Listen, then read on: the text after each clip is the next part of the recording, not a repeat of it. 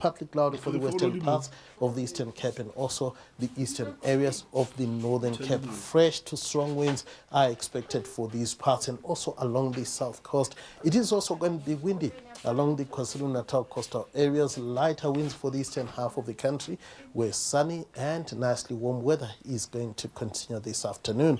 Now we have a warning for strong damaging winds over parts of the Cape provinces and the western areas of the Free State and along the southwest coastline. So if you are boating along the southwest coastline, you need to be extra cautious over those parts of the country.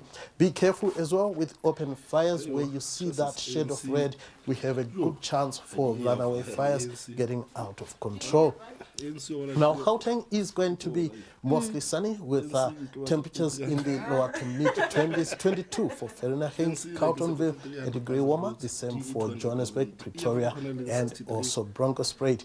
Then in Limpopo, we are also going to be seeing a sunny one this Thursday with temperatures around 24 for Polokwane, much warmer for the eastern parts of the province, where highs in the upper 20s are expected. Musina even hitting the 30-degree mark this afternoon. It will be pretty warm as well for the eastern parts of Mpumalanga, but rather cool for the central and western sections, where highs in the lower 20s are expected.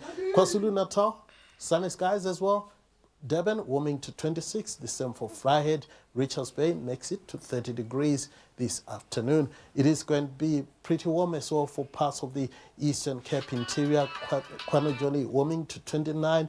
Hotter along the coastal areas with highs in the lower 30s for East London and Gqeberha, but things will cool down very quickly this afternoon around Gqeberha.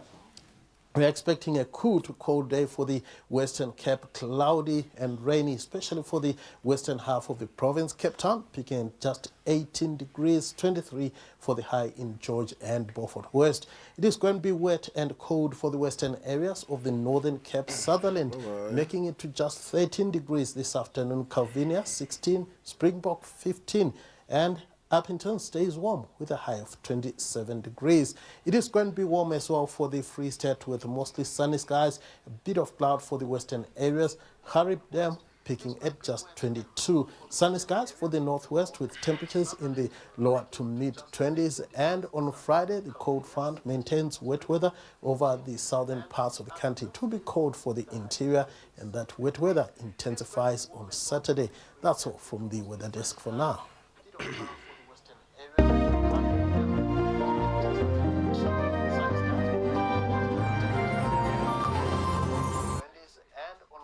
At Pick and Pay,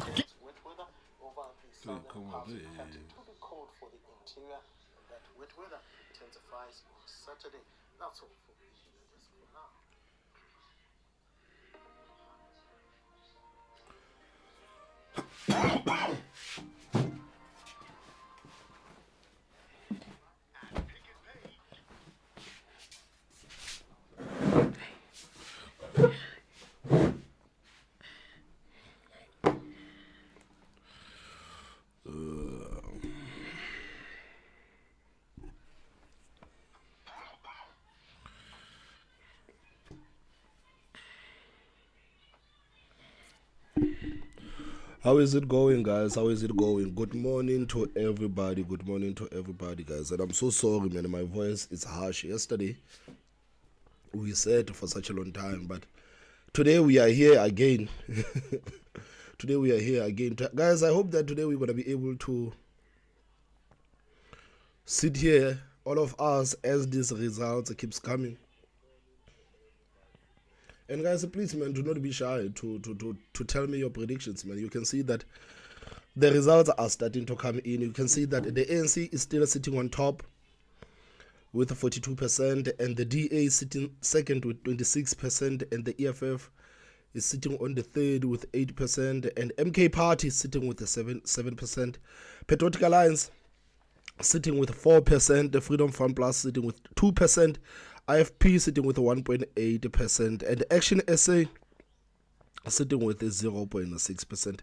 So I'm looking at Action SA and Build One South Africa. I am hoping that as the results come in, something better is going to happen between Action SA and Build One South Africa, because last night, when they started counting the results, especially the results in the rural areas, man, it was not looking good for Action SA and Build One South Africa. It's almost as if Action SA and Build One South Africa never had a chance.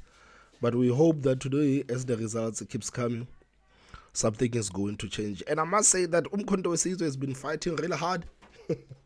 Umkhonto Wesizwe has been fighting really hard, man. You see, the Umkhonto Wesizwe is trying to dethrone the EFF.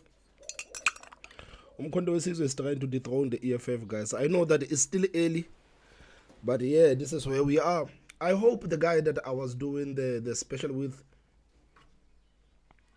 I thought that I'm hoping that the guy I was doing the special with yesterday, Legion, I hope that Legion can wake up from wherever he is so that we can continue giving the people the results. Yesterday, Legion was doing an amazing job, man, giving us the provincial results as they come in. I really appreciate him so much. T1 Mega says, Thomas, what are your thoughts on the current results? Man, you see these current results? I know that it's still early, but I think we can see where everything is going. We can start to see where everything is going, because I remember last night when we started to cover this, the results were still small.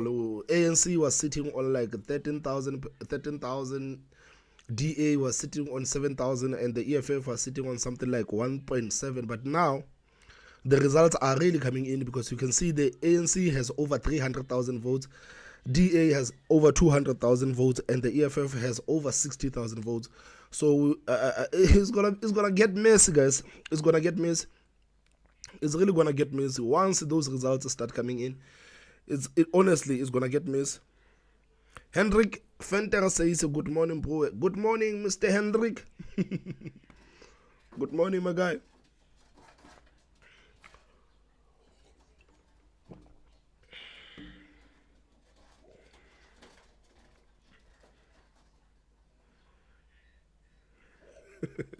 He says, I like the results of the EFF. I don't know how the EFF is going to perform this time around. I don't know how the EFF is going to perform this time around, because I remember I was having an argument with my friend saying that, me personally, I honestly believe that Umkhonto Wesizwe is eating away from the EFF, and they are saying, no, Umkhonto Wesizwe is going to eat away from the ANC. But you can see the stagnation that EFF is having right now. Welcome back to Morning Live. Great to have you with us. Okay. You can see the stagnation that EFF is having right now, because let's say hypothetically Umkhonto Wesizwe was not there. I think most of these votes of Umkhonto Wesizwe, most of these votes, the 60,115 votes of Umkhonto Wesizwe, I think most of them would have actually went to the EFF. But that is my prediction. I'm not saying that's how it is, but that is my prediction. I honestly think that if Umkhonto Wesizwe was not here, I think if Umkhonto Wesizwe was not here, the EFF was going to do better. But they argued that Umkhonto Wesizwe is going to eat away from the ANC. And I said, man, there is no way Umkhonto Wesizwe is going to eat away from the ANC. Because if you have been watching the by-elections ever since Umkhonto Wesizwe emerged, the EFF is the one political party that has been struggling to move on the by-elections. The ANC has been performing fairly normal. But when it comes to the EFF, it was really struggling after Umkhonto Wesizwe has emerged. So this is the reason why I thought that this whole thing of Umkhonto Wesizwe is going to disrupt the EFF, is going to disrupt the EFF. But people actually argued that it's going to take away from the ANC. So it's going to be very interesting to watch. It's going to be very interesting to watch.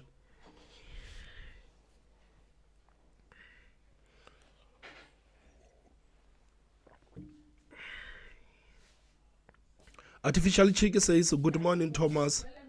I think many people have swayed their votes to the DA instead of other small political parties like Build One South Africa, Action SA, especially in this election, even if they don't agree with them. It looks like that. It looks like that because many people thought that the DA was going to be bettered. This is what they said, that the DA is going to be bettered. But look at those small political parties. They are struggling to go up.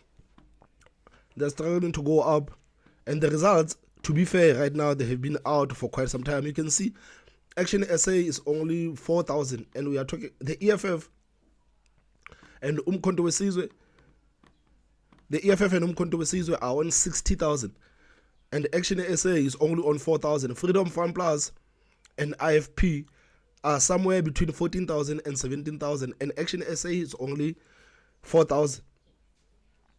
And going down, you see Action SA is literally competing with ACDP. But if you were watching the elections, you could actually think that Action SA was going to do much better than ACDP. But here they are, Action SA is 0.6 with ACDP, competing with ACDP. Let's look at another political party that people actually thought that it was going to take away from the EFF, from the ANC, from the DA, man. Rise Mzansi, you can see it's sitting on 2,390 votes. And these results, guys, have been out for quite some time, because I remember they started counting at like 1 a.m. They started giving us the preliminary results at 1 a.m. Some of these political parties, man, like their performance to say that it is disappointing, man. To say that it is disappointing. Oh, Isma Khashule, my guy. Isma Khashule only got 800 votes, man. So after spending so much money, and these people are, only 800 people are voting for African Congress for Transformation, man. I'm sure Isma Khashule must be seething wherever he is. He might be seething wherever he is. So Action SA, Build One South Africa, you can see Build One South Africa is here with the 2,382. Like, guys, Build One South Africa only got 50% of what Action SA has gotten. Action SA is on 4,000 some couple.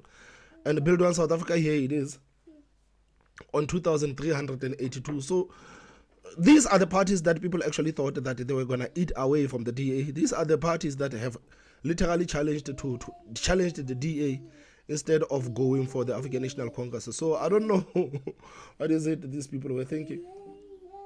I don't know what these people were thinking. Many people said that the DA was going to suffer a huge blow. But with these results, with these first results coming in, man, it looks like the DA is still holding down their own.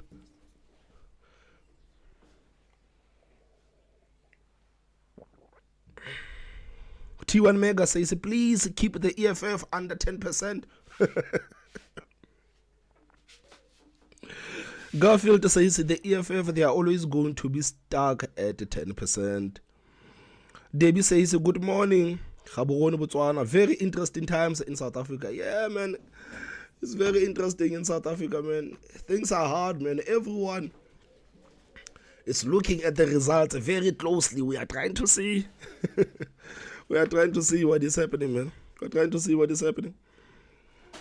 Janet Groenewald says, keep us updated. This is what I'm intending, guys. I'm intending to sit here with you the whole day as these results keep coming. I just hope that my boy Legion is going to come back. I just hope that my boy Legion is going to come back. Legion was helping us so much yesterday with... Let me go and WhatsApp and actually ask him to wake up so that he can give us those results for Provincial.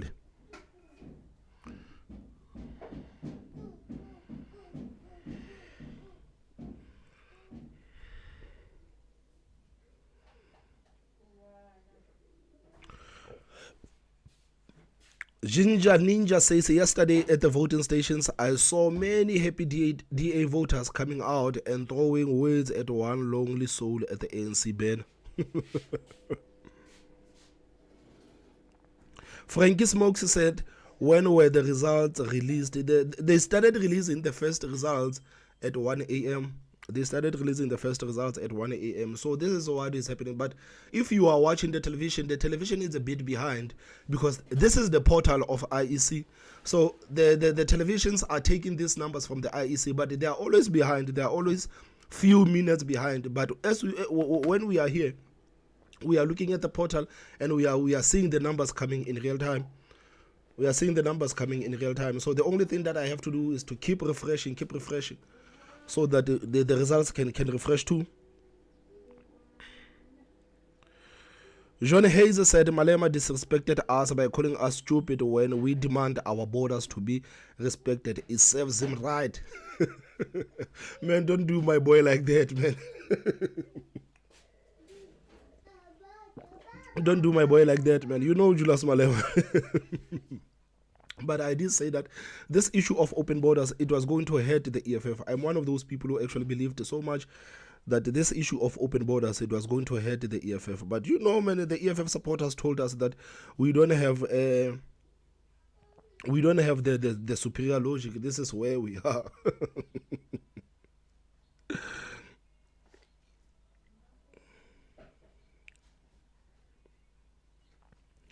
Enterprising says, come on, my brother Thomas, if MK is not affecting the ANC, where did the ANC KZN support go? Is it possible for MK to affect both ANC and EFF and even small parties as well? Yeah, the thing is that ANC naturally is a big political party than the EFF. So even if MK comes and takes the support from both parties, the party that is going to suffer the most is the EFF, because generally the ANC it's a larger political party. So the people that are not happy about the existence of MK, they have to be the EFF. They are the ones that are not happy about the existence of MK. And you are saying that where did the ANC KZN support go? You have to understand that in KZN, we are looking at ANC, we are looking at Umkhonto weSizwe, and we are also looking at IFP and also looking at the DA. So Devon is highly contested. Devon is highly contested. KZN is highly contested. So I think because the ANC is a bigger political party, it will suffer a bit, but when it comes to the EFF is the one that is going to suffer a lot. EFF is the one that is going to suffer a lot, because when you look at these votes, you can see that the ANC is 330,000, the DA is 200,000, and the EFF is only 60,000. So you would expect something like the EFF to have something like 100,000 maybe, or 105,000. The fact that they have not hit 100,000, whereas the ANC and the DA are already over 200,000. So it tells you that there are real problems that are coming. There are real problems, and you can see Umkhonto weSizwe just behind the EFF with 60,000.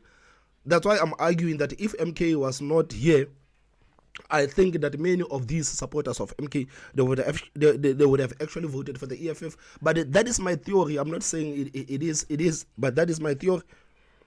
That is my theory.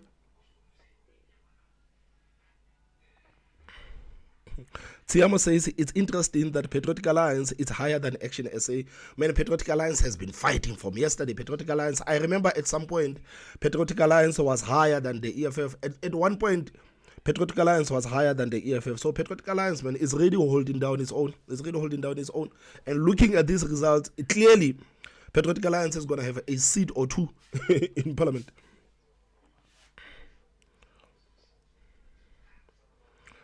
Stembiso says, let's go, EFF doing better than I thought. Man, me personally, man, I don't think this is the best performance of the EFF, because I would always measure the EFF by ANC and the DA.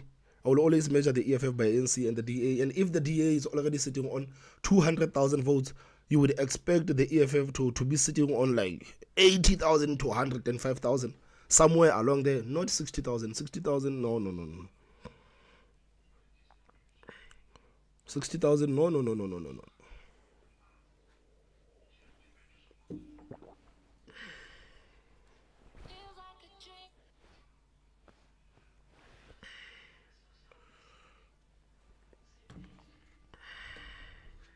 So it's very interesting times, guys. Very interesting times.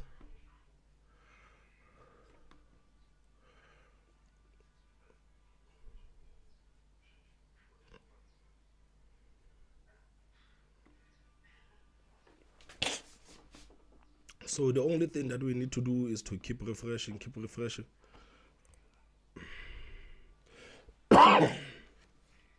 And guys, so to the people that were not here yesterday, how was your voting experience? Man, we understand that IEC has basically let us down. Many of us, IEC has let us down.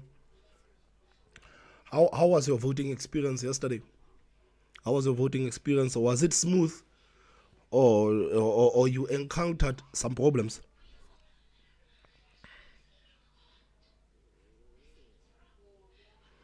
Goodman Zulu says IFP will suffer big time. In politics, you must do like the DA and ANC by being straightforward of what you're fighting for. Man, you see this, the emergence of MK, man, is causing a lot of problems for a lot of people.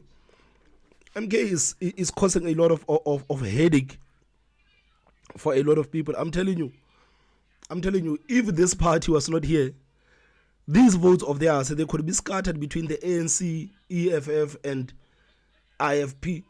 But because they are here, they are busy eating away from all of these political parties. They are eating away from all of these political parties. Aaron Gans says Zuma said he will get a 2/3 majority. But according to the results, I see MK is getting 13%, but not more than that.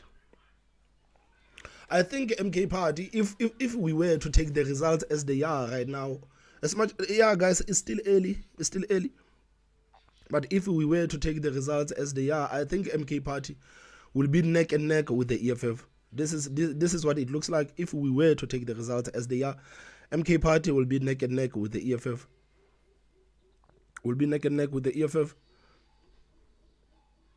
So that's why I'm saying that MK party, its existence, it's really disturbing the growth of the EFF.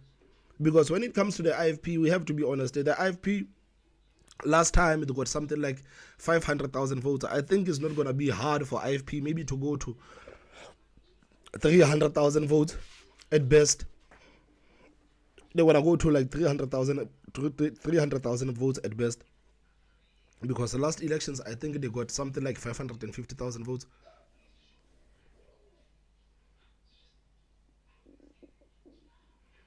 T. Frost says, morning Thomas, I hope your short power nap was good.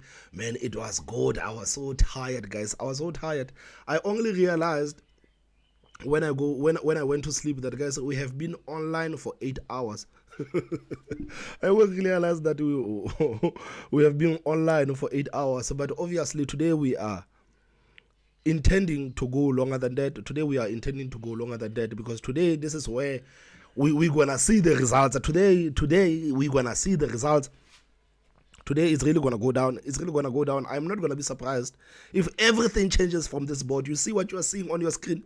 I'm not gonna be surprised if everything changes right in front of our eyes. Hey, but IEC did us bad, guys. IEC, I don't think that South African voters are happy with the IEC, man. IEC did us bad.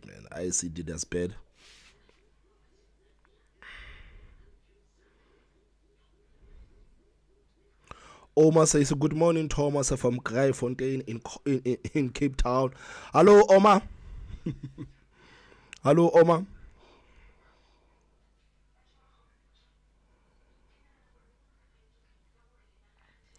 Hamza Akim says, I saw Jacob Zuma's birthday wish to Julius Malema, and I think a vote for MK is a vote for EFF, vice versa. Me too.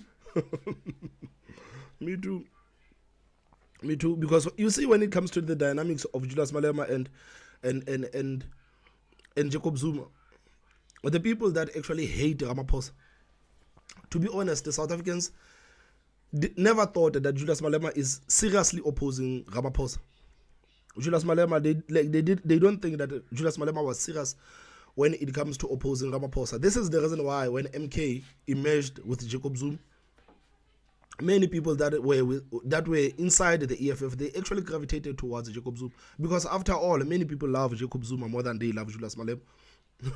So they just gravitated towards Jacob Zuma because they saw Jacob Zuma as someone who really wants to oppose Ramaphosa. Unlike with Malema, you know that Malema for the longest time, he has been accused time and time again for pussyfooting with Ramaphosa, for not actually taking Ramaphosa to task. But Jacob Zuma, it looks like he's one person who has something to prove with Ramaphosa. So people actually gravitated towards Jacob Zuma and said that, man, Julius Malema, man, it seems like you are not that serious about going after Ramaphosa. It looks like you're not serious, man. And every chance you get, you tell us that you and Ramaphosa are friends, and we are not happy about it. We are not happy about it. You remember Julius Malema coming out and telling us that he lives in the same street as Ramaphosa. They are having conversations. It is fine. It is nice. Many EFF supporters were not happy. They said, man, you are supposed to be opposing this guy on our behalf, but here you are, eating dinner with this guy.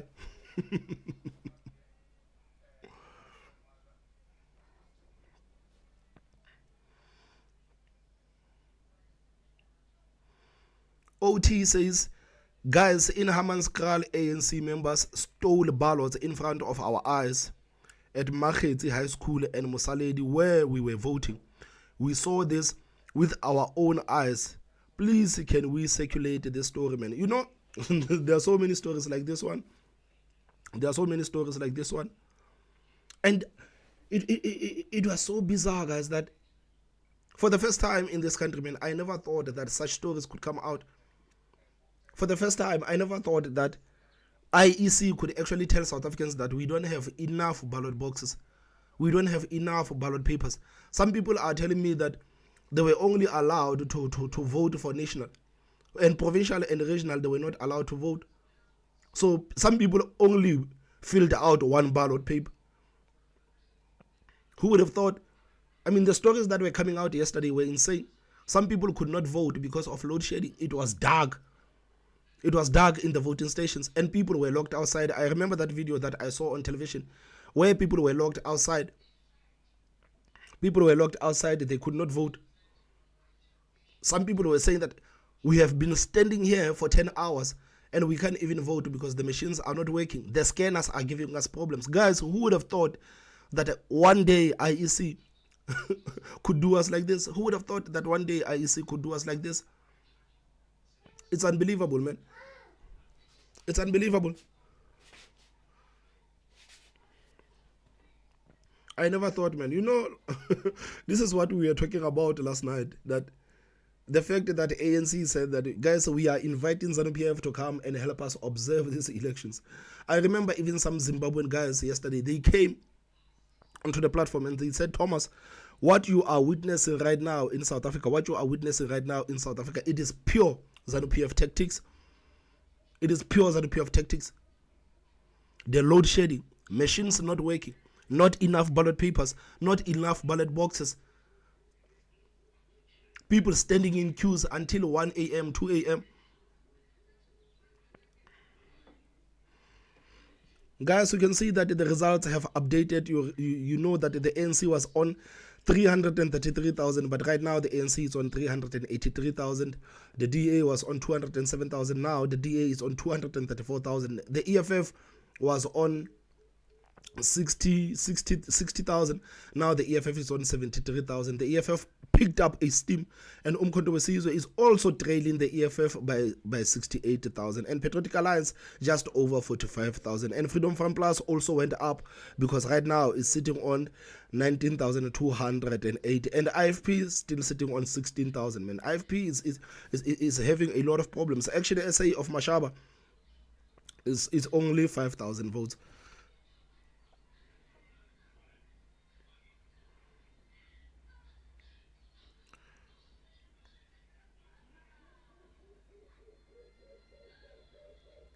John Hayes said, John Hayes says, I prayed for less noise and dignity in Parliament. By the look of things, God is granting my wishes.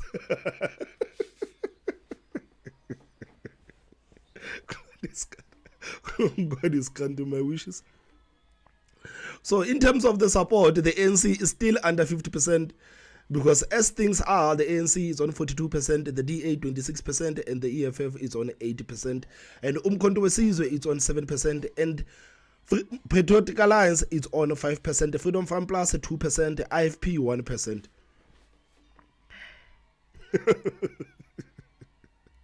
They say that I prayed for dignity in Parliament, and it looks like God is granting my wishes. So the EFF have to get more than 1.9 million votes, I think.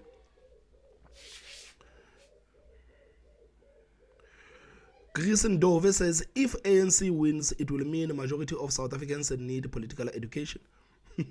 Of course, South Africans desperately need political education.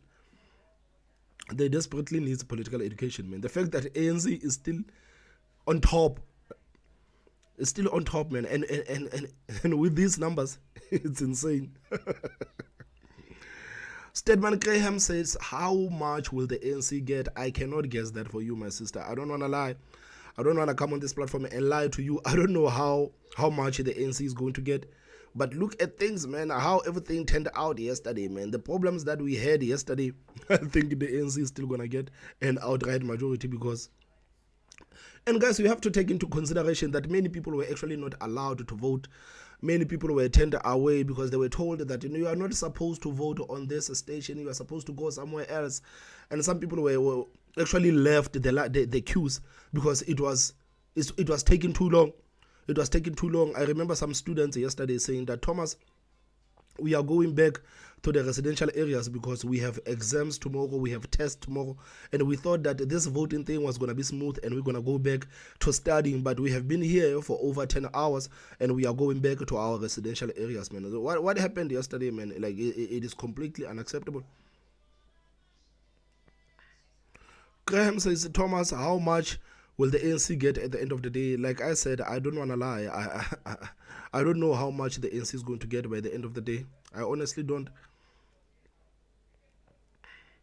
Dion says, good morning, Thomas from Vanderbilt Park. Thanks for keeping us up to date. You are doing a great job. Thanks so much, Dion, for staying with us, man. Thank you so much for staying with us. Janet Groenewald says, just pray and hope all corruption will be announced. And we are hoping for that, man. We are hoping for one day for IEC to actually sit down and tell South Africans what really took place in these elections. IEC needs to explain to South Africans. They need to explain.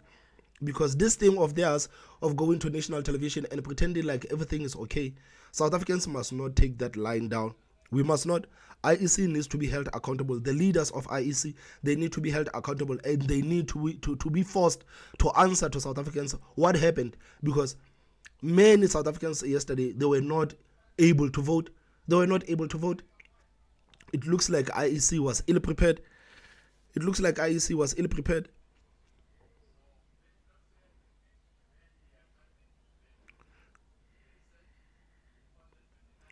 Mabeika says people were still voting at 3 a.m. in Hartfield. As long as you are on the property before closing time, you get to vote. But I honestly thought that they were going to extend the election until today, man. I was worried about people's safety.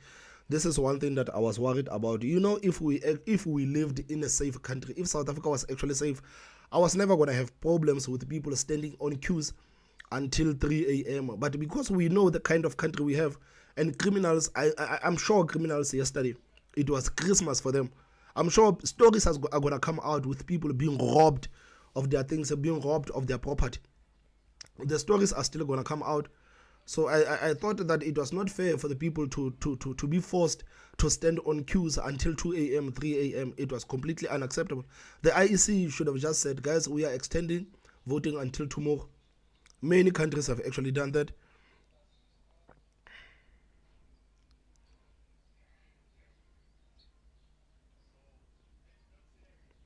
Christo de Beer says, morning, Thomas. Yes, snow fell yesterday in the Drakensberg, officially starting winter. Thanks for the update on radio. I heard MK has 39% in KZN, DA in the 50s in the Western Cape and also leading in Johannesburg. EFF, very poor. Yeah, man. But I don't think it's going to be so easy. I said that the residents of the Western Cape, if they are going to listen to these small political parties that have never done anything for them, if they decide to vote for these small political parties and abandon their DA, they will have no one but themselves to blame. They will have no one but themselves to blame. So it looks like the residents of Western Cape, they didn't buy this nonsense of small political parties trying to dethrone them. It looks like they didn't buy that at all.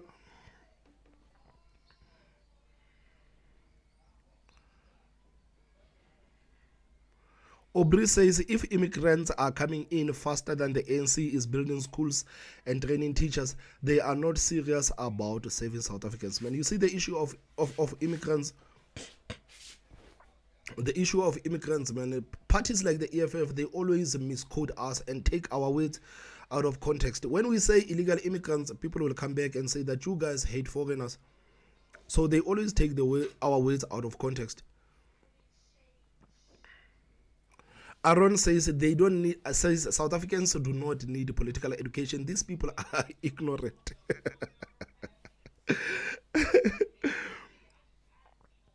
Esme Ferreira said yesterday, a lady said that ANC has done so much work for them, even if you can't see it. Even if you can't see it. And I was like, really?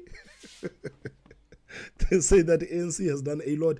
Even if you can't see it, you don't have to see it, you just have to believe it. Maybe it should be their new slogan.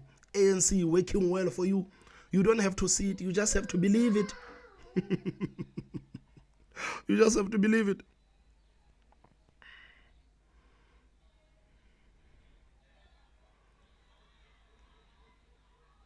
Aaron Gans again said, technical errors are occurring at stations whereby the voters are sober. Those are likely to be DEA, Action SA, Freedom Fund Plus, Build One South Africa, and Rise Mzansi. Hamza Akim said, so the DA said they are not going to go into coalition with the ANC, even if they are like 20% and the ANC 40%. A more effective Moonpect would have been a DA, EFF, MK in Patriotic Alliance. Man, I think the DA has actually made it clear that, guys, we want to expand. You remember even the chief whip of the party, Siviwe Kwarube, she did an interview with the Sizwe Mpofu Walsh just before the elections. She said that the DA wants to expand. Basically, the DA does not want to be seen as the party of the Western Cape. The DA actually wants to prove to South Africans, all South Africans, that they can govern. So I think the DA has actually made peace with the fact that if the ANC goes below 50%, they're gonna have to avail themselves to going into coalition with the ANC, because if they don't avail themselves to going into coalition with the ANC, parties like ANC, EFF, and Umkhonto weSizwe will be there to replace the DA. So the people that actually do not want the DA to go into coalition with ANC, they cannot say that we don't want the DA to go into coalition with ANC, and at the same time we don't want to see the coalition of EFF and the ANC, because one between the two is going to happen. If ANC goes below 50%, one between the two is going to happen. So if you are a DA supporter, you need to make peace with the fact that your political party might actually go into coalition with the ANC to stop this coalition of ANC and the EFF, because you cannot have it both. You can't say that you don't want the coalition of the ANC and the DA, and at the same time you don't want the coalition of the ANC and the EFF, because if ANC goes below 50%, one is going to happen.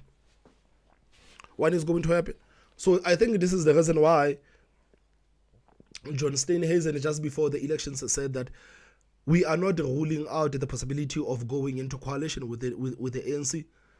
We are not ruling out the possibility of going into coalition with the ANC. You remember, this is why Reverend Misho was so pissed off at John Steenhuisen. How can you actually say that the DA will avail itself if the ANC needs an assistance? But I think because the DA has been running after ANC for such a long time, it would actually hurt them if the ANC would go into coalition with the new political parties like the EFF and MK.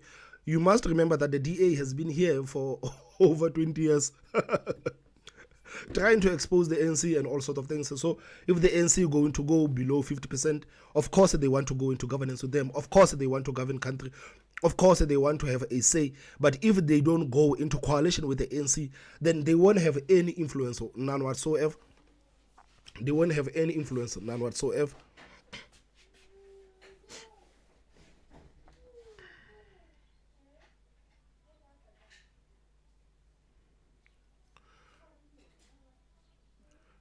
Jesse says it's still too early to make predictions and get excited. Once 80% of the results are in, then we can say, of course. That is a fair point. That is a fair point.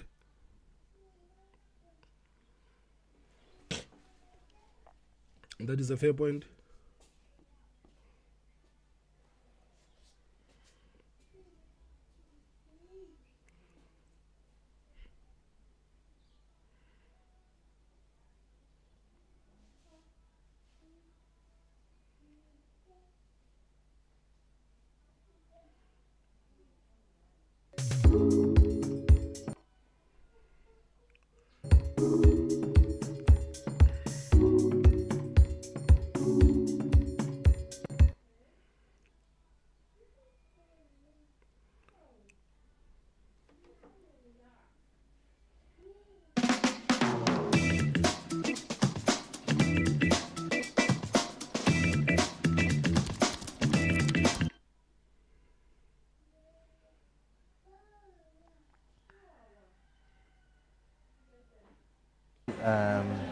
the smaller rural voting stations declaring quicker, which means that it could also be overestimating as well. So we have to wait and see how that pans out. But this is what the model is saying at the moment. So in terms of the model, and I'm glad Sakina, jokes aside, was giving us a real in-depth analysis of how it actually works. But now that we are working below that 10% mark, are we still that 2% margin? Or how accurate do you feel that at this point and this level, these predictions actually are? Yes. It's a good question, Leanne. And it's actually hard to say, but I would think that we are within the 2% margin of error, except for maybe MK, because it's a new political party. So I think with the other political parties, I think we might be within our 2% margin of error. But I must say that this year it is very difficult to call. Do you have a patriotic alliance there? I mean, are we able to tell the PA, because they are right up here? And I mean, I'm just looking at the parties that are really sitting on the top here. So it's basically ANC, DA, EFF, MK, and the PA. Those are the parties that are showing.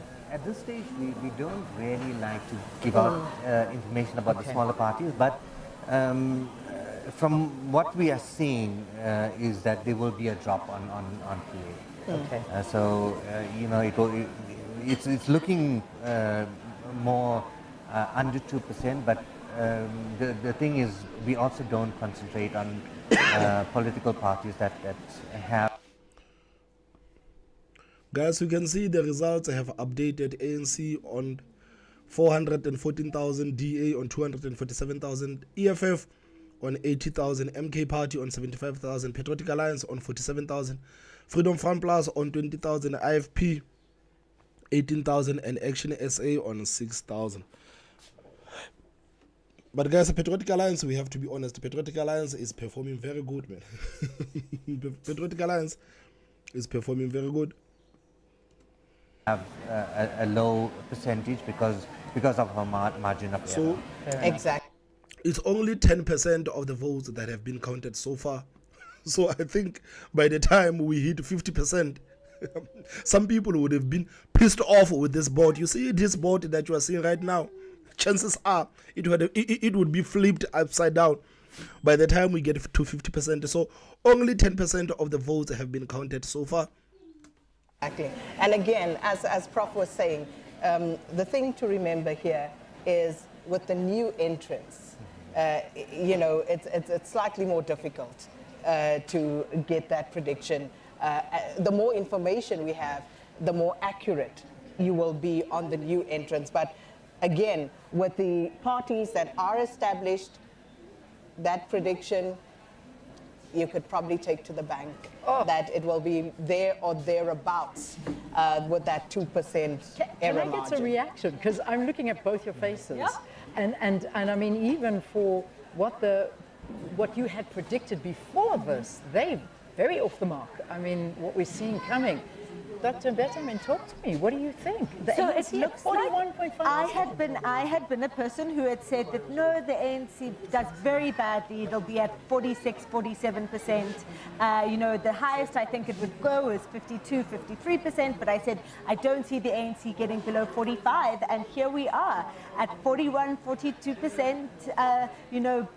Probability, that they're likely to end up at that level, and so I'm ready to eat my hat.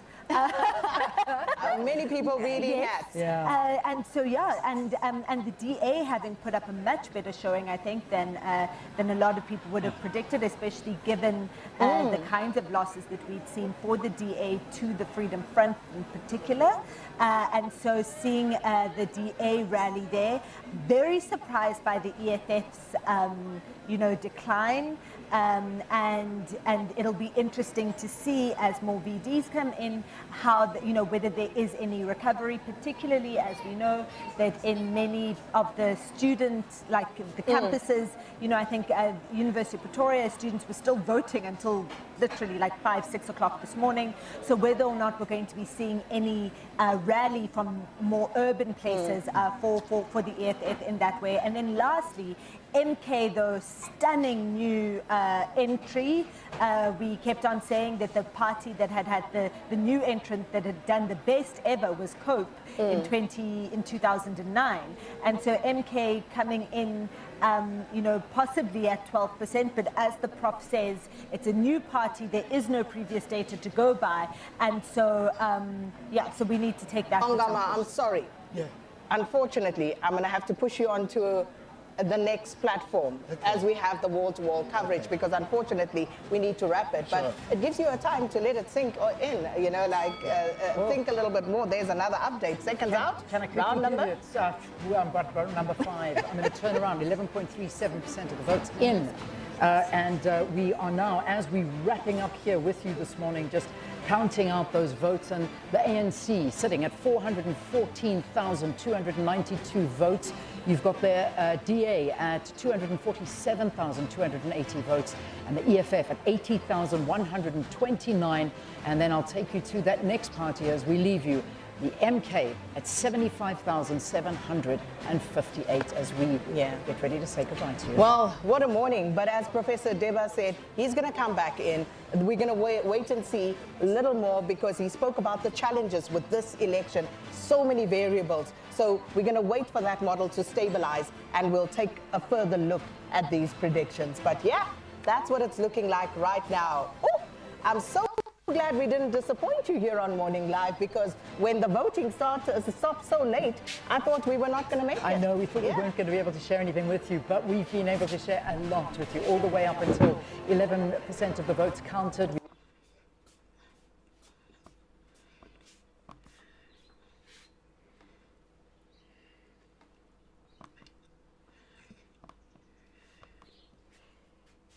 And guys, can someone please tell me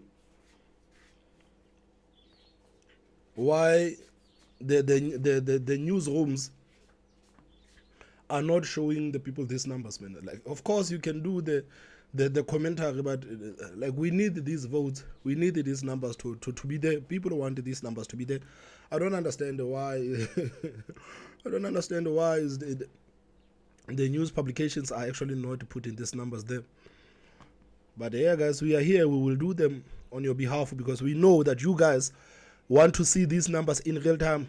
We know that you want to see these numbers in real time. Only 11% of the votes have been counted so far. We've given you predictions, we've given you analysis, some feedback from the floor. Can you imagine what we're going to do for you tomorrow morning? You take care of yourselves, everyone. We've got Ayanda, who's up next. He's egging in here, he's edging in. Can't wait to see what he's got for us this morning. Take care. Ayanda, there he is, waiting to come in. We've set it for you, Ayanda. It's ready for you to go. Bye, everybody. Until tomorrow.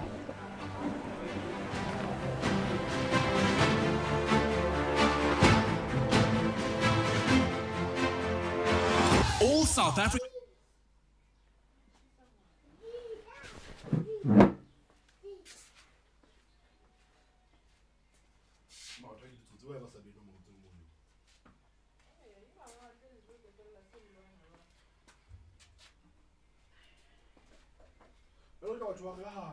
It's only 11%, only 11%. 11%.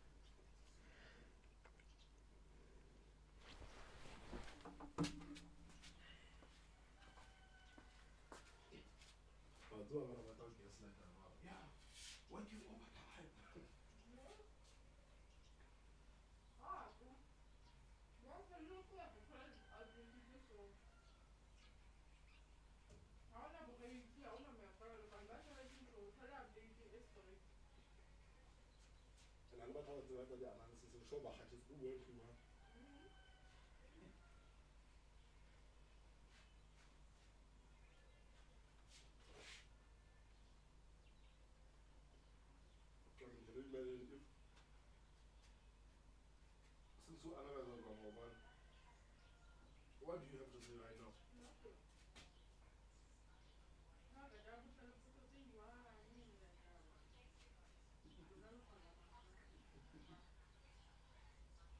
Where do you think the EFF is going to do? How is the DA going to perform in Cape Town? Nationally, do you think the like same old, you know? Okay.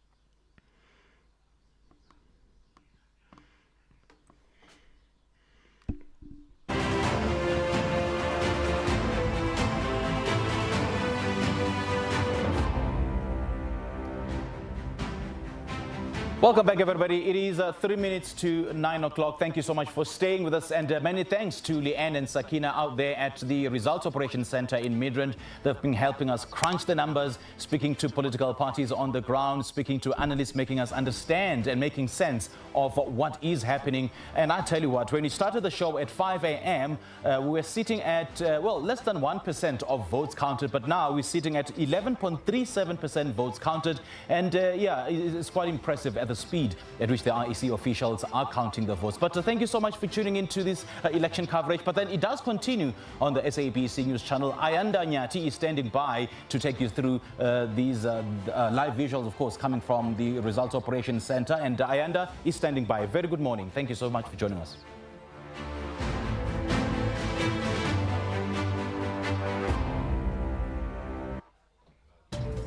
This month, we thought that we'd visit some of the green innovators and greenpreneurs to understand how they are contributing to the green economy. We are creating cosmetic soaps from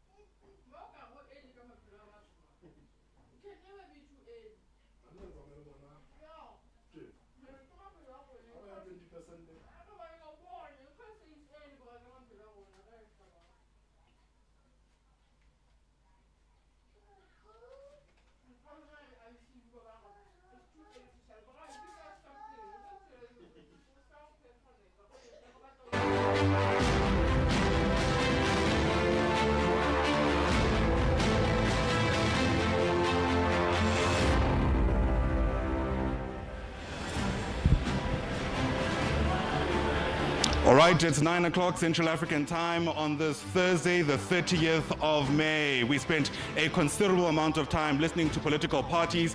Now we're going to get an opportunity to hear your own voice. Welcome to the SABC News channel. Great to be in your company as always, as we continue with our extended rolling coverage of elections 2024. Early stages of the results already trickling in.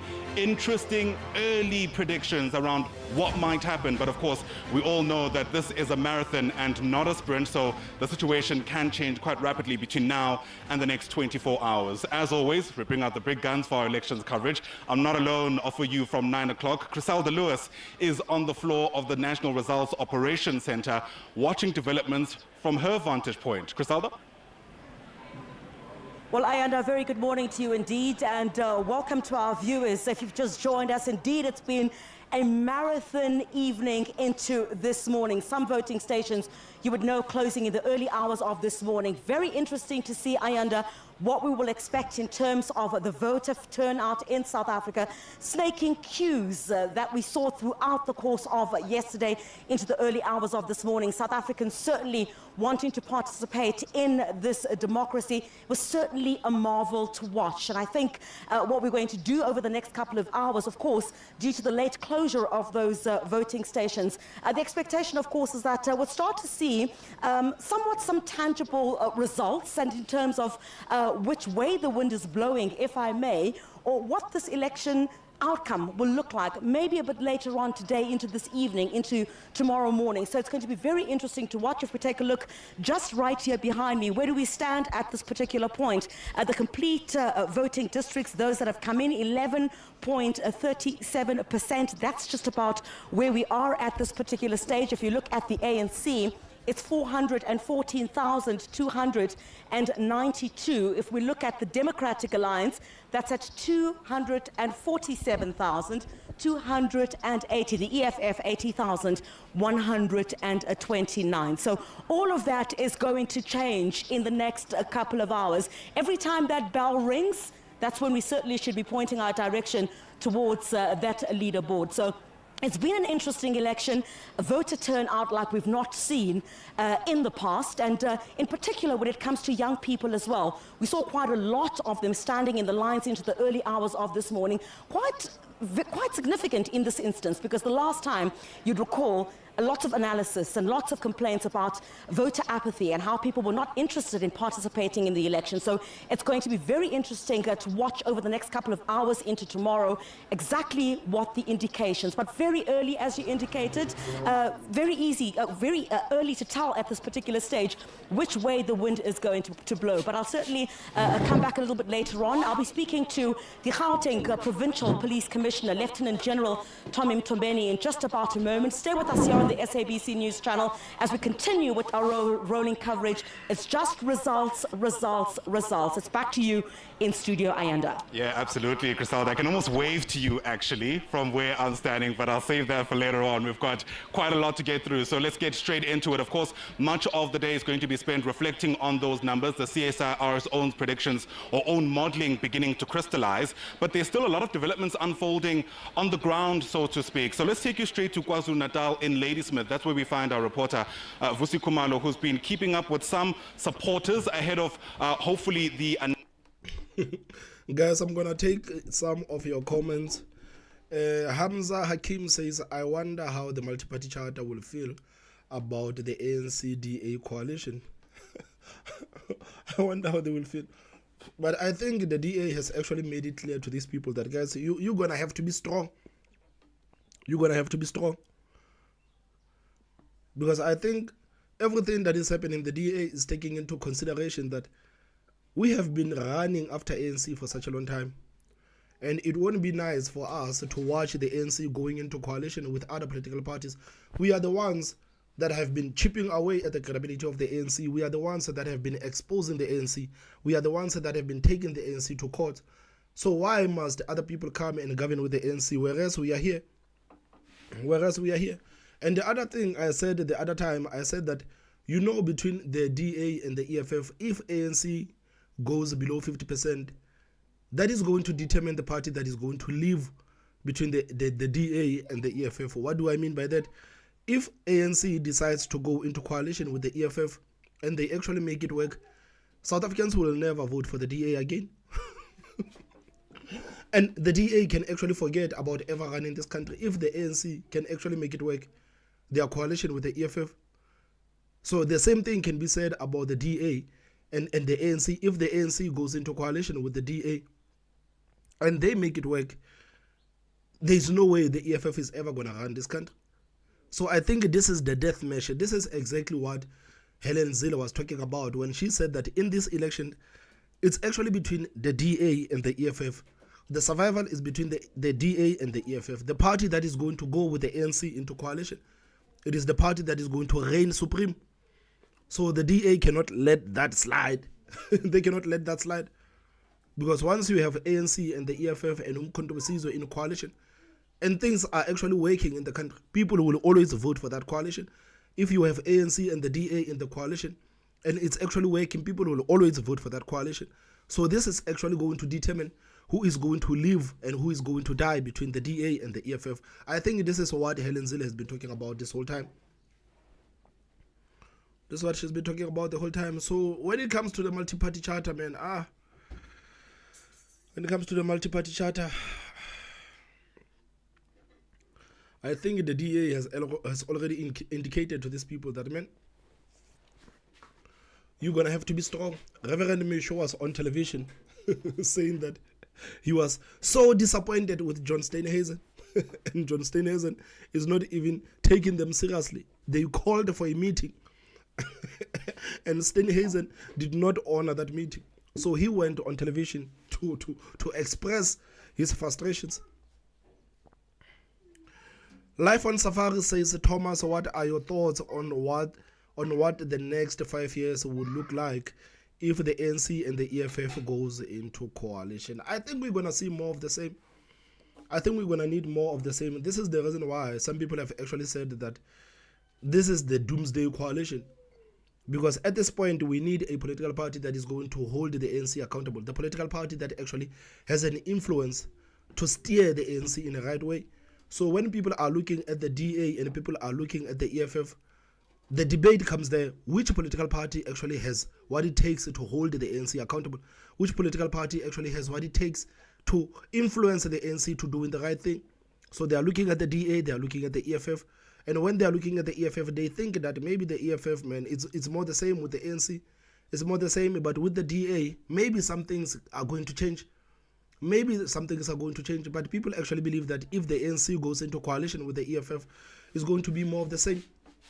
It's going to be more of the same, even in terms of accountability.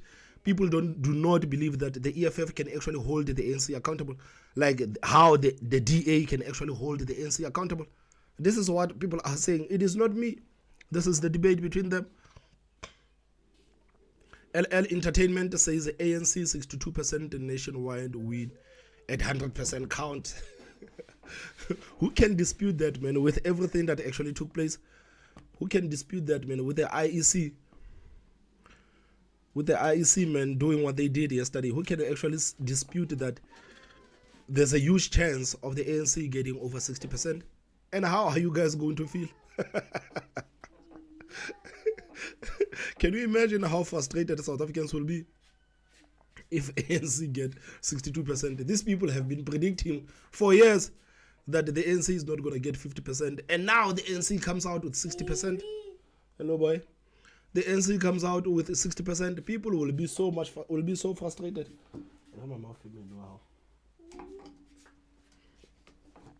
People will be so frustrated. Easy says there's just too many political parties. I stopped counting on the ballot paper after 5. Every Tom, Dick and Harry can form a political party these days, it seems. And those political parties are not working, man. Those political parties are not working. I said it, guys, that the more we have these new political parties, people will simply go back to what they know. People will go back to ANC, DA, and the EFF. These are the parties that will get most of the votes. Because after all, people do not trust these new political parties. They can start these political parties all they want. But people will go back, will default their settings that they know. They will go back to the ANC, they will go back to the DA, they will go back to the EFF. Because if you could actually remember what people used to say about the DA, even if right now the results is still early because it's only 11% that has been counted. But if you had actually listened to people's predictions, they actually thought that the DA would be bettered so much. But I think many people who wanted to support these new political parties, they simply said, man, we do not trust this new political party, so we are going to vote for a political party that has been here, a political party that has a track record. So this is the reason why they decided to vote for the DA. VUT says ANC is going down. I hope so. I hope so. VUT says DA won't save them. I don't think it will be about DA saving the ANC. Just like the DA has already said that they want to expand as the political party. They are sick and tired of being seen as the political party of the Western Cape. They want to expand. They want to expand. So it won't be about saving the ANC. It will actually be about expanding the DA. It will be about expanding the DA. Esme Ferreira says, if ANC wins, load shedding will probably be back on Monday. Of course. Of course, load shedding will probably be back on Monday. Even yesterday, people were experiencing load shedding. Can you imagine, guys? We haven't experienced load shedding in over 5 weeks. I think we have never had load shedding in 5 weeks. Just one day, when South Africans are out to cast their votes, there's load shedding. There are power outages. Can you imagine? I mean, when Springboks is playing, we don't even have load shedding. When Bafana Bafana is playing, we don't have load shedding. When Cyril Ramaphosa is addressing the nation, we don't have load shedding. But when South Africans are going to the polls to cast their votes, we have load shedding. Especially what happened there in Kwakwa, and the residents there in Kwakwa in the Eastern Free State are not happy at all. I know Kwakwa is notorious with the load shedding. I know Kwakwa is notorious with the load shedding. But it was unfair for the people meant to experience load shedding during the elections. It was completely unfair. And it actually makes people think that, guys, there is something that is going on. You know, after some time, they're going to come and attack us and accuse us of starting the conspiracy theories. You know, this is what they're going to say. This is what they're going to say. But if people are standing in queue to vote, then suddenly we have load shedding. And the voting station is dark and people are locked outside. I mean, ordinary citizens are going to look at that scenario and say, something fishy is happening there. Something fishy is happening there. But if you say that you are an instigator, man, they will send the Begitele to come and collect you because you are an instigator. But this is what average citizens are actually feeling when they see things like that happen. Average citizens are sitting back and like, we cannot allow this to happen. We cannot allow this to happen. The half time, says Thomas, working overtime. Now we are finished in this country. Any hope I had is out of the window after IEC display yesterday.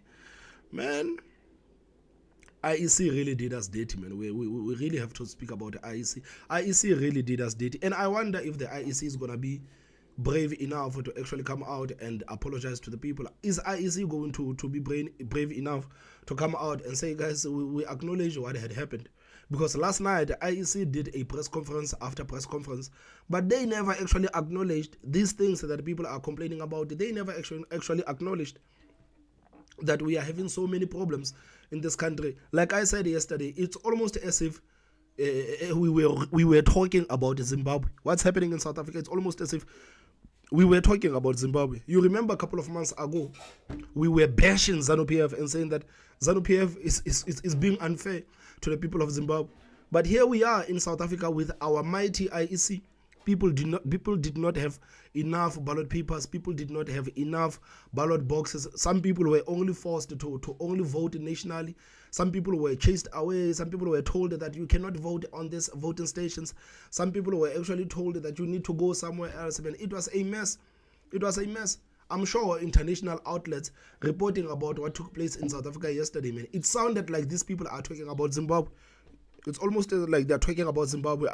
Like South Africa? Really? Really? South Africa? doing its people like that, man. South Africa, really? Sibongile Mabaso says it's still early. We will see change tomorrow. Yeah, guys, we know that it's still early, but we have to keep track with these numbers. We have to be here and watch these numbers in real time. We cannot allow anything to go by chance. We cannot allow anything to go by chance. Easy says the DA is leading Gauteng so far, 56%. Yeah, the DA has been leading Gauteng. Even from yesterday, they went from 66%. Now I think they've dropped with like 10%. They have been leading Gauteng since yesterday. But guys, you have to keep in mind that these are early results. These are early results. It's only 11% of the results that have actually been counted. There's a guy who's from Uganda, man, saying that EFF, long live from Uganda. And South Africans are not happy at all, man, about this guy coming into this live stream to saying that EFF Viva. But shout out, man, shout out to Twaha for watching, man. Do not endorse any political party, man. Just let us deal with our mess. But I'm happy that you are here watching these results with us, man. Do not advocate for any political party, man. Please do us a favor and do not advocate for any political party. It is okay, you can watch and see what is happening, but do not take sides. Do not take sides. Musa says DA is performing much better than I thought. Exactly, man. Like if you had listened to people's predictions, you would have actually thought that the DA would be better right now. The DA would be hit so much. But you are looking at how the DA is performing, and you are like, okay, maybe the DA is still performing as usual. This is the usual performance of the DA. This is the usual performance of the DA. This is the usual performance of the DA, guys.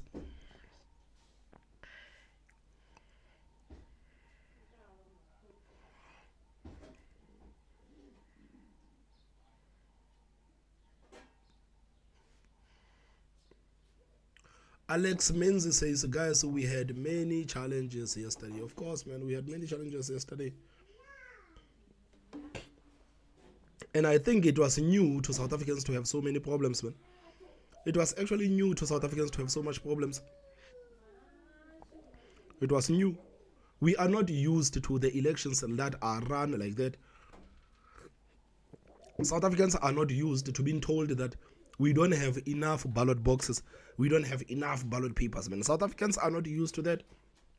They're not used to that, man. IEC will have to actually account to actually what took place. Zanu Labuskachni says MK results are terrifying me in KZN. I think if you live in the KZN, man, you're going to have to make peace that you have a new player. And that player is MK Party. I think if you live in KZN, you're just going to have to make peace with the fact that MK is there. MK is there and is there to stay.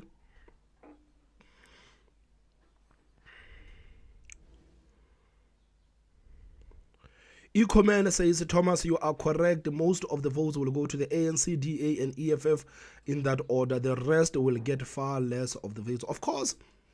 Of course. I mean, it would have been an easier situation if South Africans had maybe 2 or 3 new political parties. But guys, we had a barrage of new political parties. We had a truckload. My woman says we had a truckload of new political parties. And South Africans were like, no. We are going back to what we are not. We are going back to what we know. We are going back to the ANC. We are going back to the DA. We are going back to the EFF. We are going back to IFP. I mean, like, if only we had like 2 or 3 political parties, it maybe something could have actually been done. But now, with so many political parties, like, it didn't make sense to South Africans. Everyone coming out of everywhere. Everyone coming out of everywhere with a new political party. And South Africans are like, no. Rather the devil you know than the devil you don't know. Rather the devil you know and the devil you don't know. And guys, please, man, if you are commenting, I know that some of you are not happy about what is happening in the country, but please try to keep your comments clean, man. Try to keep your comments clean. I don't want YouTube to consistently delete your comments. I don't want them to hide your comments. Please try to express yourself in a way that you don't have to use vulgar words. You don't have to insult everyone. Just express yourself. If you are frustrated, you can say that I'm frustrated about 1, 2, 3, but do not say yeah, F these people, man. These South Africans are no, don't say that, man. Don't say that. Please express yourself nicely. And you can see that, guys, I have just refreshed the elections, the results, but nothing has actually changed. So I'm going to continue reading your comments. Aubrey says the IEC is learning from America's fascist government. That's why they met with the USA ambassador. That is a huge accusation, man. That is a huge accusation, but I know that during the last election in the United States, many people were not happy about the voting systems. Many people were not happy about the mail-in ballots. Many people, especially the Republicans, were not happy about what actually took place in that American election. So this is why this time around they are saying we are going into these elections with eyes wide open. We are not going to allow what happened last time to happen this time again. We are not going to allow what happened last time to take place again.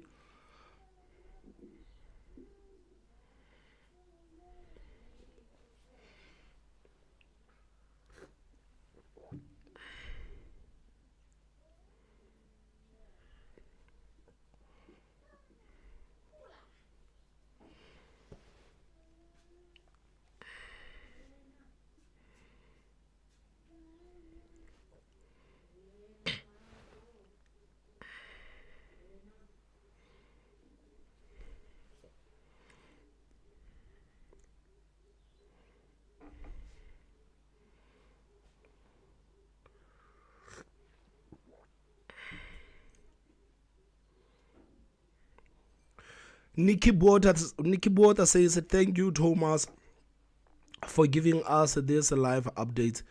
I'm a bit surprised so far with the DA's results. I pray that the DA and Herman Mashaba and Musi can make peace with each other and come together again. We hope so too. We hope so too. I think that Musi Maimane and Herman Mashaba, man, they did themselves a huge disservice by having separate political parties. Musi Maimane and Herman Mashaba were supposed to be in one political party, not each one doing not Musi having his own political party and Herman Mashaba having his own political party. I don't know how actually that served their purpose. But we said it when the election started that, man, Musi, instead of starting your own political party, man, please go and help Action SA. Please go and help Herman Mashaba. And we actually think that you guys can do a lot together instead of you working separately. Aubrey says they will not acknowledge they received training from the USA ambassador. Johan Jacobs says MK will go into coalition with the ANC. It's fact. People just watch the space. Just watch the space. So according to Johan Jacobs, MK is there to make sure that if the ANC falls short, they will be like, yeah, here we are. Here we are. And after all, Jacob Zuma said that he's still a good standing member of the ANC. He said that I'm a good standing member of the ANC. I will be a member of the ANC until I die. So I think it's fair to say that if you vote for Jacob Zuma, technically you are voting for the ANC, because in his own words, he said that I did not start MK Party to destroy the ANC. I started MK Party so that we can revive the ANC. So I think that he's going to use these numbers of MK Party to try to bring ANC into some sort of negotiation. Grant Willems says, hi Thomas, I hope you are well. I've been checking on you and Katlego Moagi, but you are still number one. Man, no, don't do that to us, man. You know Katlego is my sister, man. Katlego is my sister. I don't like it when people actually try to say, Thomas, you are number one. Katlego, you are number one. Man, Katlego is my sister, and I appreciate that you are watching both of our content, but if you say it like that, man, it sounds as if we are in competition, and I'm not in competition with my sister, man.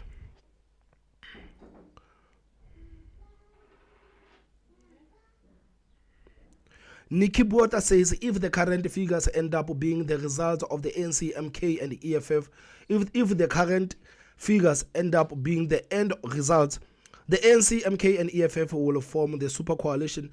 The fighting will never stop. What do you think? Will they work together? Will they work together? But I don't think ANC actually has an appetite to go into coalition with the ANC. ANC has an appetite to go into coalition with the EFF. I think many senior leaders of the ANC, they've actually expressed that, guys, we would rather go into coalition with the ANC. You remember even the Veterans League president, he said that the ANC would rather go into coalition with the DA instead of going into coalition with the EFF. So I don't think there's much appetite to going into coalition with the EFF, because you know that EFF is unruly, man. EFF is unruly. So even if the ANC ditches the DA and decides to go into coalition with the EFF, chances are they are going to regret it in 1 year or 2 years. Ntokozo says, Thomas, maybe in 2029 it's where things might change. Of course, maybe, but if we don't start right now, nothing is going to happen. If we don't start right now, nothing is going to happen. Because some people, you remember in 2019, people said that the ANC is done. ANC is done. But what did ANC do? They came with Ramaphosa. Cupcake. He said, Tumamina. And South Africans followed him. South Africans actually voted for Ramaphosa. They voted for Ramaphosa. They said, we are in love with this man. We are in love with this man. And Ramaphosa was saying all the right things. We are going to deal with corruption. We are going to get rid of incompetent ministers.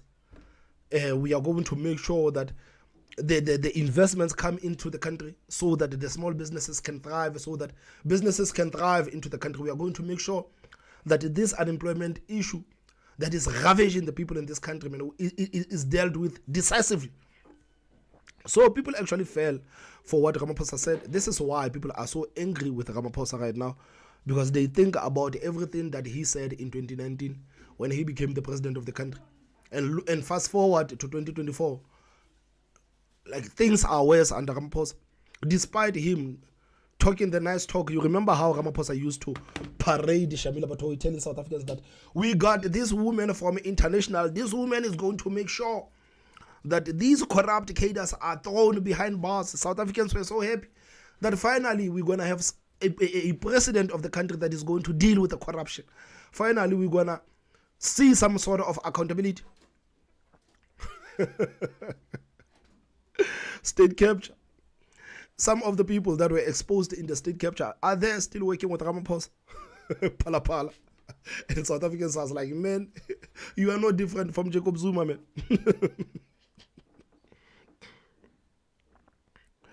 Ginger Ninja says, if the DA wins, imagine how they can send corrupt officials to jail. Imagine what can happen in 5 years. Your entire life can change in 5 years. I will love it if the rest of the country was like the Western Cape. Yeah, man. I think you can say that.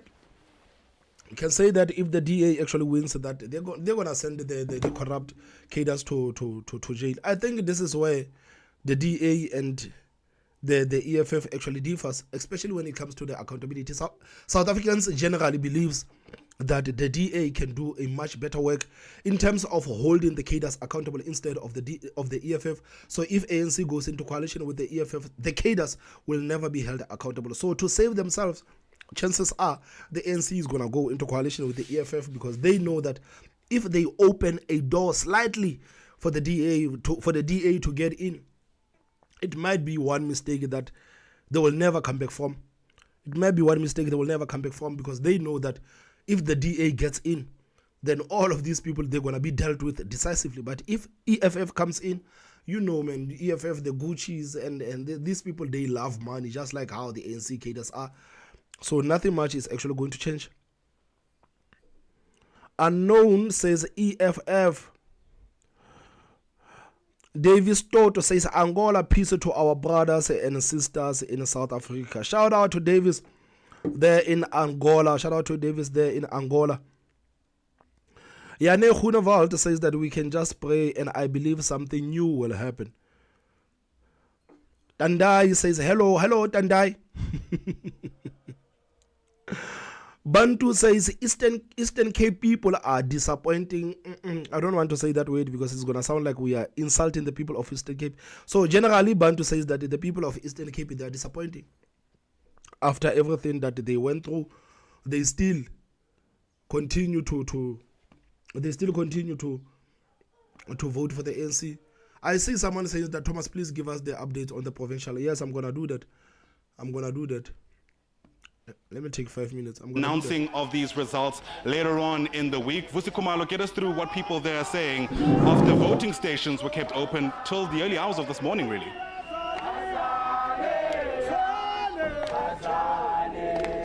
Yes, of course. Good morning.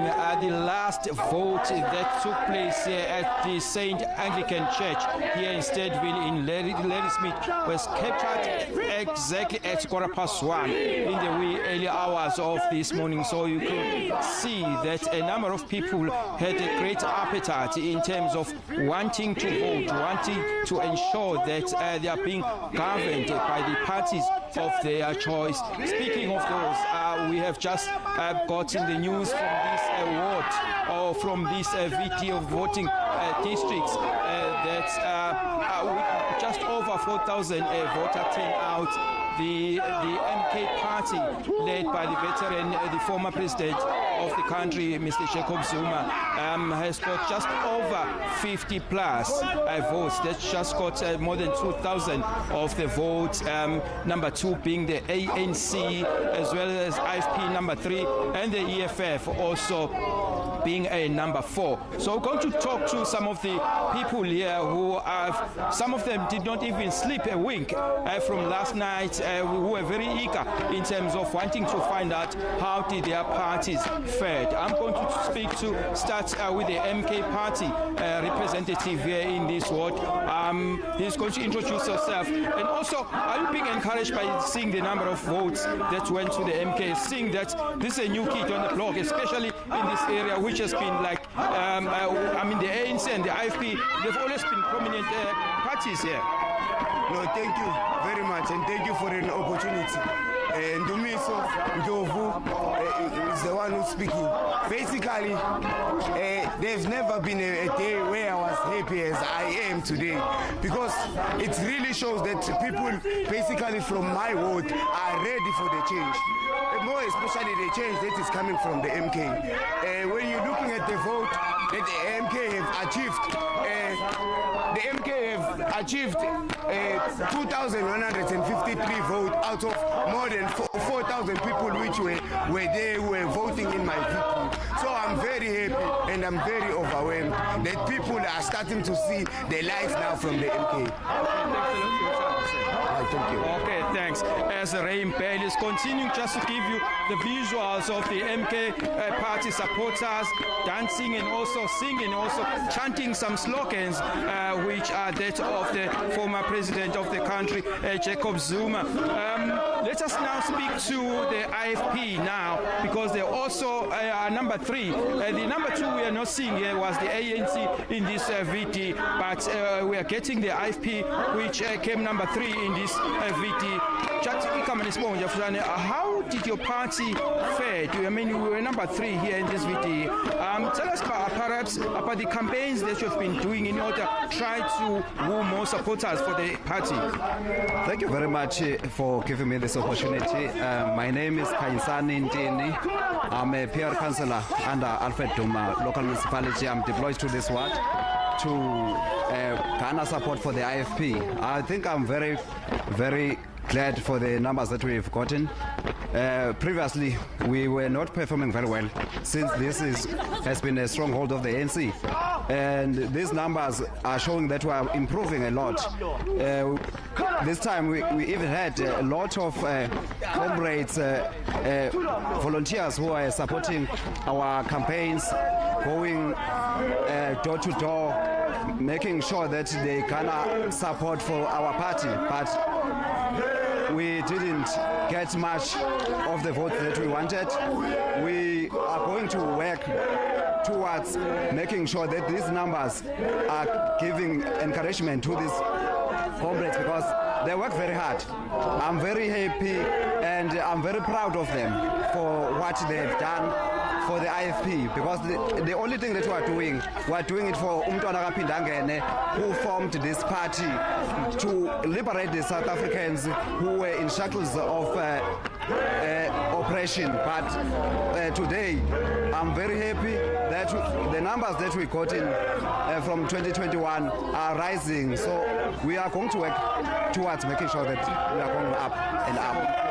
Yeah. Okay, thanks. As I'm stepping out of the shot, these are the IFP as well as the MK party supporters who are here just to celebrate, even though the IFP got number 3 in this VT Anglican church here in Ladysmith.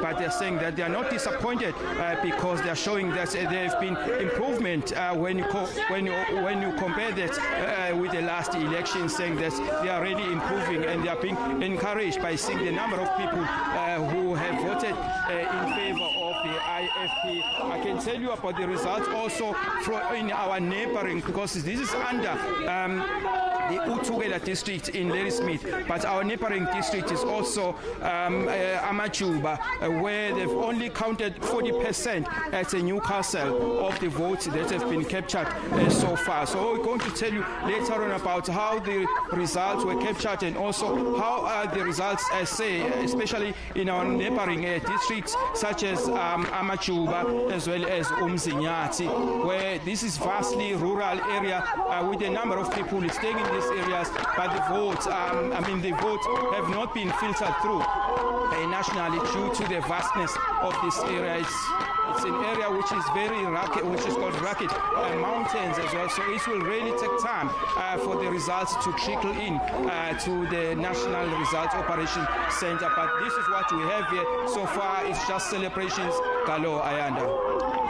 All right, Vusikhumalo, thanks very much indeed. A handful of supporters there keeping up the momentum, burning the midnight oil till this moment after casting their ballots till the wee hours of this morning. Vusikhumalo, live to us there from Ladysmith. It's been an unprecedented election for a number of reasons. Turnout is certainly one of them, but it's also been an election with a fair amount of gremlins and issues at a community level.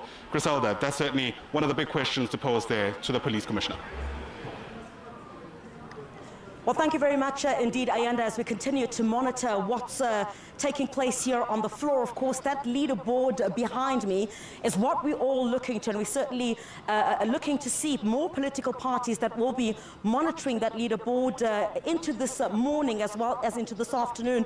Of course, you know those voting stations having closed late. There'd been some discontent in some areas as well from voters that had been standing in the line for a number of hours. And there had been areas that, law enforcement agencies had been monitoring in the different parts of the country, including here in Gauteng as well. You would know that police in this particular area, in this particular province, had been monitoring over 2,700 voting stations. But of course, of that, 177 had been classified as a high risk. So yesterday, we did see some of that discontent from voters that had been standing in the queues in Katlehong, for example, where police had to be brought in. There'd also been rubber bullets that had been fired as well. Well, residents there, or voters, had been complaining that some of the voter management devices had not been working, they'd been standing in the queue for too long. So the ISC had certainly been beset with some challenges in this particular election. And of course, police had to monitor to ensure that the elections were being carried out in a manner which was free and fair and free of any violence. But of course, I want to bring in now Lieutenant General Tommy Mtombeni, who is the Gauteng Police Commissioner, who will give us an update of what we've heard just yesterday. In my conversation, very good morning to you, Provincial Commissioner. Thanks indeed for your time. The last time I spoke to you last night, you'd indicated that there'd been 16 election-related arrests since the proclamation of the election date by President Cyril Ramaphosa. I understand that number has now risen. Are you able to give us an update? Thank you very much. Greetings to the viewers at home. We really appreciate for this opportunity, and indeed it was a little bit challenging in terms of ensuring that the communities there are and they feel safe, but we were in a position to can restore order. I can confirm that since our last interview or update, the numbers of the cases reported has indeed gone up, and currently we are having 20 within the province where suspects have been arrested. And these are related to, for example, the removal of political party posters off areas where they had been placed. What do these election-related arrests relate to in addition to that aspect? Recently, you know that the voting process was underway, and some of the cases, for example, is where you'll find that a particular individual, he cast his vote. After casting his vote, and then you'll take a picture, which is prohibited. And some of the issues is some typical type of intolerance by the voters, where they ended up in a scuffle and then they fight, and then ultimately one of the voters will approach the police and then open the case docket. So those are some of the cases which we have picked up, recently. With regard to the, was it 177 high-risk voting stations that had been classified, talk to us about the overall situation yesterday. We know that in Katlehong, that's where we saw some discontent, and police had to fire rubber bullets there. Talk us through what happened there. As the community in the surroundings of the voting station, some of the people, I would say, they've pitched up the tent, but the tents were 100 meters away from the voting station, and some of them you'll find that they were having these playing, high sound music, and then some of them, they had a confrontation against each other. So the police has to come in and restore order in terms of public disorder. There was no community member who was shot at, but we must indicate that we had quite challenges within the province in terms of the long queues, more especially within your universities. The latest one, which we were having the challenges within VETs, but we managed to bring additional workforce as a law enforcement agency and restore that. The other issue was the issue of lighting. You'll find that there's power outages in terms of electricity. In that space as well, we managed to pull out additional resources in terms of the law enforcement agency in ensuring that the communities there are and that they feel safe. In terms of the deployment of police, I know operationally you don't really give us the figures in terms of how many police officers had been deployed.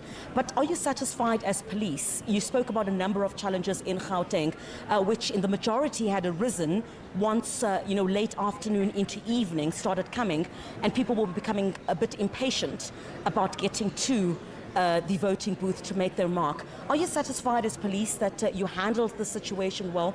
Also in Katlehong, you indicate that nobody was shot at in that particular area? Yes, of course, we managed to handle the situation as the South African Police Service. I think is a testimony, as we did not have, that much confrontation between the community and the South African Police Service. In terms of deployment, yes, of course, we deploy adequately, as I've indicated, that in terms of the categorizations, the high risk, voting stations, we deploy more police officials, and the medium risk is not same as a high risk and a lower risk. But I must indicate that we had what's so-called reactionary team or roving teams if and when we need additional workforce, and then we're tapping thereof. And take note that the policing was taking place also on the routes. You know, Gauteng, sometimes we're having challenges on the routes as well. And then we're in a position to can do the policing. Provincial Commissioner, just very quickly, we're running out of time. So we're not done yet. You're obviously still monitoring some areas. Where in the majority are you monitoring at this stage amongst those high-risk areas that you spoke about? Because there's also been concern in the run-up to this election that, you know, once results begin to be declared, there might be some or certain quarters that might not be happy, and others could otherwise not blame you, but the IEC for some of the delays. And are you on hand to deal with any situation post the voting process? Yes, of course, we have to take note that we're having a process flow in terms of managing those issues. As I've indicated previously, that we're having phases, where during, the elections, and then there's post-after. And in terms of our structure, the Provincial Joint Intelligence Structure, and then we meet, where we get a feed from Operation Intelligence Coordinating Committee, which is the intelligence wing. And of course, we have to take note that in terms of voting, all the voting stations have closed, but currently we are ensuring that the counting has to move forward. And yes, of course, we are in a position to can monitor those areas which is of a concern and ensuring that our plans goes accordingly. All right. Thank you very much indeed. The Gauteng Provincial Police Commissioner, Lieutenant General Tommy Mtombeni, talking to us there.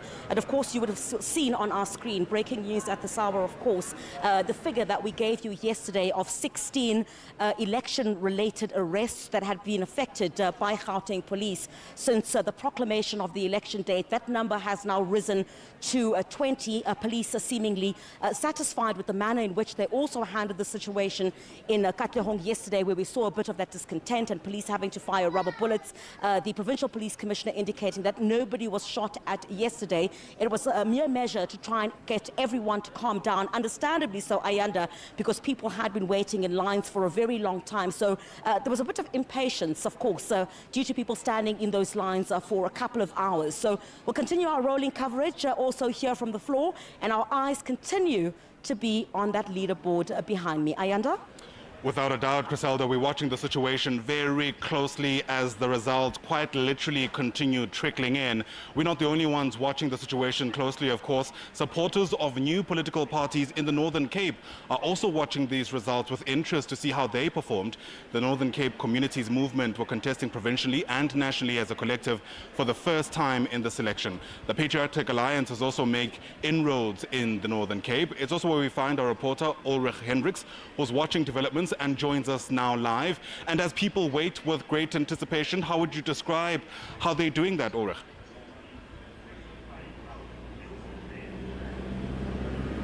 Hi, good morning, Ayanda, and welcome to Springbok in the Namakland area of the Northern Cape. Of course, what we saw last night after, the first VD in the Eastern Cape was declared, we see also a number of counting of voting stations being completed, and of course a lot of celebrations. In fact, this morning it was quite a task to get hold of any of the political leaders here in the Northern Cape, because a number of them actually went to bed just 2 hours or so ago. But like you said, some interesting parties to look at the moment, of course, with just under half or 50% of the vote counted in the Northern Cape. We can see the Patriotic Alliance basically coming through as well. About an hour ago, they stood at 10.25% of the provincial or the regional votes. And of course, the new entrant, the NCCM, at just over 1% of the vote. Of course, the NCCM, a new political party made up of these service delivery forums that started popping up during the last local government elections. So the Namakwaland Civic Movement, for example, the Salt Plaiki Service Delivery Forum, the Siatemba Service Delivery Forum as well from Priska, and so a number of them within the Northern Cape actually making up that Northern Cape Communities Movement, contesting for the first time. They're hoping that they will, get the votes that they got in the local government election, translate that to a provincial vote, and then be able to get a seat or two within the provincial legislature, and of course in Parliament as well. Interestingly, in the Namaqualand, the DA is currently leading, also with just 38% of the votes counted. And then we've got the ANC just behind them at 35%. DA showing strongly here in the Springbok area, 12%, and the Namaqualand communities movement, of course, at just under 10%. So those two parties showing some inroads here with about half of the votes counted. Ayanda? All right, Ulrich Hendricks, thanks very much indeed. Ulrich is live to us there from Springbok in the Northern Cape, an area, of course, that cannot be overlooked as we continue making sense of what South Africa will look like, at least insofar as the political spectrum is concerned, after these results are announced. Still very early stages, by the way, less than 15% of the votes counted so far. That translates to about 1 million votes, and if that's anything to go by, of course, it seems like we're going to have an incredibly interesting dynamic insofar as how our electoral, constituencies look. You can see there on the leaderboard, very populated at this stage. If you're able to cast your eye on the first row there, the ANC, just over 400,000 votes so far and counting. The DA, just under 250,000. This, of course, is the national picture in the country so far. I'm just trying to skim my eye. There's the MK party in the second row there, fourth from the top at 75,000. The FF Plus at 20,000 votes. And so... guys, these people's results are behind, so we're going to stick with the results that we know. So guys, I have managed to get the provincial results for you. I know that some of you guys actually said that, Thomas, you need to give us the provincial results too. So we will continue to do that.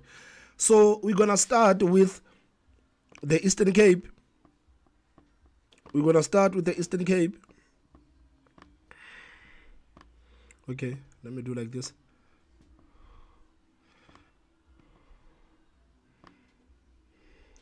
Those results from the SABC are behind, man. So guys, we're going to start with the Eastern Cape. In the Eastern Cape, the ANC is 61%, the DA is 18%, and the EFF is 8%. Patriotic Alliance is 3%, UDM 2%, and Umkhonto Wesizwe 1%. Let's go to another province.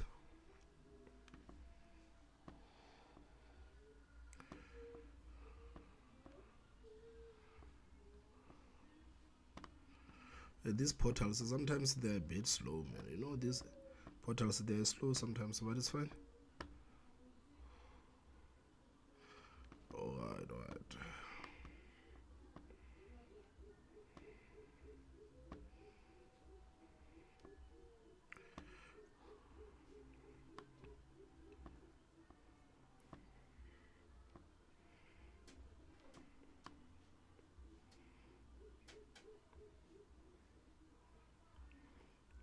So in the Free State, ANC is 52%, the DA is 21%, and EFF 11%, Freedom Front Plus 5%, MK Party 2%. That's how they are in the Free State. Let's see in Gauteng. In Gauteng, ANC is 34%. DA is 30%, and the EFF is 11%, MK Party 8%, Freedom Front Plus on 4%. From Gauteng, we're gonna go straight to KwaZulu Natal. Let's see what's happening there in KwaZulu Natal. Things are very interesting in KwaZulu Natal. In KwaZulu Natal, MK Party is on 40%, ANC 19%, IFP 17%, DA 15%, EFF 2%, NFP on 1%. So from KwaZulu Natal, we're going to go to Mpumalanga. In Mpumalanga, Let's see how things are working in Mpumalanga.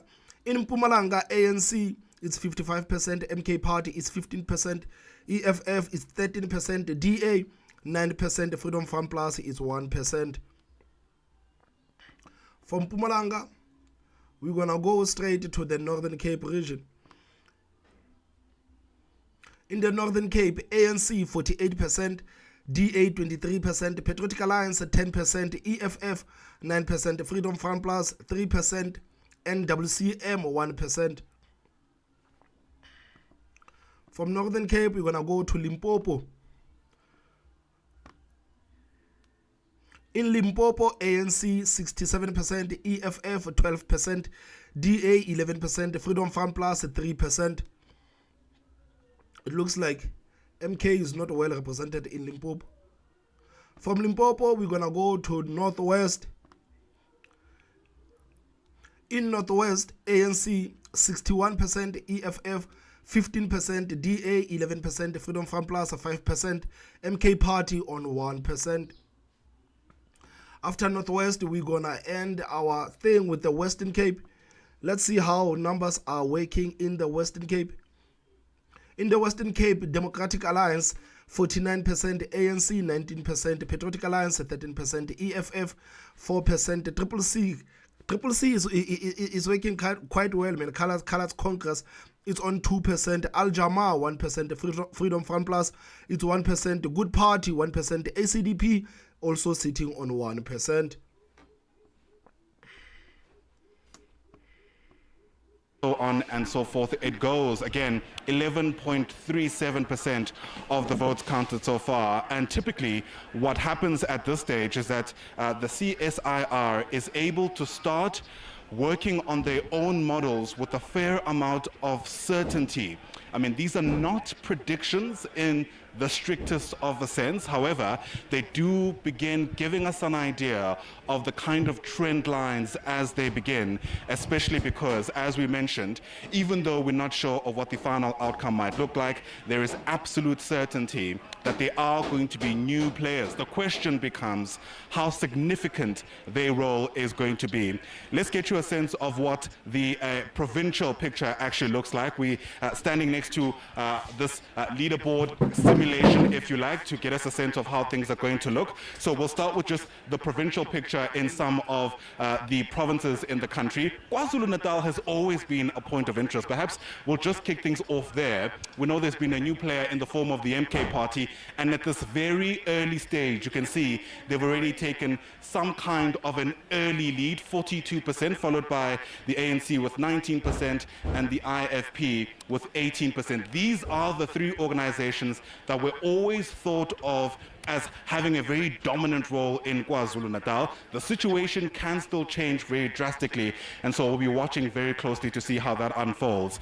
Gauteng had the biggest voting constituency. Perhaps let's get you a sense of how things are looking like at this early stage. I'm going to keep emphasizing that for you because that is the perspective we need so far. The ANC at a 35% early lead, followed by the DA with 29% in Gauteng. The EFF still holding on to that top three at 12% in Gauteng. It's a metro, it's a province, I beg your pardon, with three major metros. There's always been, a lot of predictions around how people specifically vote in metros. Some of the issues that they have are typically very different, for example, to how people in far-flung areas of the country typically think of and react to our political system. Let's take it to Limpopo. The leader of the EFF was there voting yesterday. We heard that he stood for 3 hours in a queue before casting his ballot alongside other people. It seems to have worked at this very early stage. Let me also emphasize the ANC taking a lead, 66% in Limpopo, EFF at 13% so far, the DA at 12%, getting just below 5,700 votes in Limpopo. Let's move swiftly along. Take a look at Mpumalanga for you early this Thursday morning. The ANC comfortably more than 45,000 votes so far and counting in Mpumalanga, followed by the MK Party, which is, also making its, I suppose, presence felt in Mpumalanga at this early stage, and the EFF there coming in at 13%. How could we forget the Western Cape? Let's just pop by there at the southern tip of the country and get you a sense of how things are looking. You might remember, of course, that there've been fears that the DA would have actually dropped below 50% in the Western Cape. At this very early stage, there seems to have still breached that 50% mark, more than 120,000 votes, followed by the ANC at 18%. And then, interestingly, the Patriotic Alliance, this is their first national and provincial election, they're coming in at 13%. The analysis had always been around whether or not the Patriotic Alliance will have any kind of hold on people in the Western Cape, especially when you consider how the DA has voted insofar as, the DA, I beg your pardon, had related with people in the Western Cape insofar as the issue to do with Palestinians and the likes is concerned. So interesting machinations so far. It is still very early stages, just over 1 million votes counted, and of course we'll continue watching for you how the situation unfolds. Many people, of course, had to wait in the queues for hours. The situation in Kwakwa was no different. In fact, we understand at some stage power actually went out, and the question, of course, is going to be to what extent that might have deterred some voters. Our SABC News reporter Aphumelele Ndlalane has been watching the developments in Kwakwa for us. It's also where a number of high-profile politicians actually casted their ballots yesterday. Aphumelele, take us through how things actually fared there and what you're expecting the movement to be like from today. Well, I can say that things are calm as compared to last night, where we saw some residents who were very disappointed and also dissatisfied with how the issue of power cuts was one of the challenges that they faced, and some had to even return home without voting, as they did mention.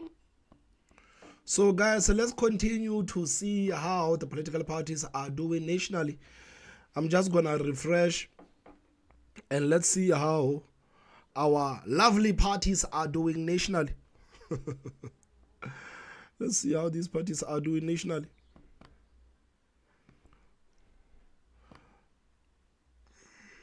Okay, let me refresh it.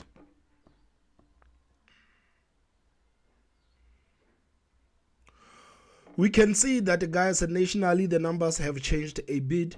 The ANC is still sitting on 42%, the DA still sitting on 26%, the EFF on 8%, MK Party on 7%, Patriotic Alliance on 4%, Freedom Front Plus on 2%, IFP on 1%. Action SA, it does not even hit 1%. But guys, like we said, it is still early, but for some of these political parties, you would actually think that they would have done a bit better. But it's still early, guys. It's still early. It's still early. So let me go through some of your comments, because I can see that you guys have been writing me non-stop. Ginger Ninja says, Thomas, what are you going to do to relax your brain after all of this? You've been working so hard. We appreciate you, man. I don't think that I don't think that at this point, honestly, I don't think that I need to rest, man. You know, the channel has been with us for like 9 months.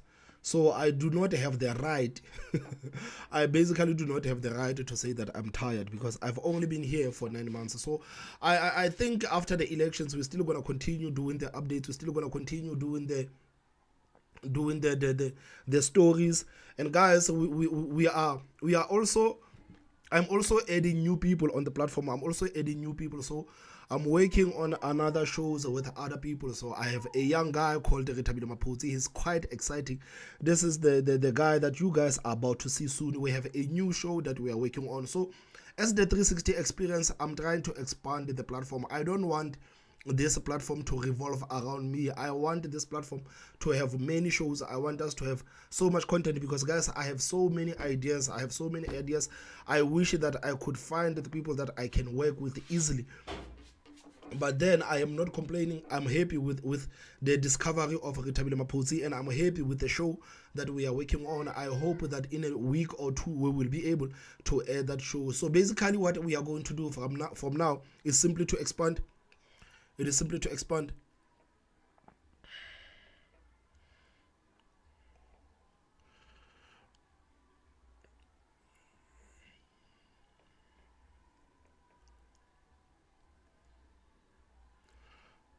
Let me continue to read your comments, guys. I'm gonna continue to read your comments.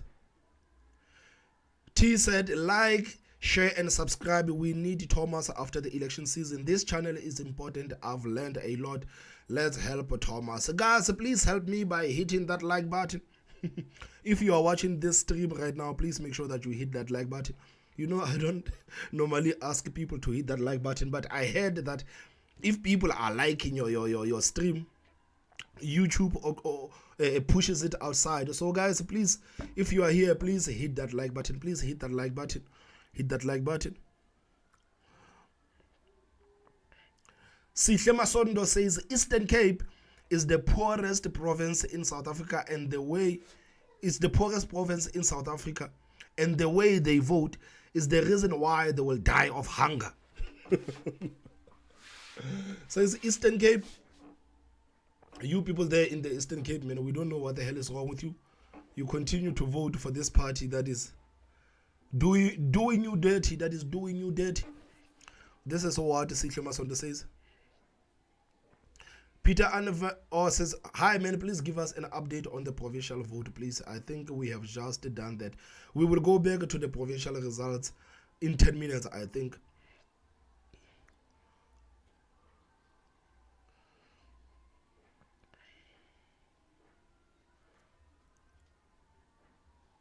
Katleho says, DA voters are very loyal, bro, unlike some of us who changed parties after every 4 years. But I think as an individual, you have to be able to, you must not have loyalty towards the political party. You must not have the loyalty towards the political party. I think most of the DA supporters are supporting the DA because the DA is working for them. But if you are not, maybe if you do not live in the Western Cape, or maybe some of the areas that are governed by the DA, maybe you might not actually feel or see what the DA is doing. But the fact that people continue to vote for them in these numbers, clearly it shows you that there is something that people are seeing about the DA.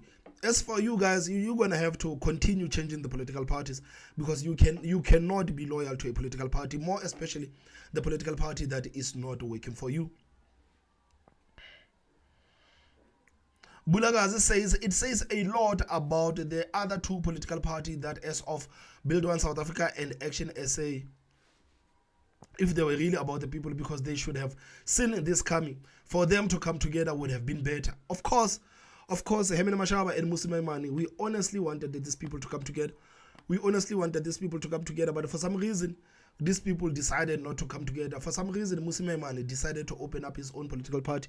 And right now, you can see that the Build One South Africa is struggling, and it is struggling a lot.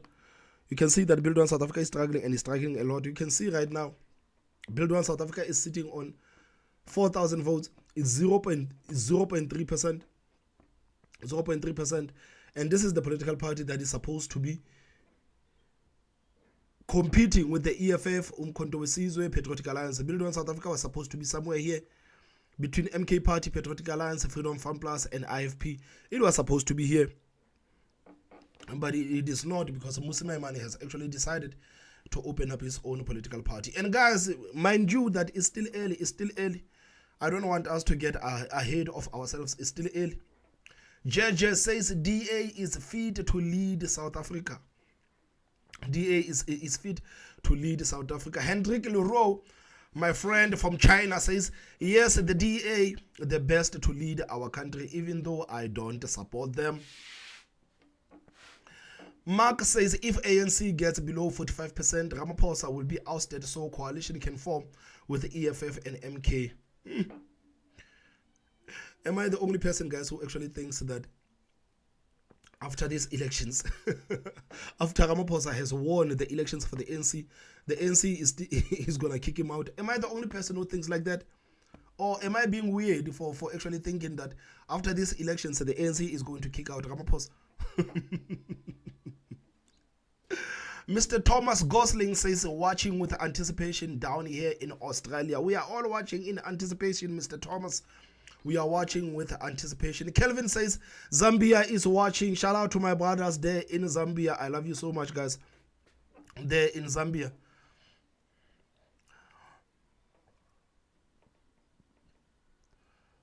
Levi says MK members singing that they voted for ANC 2.0.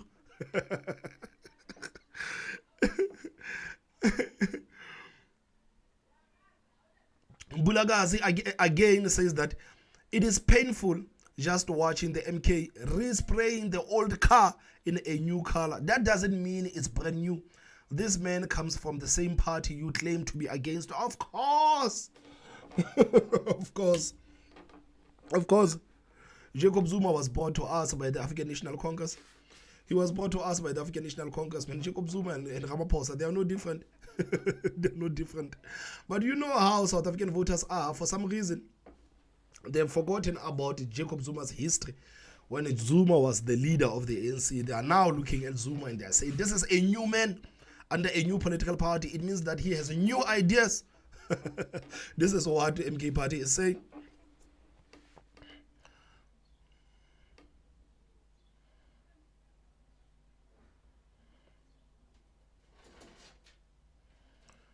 Superman says, hi Thomas, I hope for these results we need a very strong opposition in parliament. ANC 35 to 45%, DA 25 to 30%, EFF 5 to 10%, and MK party 5 to 10%.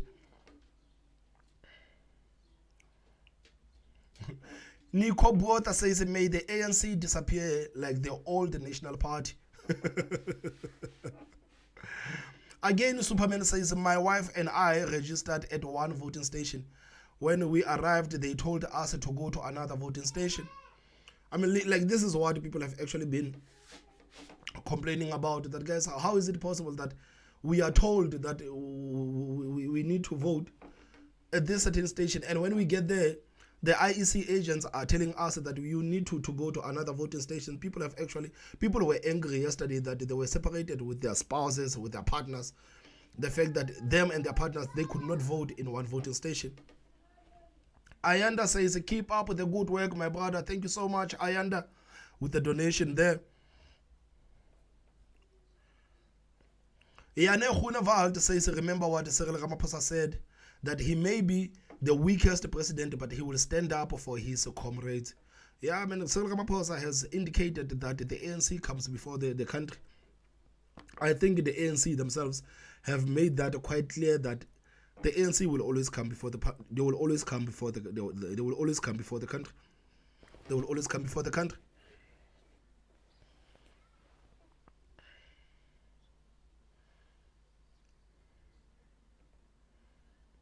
Life on Safari says, love your channel, Thomas, and your passion and commitment to a better South Africa for all. Hope your channel grows from strength to strength. I hope it grows, man. I hope it goes from strength to strength too. I hope it goes from strength to strength too. But you know that when the channel is growing, man, it gets hard for you to do content, because now when you have many people watching the platform, you really have to be considerate, and you really have to know your stuff. You really have to be considerate. Unlike when you have your channel and your channel has like what, 1,000 subscribers, 2,000 subscribers. When it's like that, you can have fun, you can, you know. But when the channel is growing like this channel is growing, man, sometimes it gets a bit hard for you to go behind the microphone, because now you have responsibility. Now you have more people that are watching you. As much as we are wishing for this channel to grow, I know that the growth of any channel comes with a lot of challenges. It comes with a lot of challenges.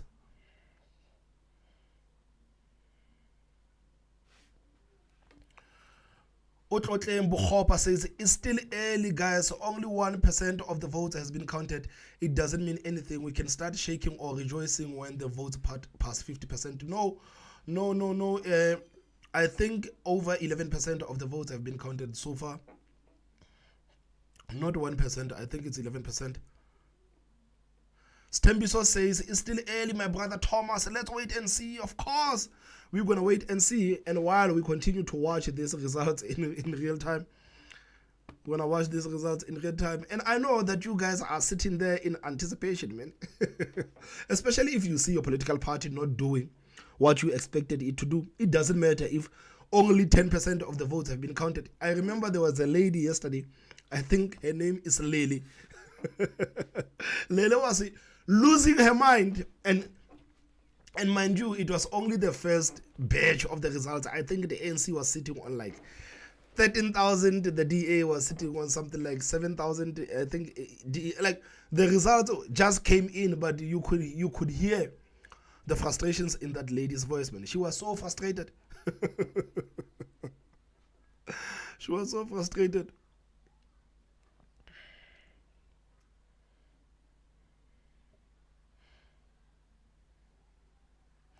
Ecoman says, I'm a long-time member of the ANC, but I voted for the DA because the ANC needs to change. The ANC needs to change.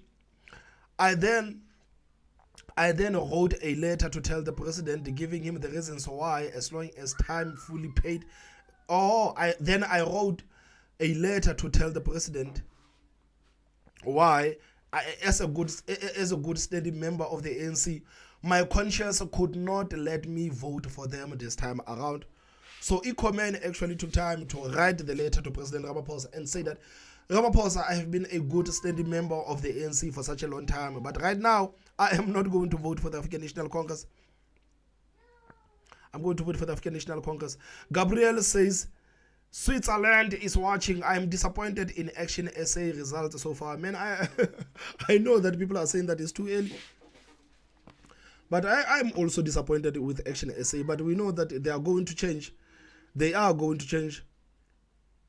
They are going to change. It's just that we thought that Action SA maybe would be competing with Umkhonto weSizwe. Maybe that's what I thought. That's what I thought.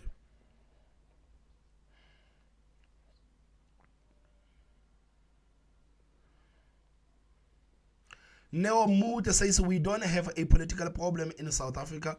We have a psychological problem. Why vote for ANC again? Doesn't the inflation, crime, and bad education, bad health, bad roads, etc. affect you? Of course, man. What's happening right now? It's psychological. It's psychological. Vena Swart says, I'm disappointed by Action SA outcome so far. I think many people are actually disappointed by Action SA, as much as we may say that it's too early. But you can see that the maybe, let's say, top 6 political parties, they've actually gained a lot of votes. So being early, it is not an excuse for parties like ANC, DA, EFF, MK Party, Patriotic Alliance, and Freedom Front Plus to some extent. It is not an excuse. But when it comes to other political parties, of course, we are trying to say that, of course, these political parties, maybe it's too early, something is going to change. But guys, when it comes to these top 6 political parties, it seems like being early, it is not an excuse. Because you can see that right now the DA is going fast at the ANC. The DA is going fast at the ANC.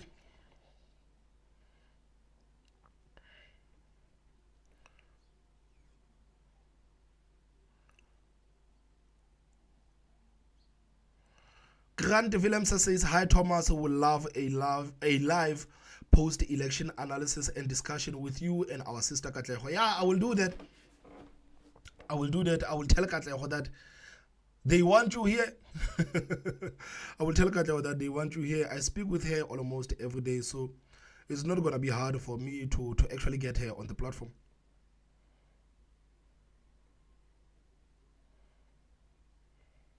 Skosana says, look, Thomas, I think Action SA was supposed to combine with Getting Mackenzie's Patriotic Alliance. I hate ANC and EFF. I hate ANC and EFF. So Skosana says that the Action SA, maybe him and Mashaba should have worked with the Getting Mackenzie. Maybe him and Mashaba should have worked with the Getting Mackenzie. They would be somewhere up there. Because guys, you can see that the Patriotic Alliance is holding its own. 62,000 Patriotic Alliance is holding its own. So as things stand, Patriotic Alliance have a seat in Parliament. They have a seat in Parliament. So guys, I'm going to go back to checking the provincial results and see how everything is coming thus far.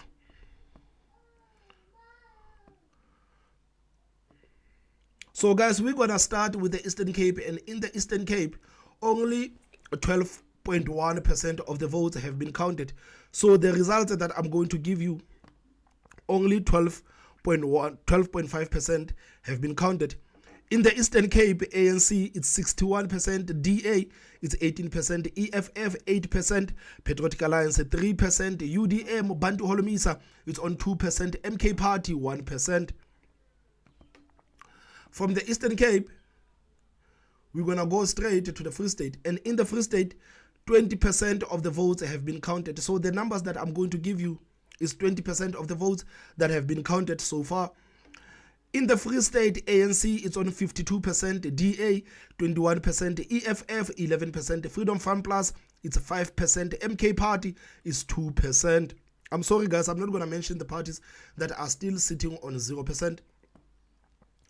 And from Free State, we're going to go straight to Gauteng. And in Gauteng, only 5.7% of the votes have been counted. Only 5.7% of the votes have been counted. So guys, in Gauteng, ANC is sitting on 34%, DA is sitting on 30%, EFF 11%, MK Party 8%, Freedom Front Plus 4%, Action SA is sitting on 2%. And from Gauteng, we're going to go straight to KwaZulu-Natal. And in KwaZulu-Natal, again, only 5% of the votes have been counted so far. So here are the numbers. In KwaZulu-Natal, MK Party is sitting on 40%, ANC is sitting on 19%, IFP sitting on 17%, DA 15%, EFF 2%, NFP 1%. So from KwaZulu-Natal, we're going to go straight to Mpumalanga. And in Mpumalanga, only 14% of the votes have been counted so far. 14% of the votes have been counted so far. So in Mpumalanga, ANC is sitting on 55%, MK Party 15%, EFF 13%, DA 9%, Freedom Front Plus 1%. From Mpumalanga, we're going to go straight to the Northern Cape. No, not Limpopo. We're going to go straight to the Northern Cape. And in the Northern Cape, 52% of the votes have actually been counted in Northern Cape. So I think if Northern Cape, it is the one province that can actually show us where everything is going in terms of provincial votes. The ANC is sitting on 48%, DA 23%, Patriotic Alliance 10%, EFF 9%, Freedom Front Plus 3%, and WCM, it's sitting on 1%. So in the Northern Cape, it's one province where over 50% of the votes have actually been counted. From Northern Cape, we're going to go to Limpopo, and in Limpopo, only 5% of the votes have been completed. In Limpopo, ANC is sitting on 67%, EFF sitting on 12%, DA sitting on 11%, Freedom Front Plus is sitting on 3%. From Limpopo, we're going to go straight to Northwest. And in Northwest, 9% of the votes have been counted so far. So in Northwest, ANC 61%, EFF 15%, DA 11%, Freedom Front Plus 5%, MK Party is sitting on 1%. From Northwest, we're going to end with the Western Cape.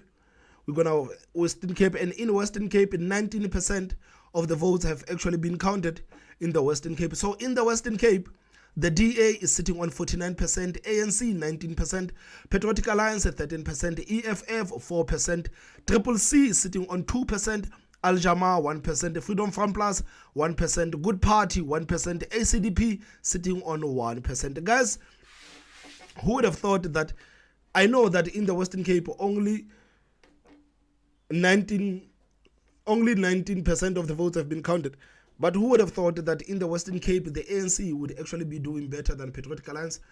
I thought that after the DA, Patriotic Alliance would be the one trailing the DA, but it looks like in the Western Cape, after Patriotic Alliance, the ANC is there. So I hope that, I think that Muslim vote that people were talking about so much, it's actually taking place in the Western Cape, because I didn't think that ANC was going to be number 2 in the Western Cape. I didn't think that ANC was going to be number 2 in the Western Cape.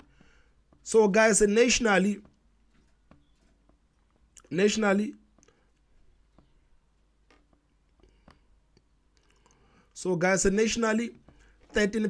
of the votes have been counted nationally. So the ANC is still sitting on 42%, DA 25%, EFF 8%, MK Party 7%, Patriotic Alliance 4%, Freedom Front Plus 1%, IFP 1%.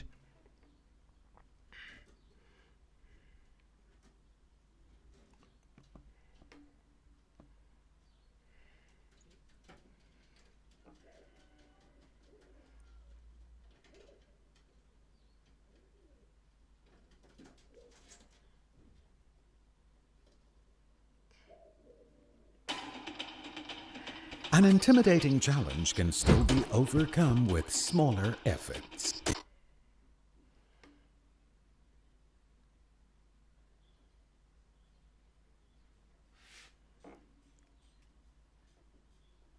Youth. So I think that makes young people also not to be interested to engage in political processes. But I think of late the picture is different that has been painted. Yeah, and we'll move away from young people in a moment, but just on this parting shot, we have seen, in a way, kind of a reinvigoration of activism amongst young people, especially when you consider the Fees Must Fall, Roads Must Fall movement. In those instances, a number of leaders came about from that, moment, and some of them are now taking up positions in government, actually. They're becoming MPs. Yeah. Again, that phenomenon is not limited to our context. Look at what had happened of late in terms of the conflict that broke out in the US, young people taking a stand against what is happening in the Gaza Strip. But also coming back home, yes, we've seen young people taking a stand against the slow pace of service delivery. But I think that activism must not be limited to universities because it might come across to be elitist. So it needs to also permeate to other spaces in townships and so on. Yeah, absolutely. I think it'd be remiss for us not to speak about KZN in particular. I mean, up to this point, we've heard many people saying that this election is going to be characterized by the story of KwaZulu-Natal because of just how hotly contested it is, the new entrants which at this early stage are making a formidable impact. The situation may very well change, but my goodness, if the early results are anything to go by in KwaZulu-Natal, less than 1% of the votes counted so far. However, the Umkhonto weSizwe party having, quite a comfortable start, let's say. Of course, KZN is an interesting phenomenon because of the binary that exists there in terms of. And guys, I have just dropped a WhatsApp line. If you would like to send me a voice note, or if you would like to phone me on WhatsApp, please do so. I dropped a WhatsApp line on the pinned comment. You can see that there's a WhatsApp line when you are on the live chat. When you look up, there's a WhatsApp line. Guys, please make sure that you use that WhatsApp line if you would love to have a bit of conversation with me. I know that I haven't sorted out the Discord so that we can have conversations, but I hope through WhatsApp we can have some sort of conversations. If you would like to send me voice notes, please make sure that you use that number. If you would like to maybe call me on WhatsApp, please do so. Let's have a bit of conversation as we watch these results come in.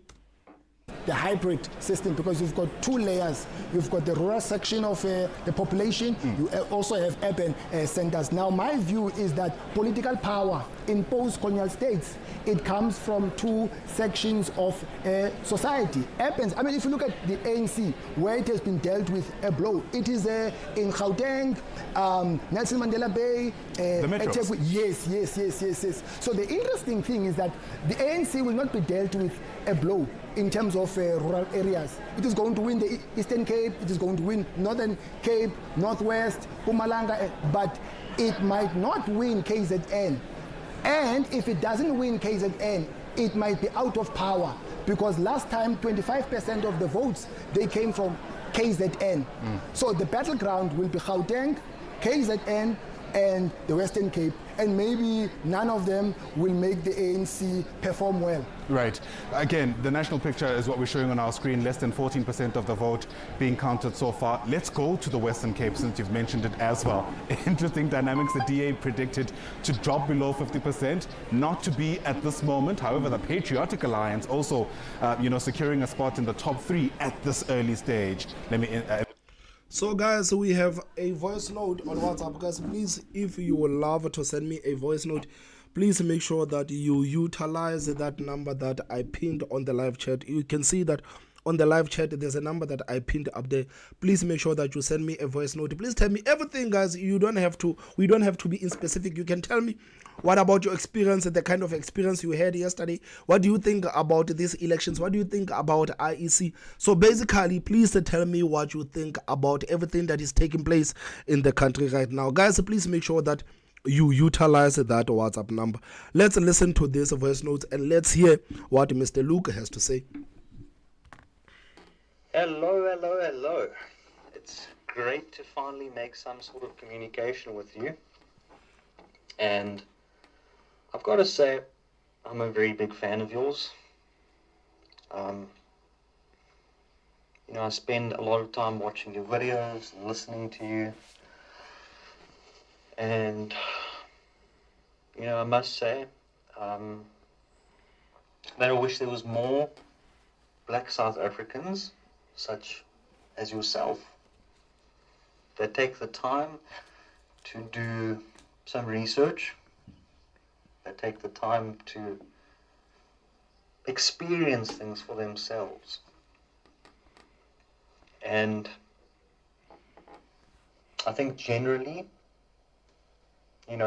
you've got your head in the right place, and you're doing very well with your channel.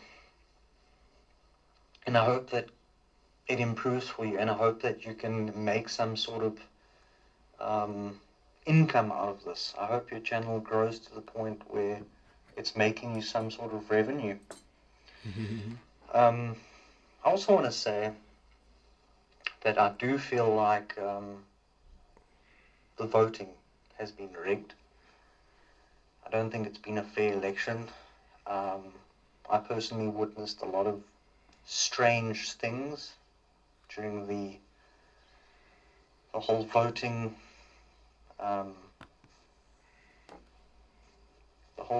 experience.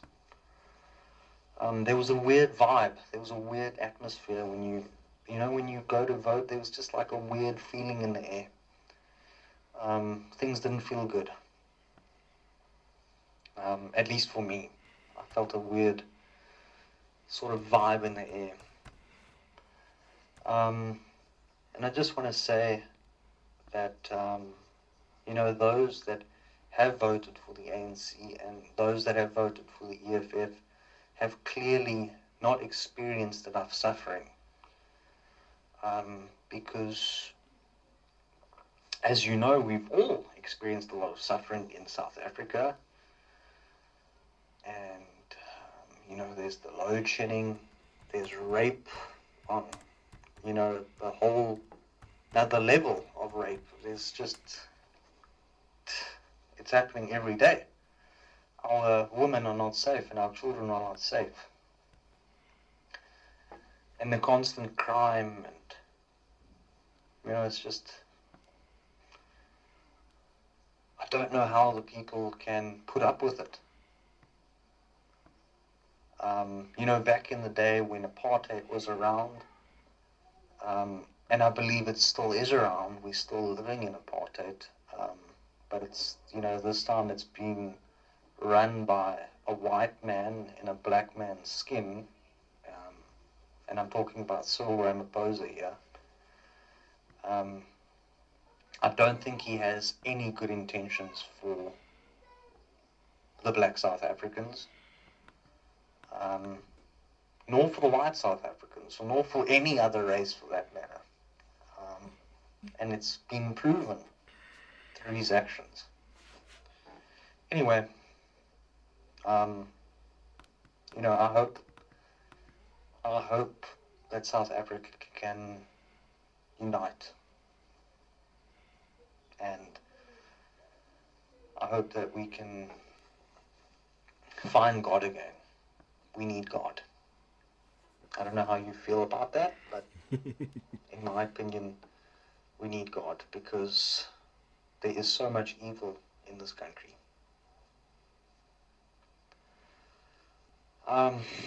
So that's my 2 cents. Those are my thoughts.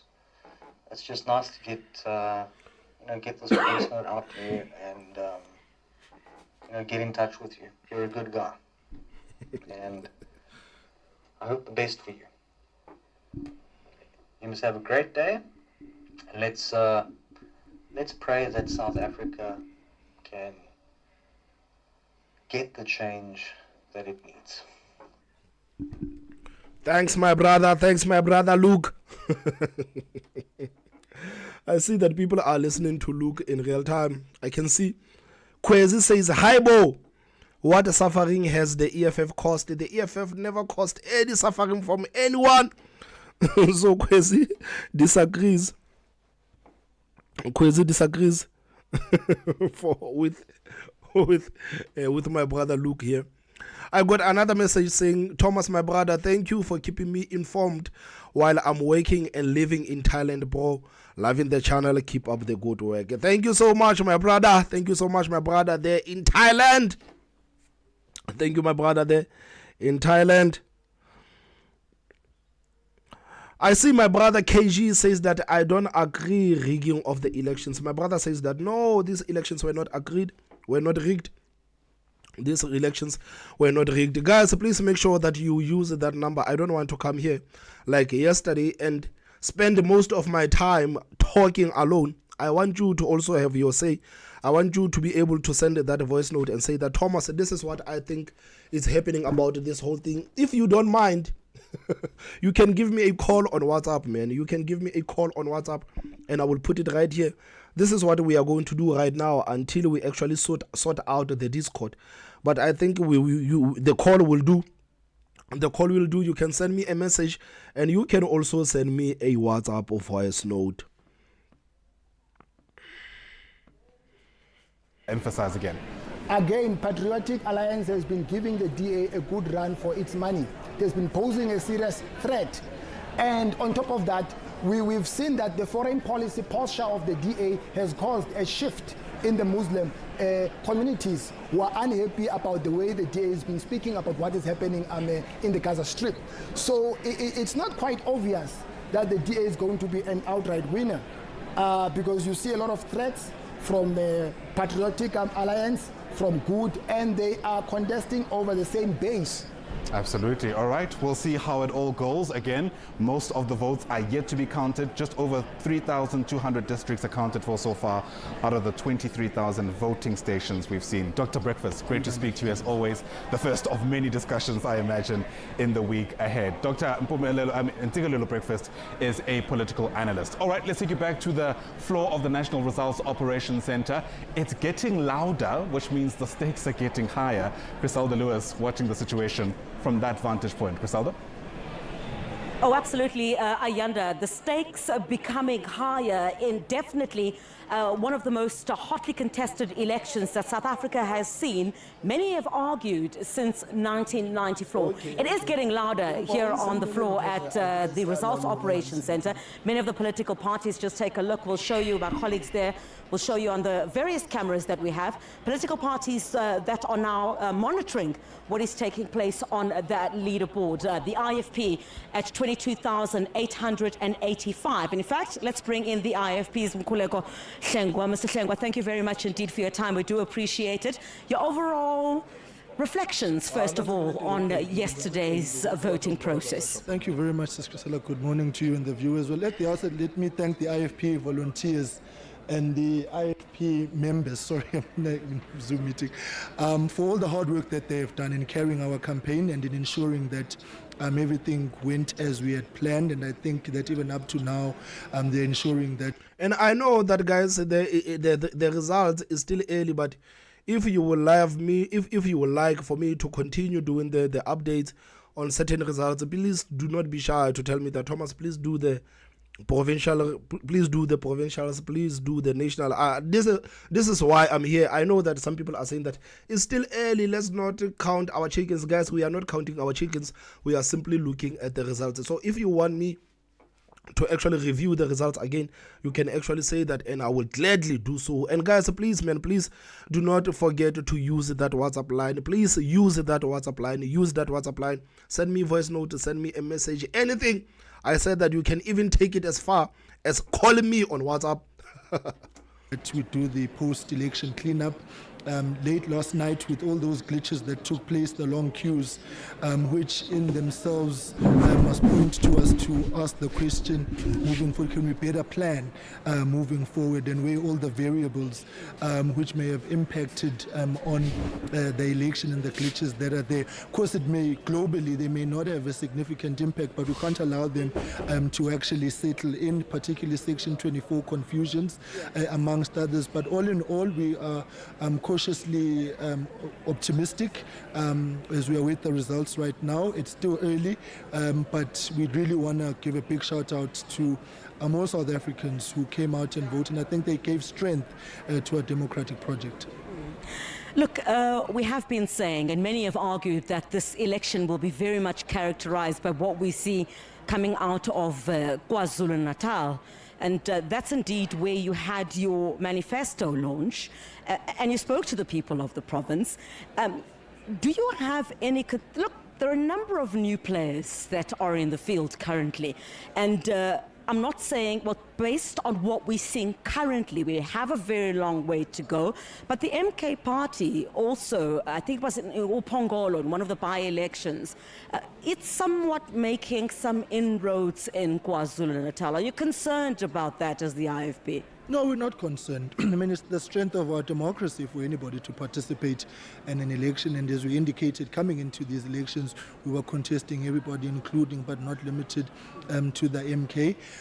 We're still going to look at the results in terms of where they may have made an impact insofar as we are concerned. But initial projections are telling us that whilst we may have taken a hit from the MK, the ANC is being decimated by the MK. Also looking at our own growth, right now in voting stations like Konobia, IFP is registering growth. Historically, we have been absent in those areas. So it's a toss-up of many variables, and I would say right now it's still early for us to have any speculation, but we take nothing away from the fact that the MK is making inroads.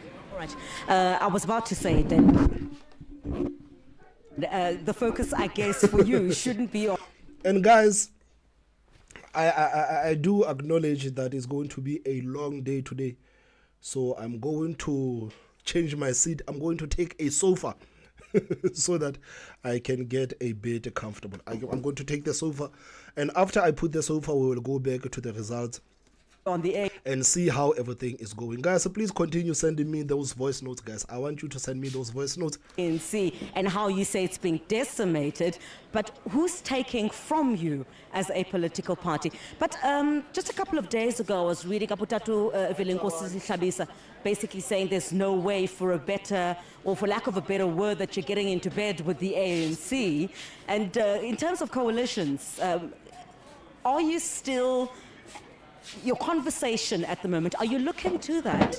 Because if you look at what is taking place in KwaZulu-Natal, the entrance, of course, of the party that we spoke about, certainly the dynamics might somewhat change. Those are the projections at the moment, but we certainly don't know what the final outcome will be.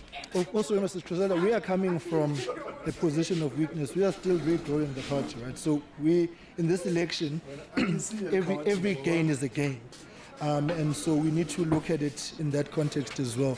Coalitions, the meeting, as I was pushing the device now, the NEC is receiving a briefing in terms of just how elections went without delving into merits and demerits. A decision has been taken that we will take stock of progress this evening at 8 o'clock. We're certainly not discussing coalitions right now. Again, it's too early to speculate. What we really want to be the main thrust of focus now is the speedy and expeditious capturing of votes so that we can deal with the speculation that is out there, and all the support must be given to the IEC, which has been a bit wonky in certain areas, but to make sure that these results are captured. If you look at the screen, KZN, really the results that are up there are a drop in the ocean for all intents and purposes. So we are really right now trying to make sure the structures guard the results, and we're doing, the head office has got an elections results center, and it is seized with the collation of results. So the waters will clear moving forward, but what we are certain about is that the IFP would have certainly grown from 2019 to date, and that for us will be a huge stride in the right direction as we consolidate our gains. Khuleko Hlengo, thank you very much indeed. Inkosi kakhulu, Khuleko Hlengo of the IFP. We continue to make our way to different political parties here. And the ones we've not spoken to, the PAC. Let's bring the PAC in. Good morning, Tata. Thanks indeed for your time. Your prospects, what are we looking at? A bit of jitters yet at this stage, or you're not panicking yet? No, we are not panicking. We are very confident and excited as the PAC. In terms of our performance, we had set a target of improving on our last performance, and we are definitely doing that. With the 13% that has came in, we are now at 3,000.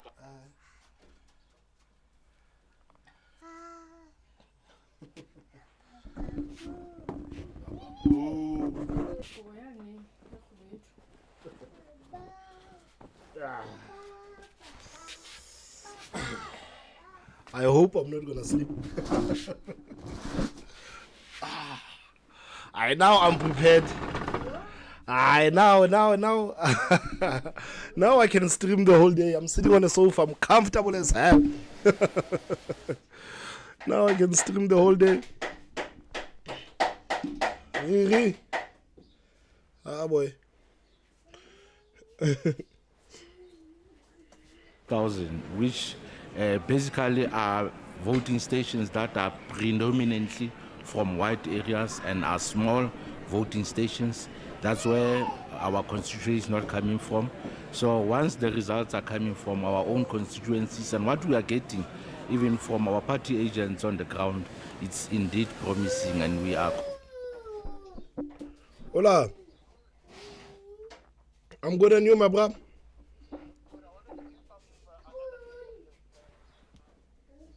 Yes? It's done already. To the ANC, 22% to the DA, 12% to EFF, 8% to MK. All that is left now is for the ANC to decide who it partners with. If the ANC chooses to go with EFF or MK, then Mr. Ramaphosa will be forced to resign because they will not work with him. If the ANC decides to go with the DA, that is the only way that Ramaphosa survives. It's simple, it's straightforward, this thing. So it's simple like that. Yes. So you think it's done? So you think it's done? It's done, it's done. The CSIR has already done their projections and they're the most accurate. So it's ANC sitting at what? It's going to end at ANC 42% nationally, 22% for the DA, 12% for EFF, and 8% for MK. Man, you sound so sure, man. It's almost as if you have an inside scoop. No, I trust the CSIR. I trust them. Yeah. Yeah. Let me watch your show. Sharp, sharp. Thanks so much, my guy.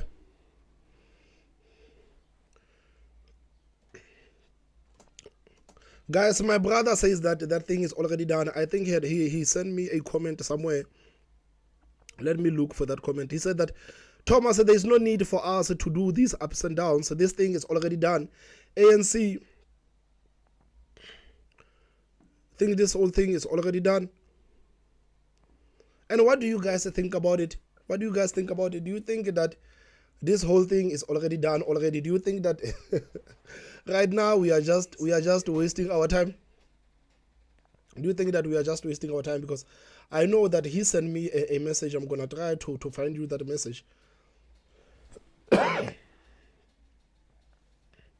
He said, Thomas, this thing is done. ANC will come at 42%. The DA will come at 22%. The EFF 12%. And MK Party at 8%. And the bond market has already started reacting to this. So he says that these are the CSIR projections. And if Ramaphosa goes into coalition with MK and the EFF, the ANC is going to get rid of him. The only way Ramaphosa can keep his presidency is if he decides to go into coalition with the DA. What do you guys think about that? What do you guys think about that? confident. And remember, one of the things that we did with these elections was to run a focused campaign. A focused campaign was to focus first on making sure that our members do go out and vote for PAC.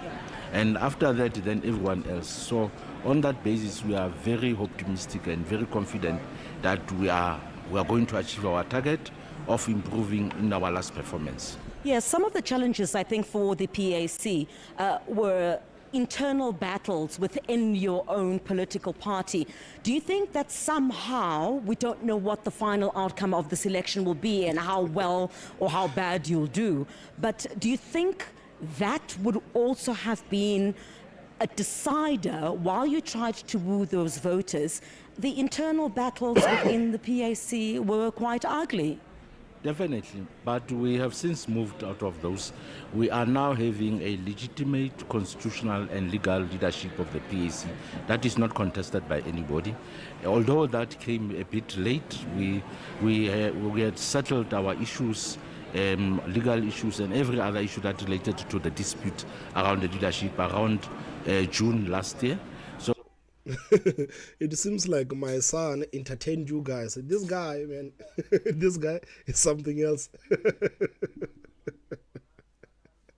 This guy is something else, man, and it sounds like he entertained you guys. So, I don't know, man. Let's go back to the provincial results.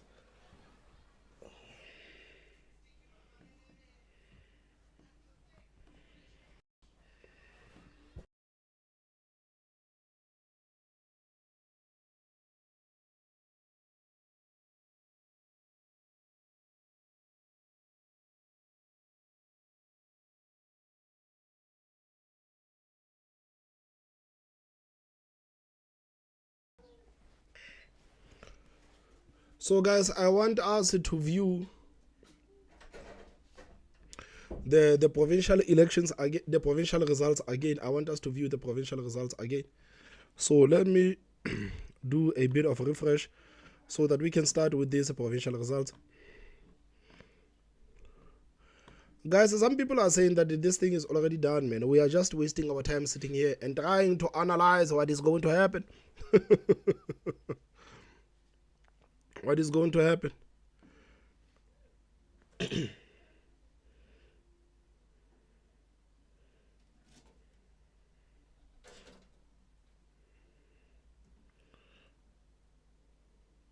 And Bulagazi says, no, I do not agree.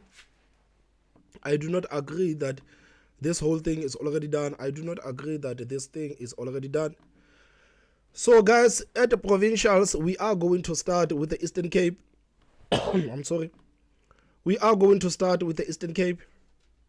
And in the Eastern Cape, 12.5% of the results have been counted so far.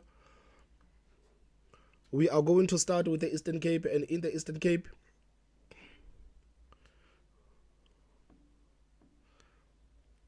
okay.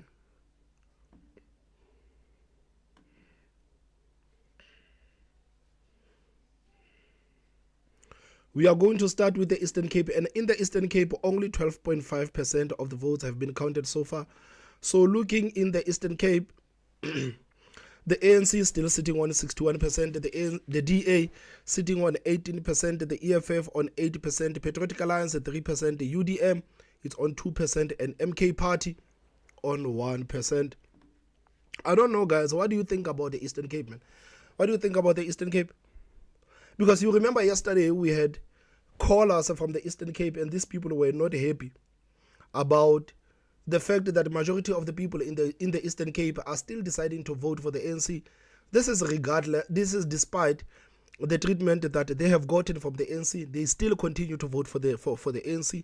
So some of the young people in the Eastern Cape, they are not happy at all about what the Eastern Cape has about what the ANC has done in the Eastern Cape. But it looks like the Eastern Cape is quite cursed with people who love the ANC. And one of the things, I don't know how true is that, one of the narrative that has been going around, especially regarding the Eastern Cape, is that most of the people in the Eastern Cape, they will vote for the ANC, and after voting for the ANC, they will go to the Western Cape. So the question comes, why don't you simply vote for the DA? If you love the DA so much, if you would prefer to leave your own province and go into the Western Cape because the Western Cape things are working, why don't you just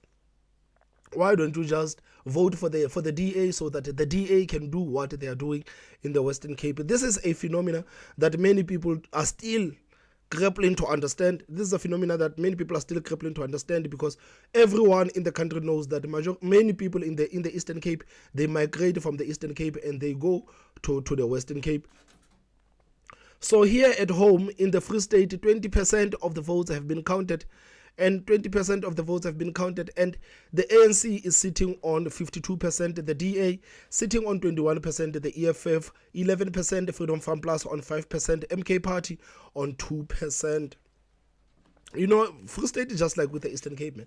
Free State is just like with the Eastern Cape. I think this is one of the reasons why so many people in the Free State migrate to other provinces, because we would rather choose to vote for the ANC, and after voting for the ANC, we are going to the provinces that are not run by the ANC. We are going to the regions that are not run by the ANC. I mean, like, this is one thing that is so hard for me to understand. Why can't we just vote for the political parties that are not working, that are working?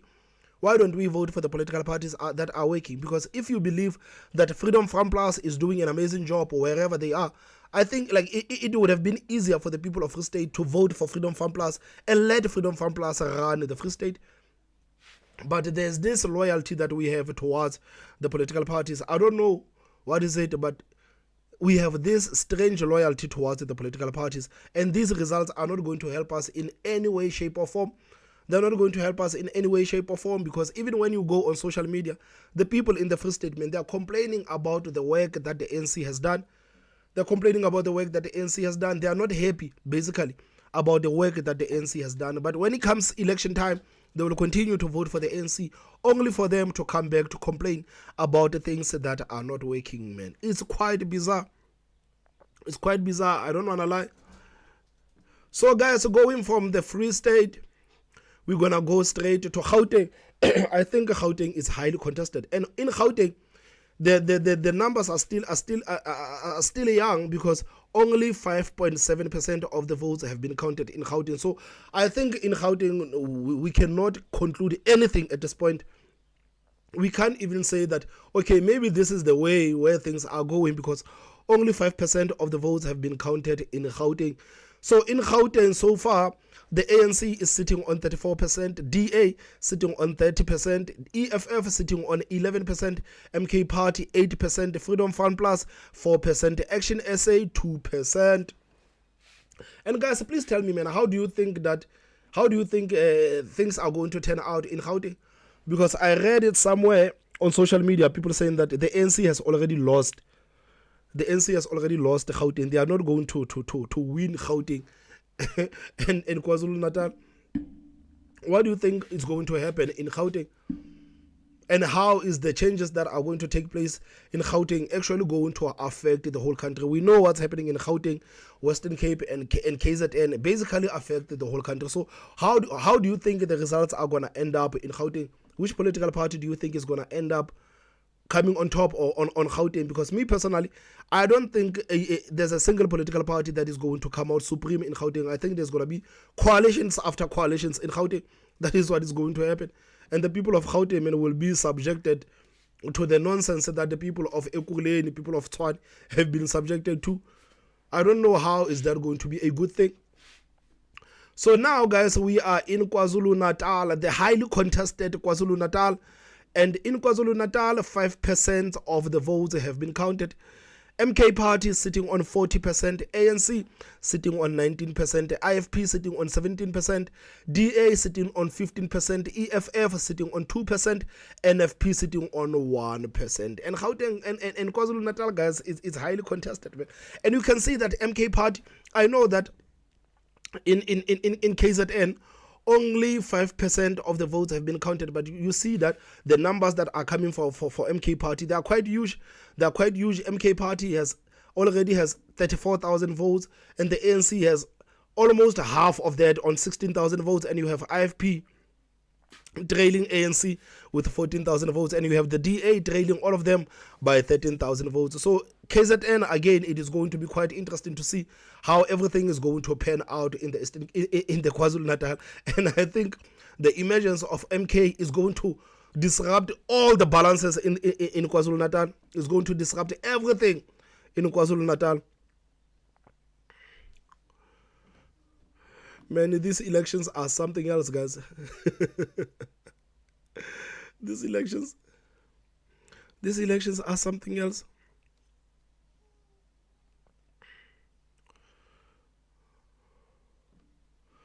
Okay.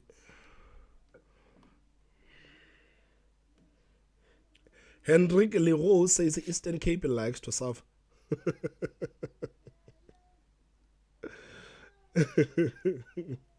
He says that the people of Eastern Cape, man, those people, they like to suffer, man.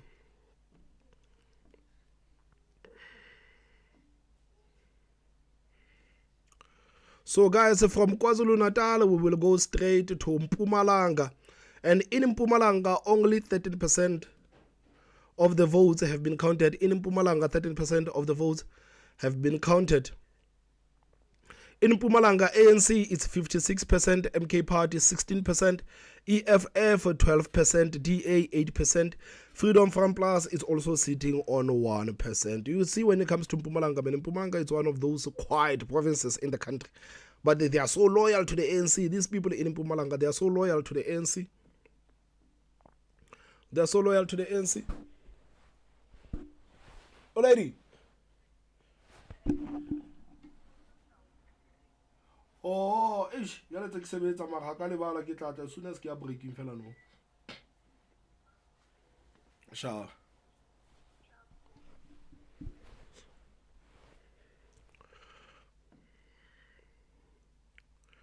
From Mpumalanga, we are going to the Northern Cape. In the Northern Cape, I think, guys, in the Northern Cape, the fact that 58% of the votes have been completed, we can see that. Okay, in the Northern Cape, we can see where everything is going. We can see where the wind is blowing.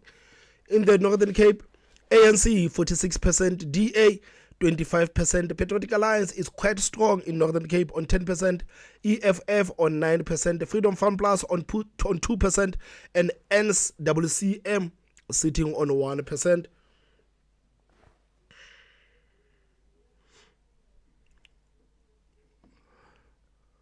And I thought that people in KwaZulu-Natal, man, am I the only person, guys, who actually thought that people in KwaZulu-Natal, they were going to vote for IFP in numbers, man? I didn't think that MK was going to get more votes than IFP. I know that the results are still early, it's only 5%, but I honestly thought that in KwaZulu-Natal, IFP will come out strong. I thought that IFP will come out strong. From Northern Cape, we are going to Limpopo, and in Limpopo, only 5% of the votes have actually been counted. In Limpopo, ANC is 67%, DA 12%, EFF 11%, Freedom Front Plus on 3%, MK Party on 1%. You know that, like, Julius Malema comes from Limpopo, man. You would actually think that the people there in Limpopo would actually go out in their numbers to vote for Julius Malema. No, and guys, only 5% of the votes have actually been counted. But look at this vote. Look at this vote. The ANC is sitting on 30,000. 30,000, man. Like the DA and the EFF, now they are nowhere near the ANC in Limpopo. 30,000. DA and EFF, they got 5,000 votes. They got 5,000 votes.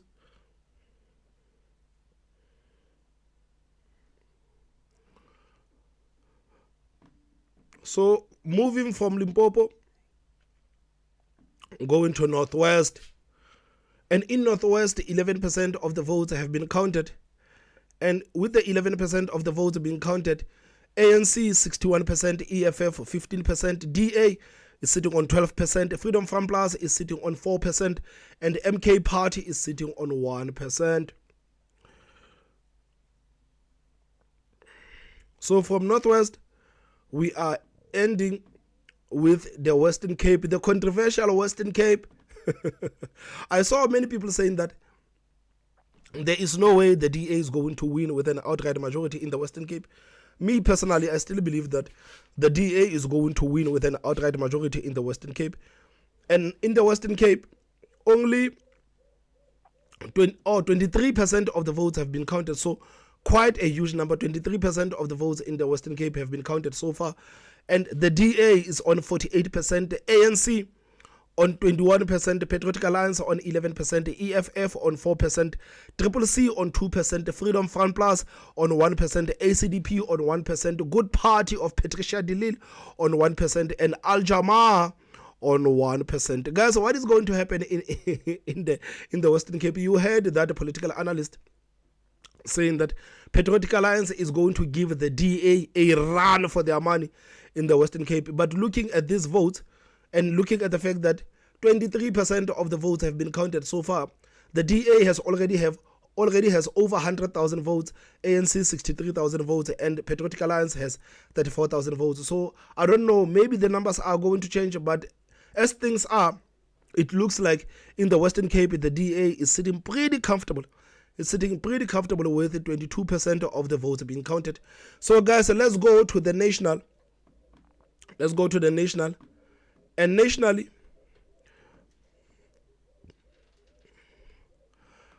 nationally 13.9% of the votes have been counted. Nationally, 13.9% of the votes have been counted.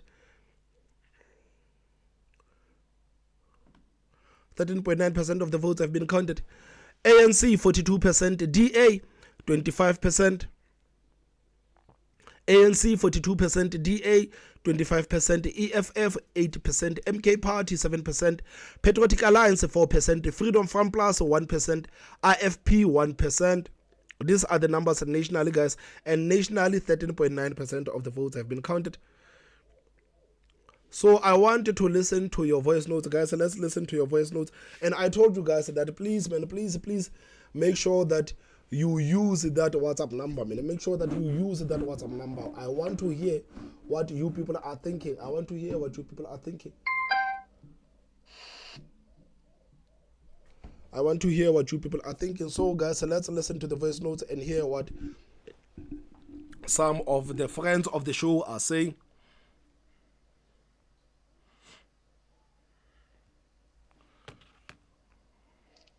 Hello, Thomas. Love the show. I just want to say, as someone from the Western Cape, I hope that the DA gets an ID. I hope that they go under 50% and they have to form a coalition with someone just so that they can be totally listened, because they're doing nothing with the Cape Flats, with the other side of the mountain. So my brother says that he's in the Western Cape and he wishes the DA to go under 50%, so that there can be some sort of coalition government in the Western Cape. And guys, do you think that if the DA goes under 50% in the Western Cape, do you think that they will go into coalition with the ANC? Do you think that is some sort of concession that could actually be made, that if we don't reach 50% in the Western Cape, we're going to go into coalition with the ANC, and if the ANC does not reach 50% nationally, they're going to go into coalition with the DA? Do you think these are some of the possible coalition talks that have been had between the ANC and the DA? Do you think these are some of the possible coalition talks that have been had? Because you think about it, man, if the DA goes below 50%, which political party do you actually think that is going to go into coalition with them? Clearly, they are not going to go with Patriotic Alliance, because Patriotic Alliance has shown their hands that they want nothing to do with the Democratic Alliance. So me personally, I think that if the DA goes under 50% in the Western Cape, there's gonna be some sort of concession between the DA and the ANC, and say, let's go under coalition here in the Western Cape, and nationally the ANC can go into coalition with the DA. I think is that you scratch my back, I scratch yours. You scratch my back, I scratch yours. There's another voice note, guys, that I want us to listen to. Hey Thomas. Aaron here from Durban, KZN, the battleground, as they've been saying, and all eyes on Durban, which often seems to be the case. What's going to happen next in Durban? You know, what can we expect next? I mean, yeah. I just want to say a big thank you for all the work that you're doing. I've been listening to you now for quite some time. I don't even remember when I started, but I just like your down-to-earth, sincere and heartful take on things, your own direct experience from the culture that you come from the country that you come from, just being very level-headed, very rational, very sensible, which is hard to find these days. And just again, that sincerity where I just feel like we almost, like I know you personally, and I'm kind of getting to know you more, on a more personal level. It was your lady's birthday yesterday. Your kids are there. You're sharing more about yourself, so it's like a friendship. And you've kept me company while making something to eat. I've been listening to you. You've been very informative for me, and I've really just enjoyed as your channel is the 360 experience with Thomas M. Yeah. And just so congrats to you, well done, and I mean I just hope your channel grows in numbers, and that you really are a positive influence for people, for black folks, of that generation, of the upcoming generation, to share their frustrations, their voice, and to fight the good fight. I really do feel that this election is about good versus evil, I absolutely think so. And it is a crime of what's going on, and it's heartbreaking for people like myself and you to see such the thought of, the ANC being in power for another 5 years and just the endless amount of suffering. I kind of look at it as if it's an abused woman, she's in this relationship with a man who just keeps on abusing her. And she, sometimes gets the courage to leave, and then, no, he's going to change. And then what happens is she catches another beating, and the more that she gets beaten, the more her own self-esteem, her own confidence starts to dwindle. And she just feels like, I'll be nothing without this man. This man is my life. He's my reason for living, and I don't know what life would be without him. And so a lot of the people in this country are in a abusive, toxic relationship with their political party that they actually see as their saviors, as their leaders, as their teachers, as their chiefs, when it's the exact opposite. It's really evil in plain sight. And so it's a tragedy. And how do we wake up these people? How do they come to their senses? You spoke about Thabo and Becky and the flip-flopping and that other guy, what's his name, then being very against the ANC, then going, then saying, no, you must support the ANC. I think it's, again, more psychological warfare, just to confuse the people, complicate things so they bamboozle, they can't even think for themselves. So much that's going on. And again, I also don't feel that we really know what's going on behind the scenes.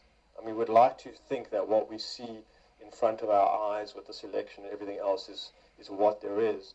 But in the world that we're living in, the lockdowns and COVID and all of that showed us that there's something else that's going on behind the scenes. So we don't know, but we still hope for the best, and and that the light will shine again, for South Africans, and the suffering will end to a certain degree, or lessen rather, because it's not going to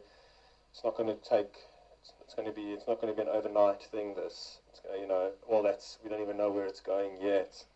So we just, wait with anticipation. Anyways, there's lots that I can share and say, but let me not take up more of your viewers' time. I appreciate the WhatsApp. I mean, I do write comments, but, I don't know, sometimes I'll watch a video of yours 3 to 4 days later and, add my 2 cents worth, and then I don't know how many people are reading that. So this is nice and fresh. I like this, that you've got this set up this way. So thank you, and I just want to, just say congratulations and good job. I mean, you've brought us, to this point, and you're taking us further, and I just really appreciate it. So well done, and continue doing what you're doing. Continue the good fight, man, because there's so few people that are actually doing it, which is absolutely scary. So you're doing an incredible job, and I just wish you all the best, and to your family as well, and God bless. We'll talk some more. I'll just share something else, my thoughts, and I do agree that the smaller parties perhaps didn't do enough. I think the DA did really try, but again, they didn't go door to door. Maybe they focused more on the cities where a lot of the, it's a denser population. They didn't stretch themselves too thin by going into the rural areas. And yeah, probably could have done more, but still they've come a hell of a long way. And the problem with the DA that I find, not to a fault to themselves, but the fact is that they're too sincere. You mentioned this before. They're not controversial enough.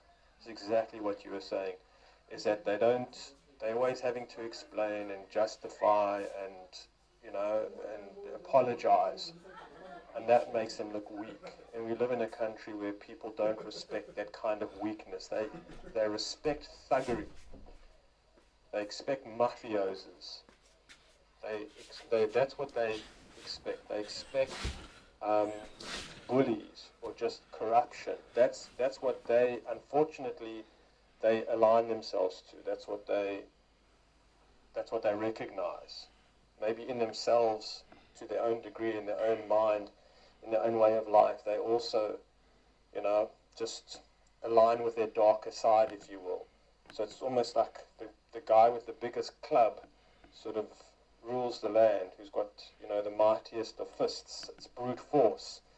And comes along with people like the DA, and they put their cards on the table to a large degree, And so what you see is what you get to a much better degree than it is with, let's say the ANC or something like that. They're better well organized. They've proven themselves. And again, what you said before with the smaller parties attacking the DA, more so you would think that the DA was the current leader, was the current government, the way the smaller parties, which is absolutely despicable.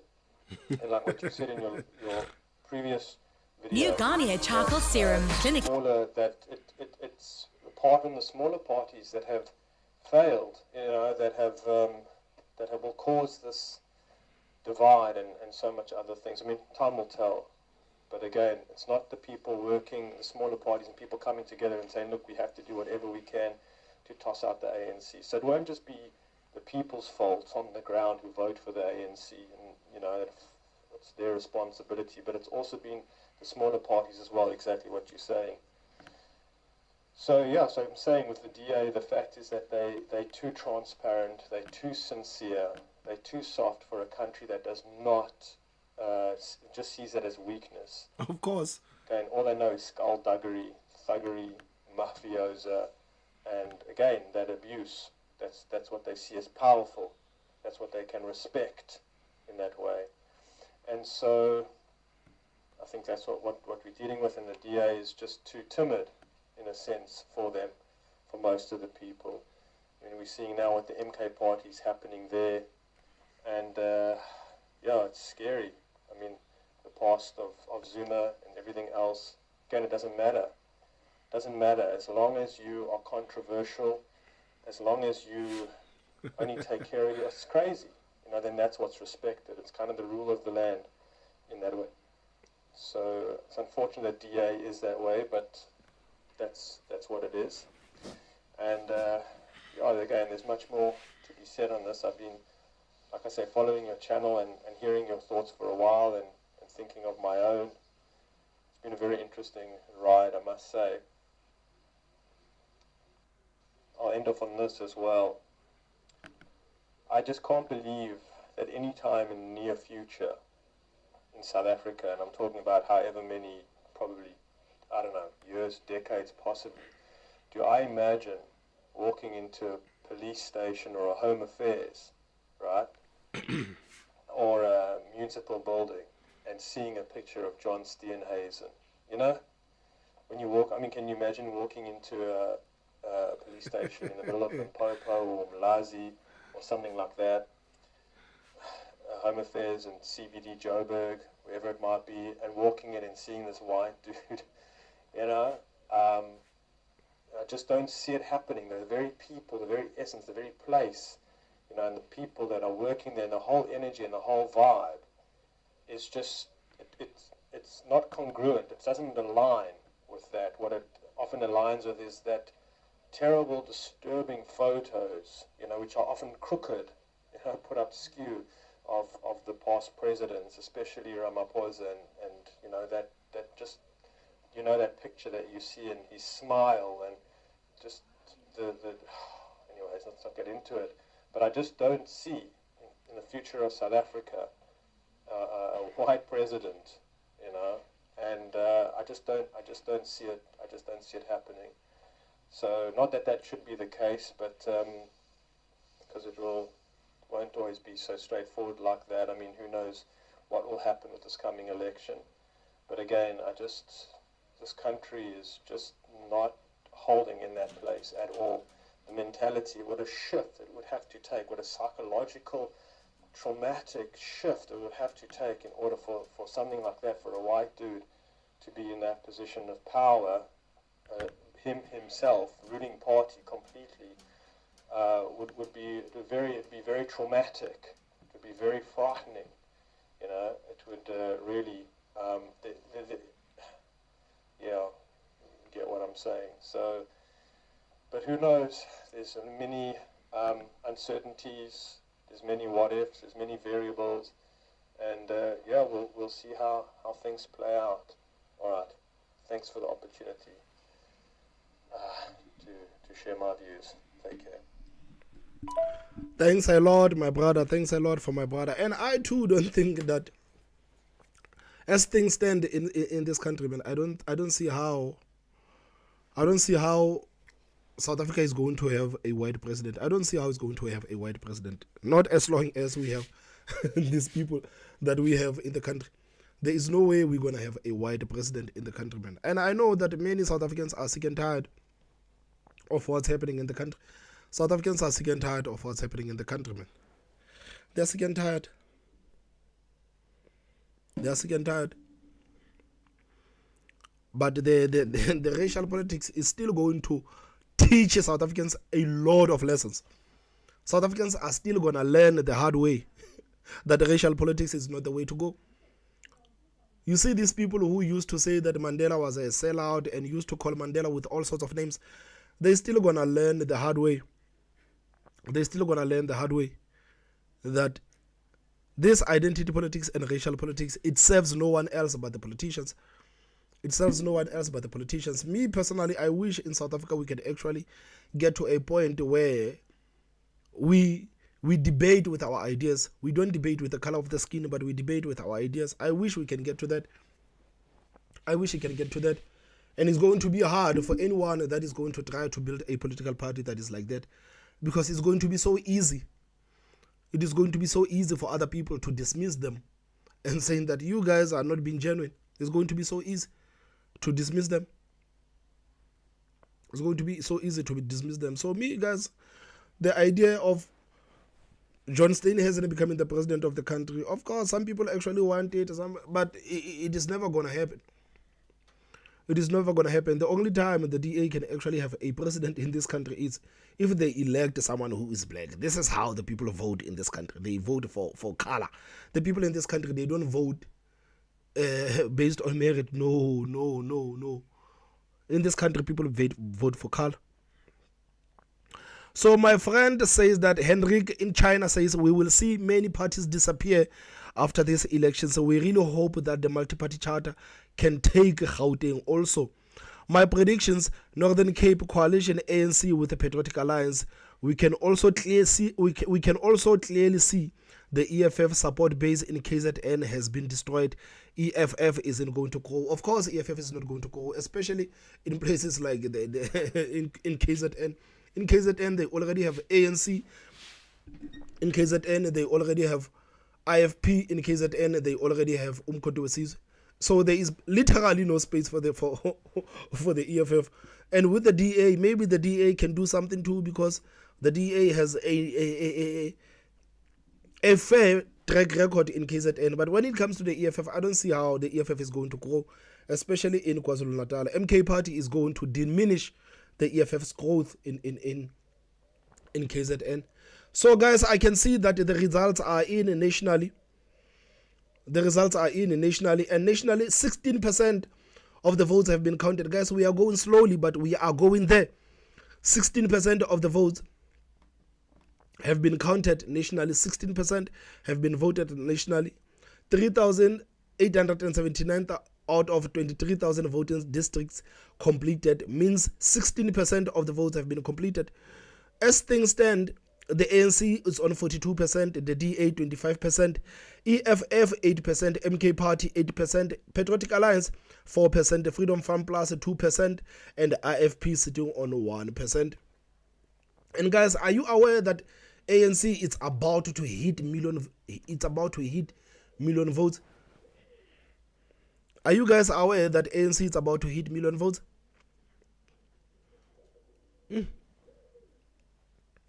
ANC is about to hit million votes, and the DA is about to hit 500,000 votes, and the EFF is going to 200,000 votes, and MK is trailing the EFF, man. MK is trailing the EFF, man. I'm starting to think that when this whole thing is said and done, MK will replace the EFF as the third biggest party in the country, and that is going to be the biggest bummer to Julius Malema. That is going to be the biggest bummer to Julius Malema, man. If MK could actually get rid of the EFF as the third largest party, this is going to be a bummer. Guys, let's take a call. Let's hear what another friend of the show has to say. Thomas Mabaso, hello. Good morning, my brother Thomas. I'm good, and you? I'm all right, my brother. I'm calling from Mpumalanga. Yes. Yes. I can tell you this. I've got a few predictions. Yeah. Which I think are gonna come through. And what I can tell you is that South Africans need to prepare themselves for the West. Man. This is like a train. As Vuso Tembukayo said, thing is like a train, and you cannot stop it. Yeah. You stand in front of it, you get hurt. Yeah. It is simple what is going to happen, my brother. I remember Vusi Tembekwayo saying that one day South Africa is going to hit the bottom, and there is nothing that we can do to stop. You cannot stop it. So what is going to happen is, and most of the polls have been, what is going to happen is that the ANC is going to get around 42-43%. Yeah.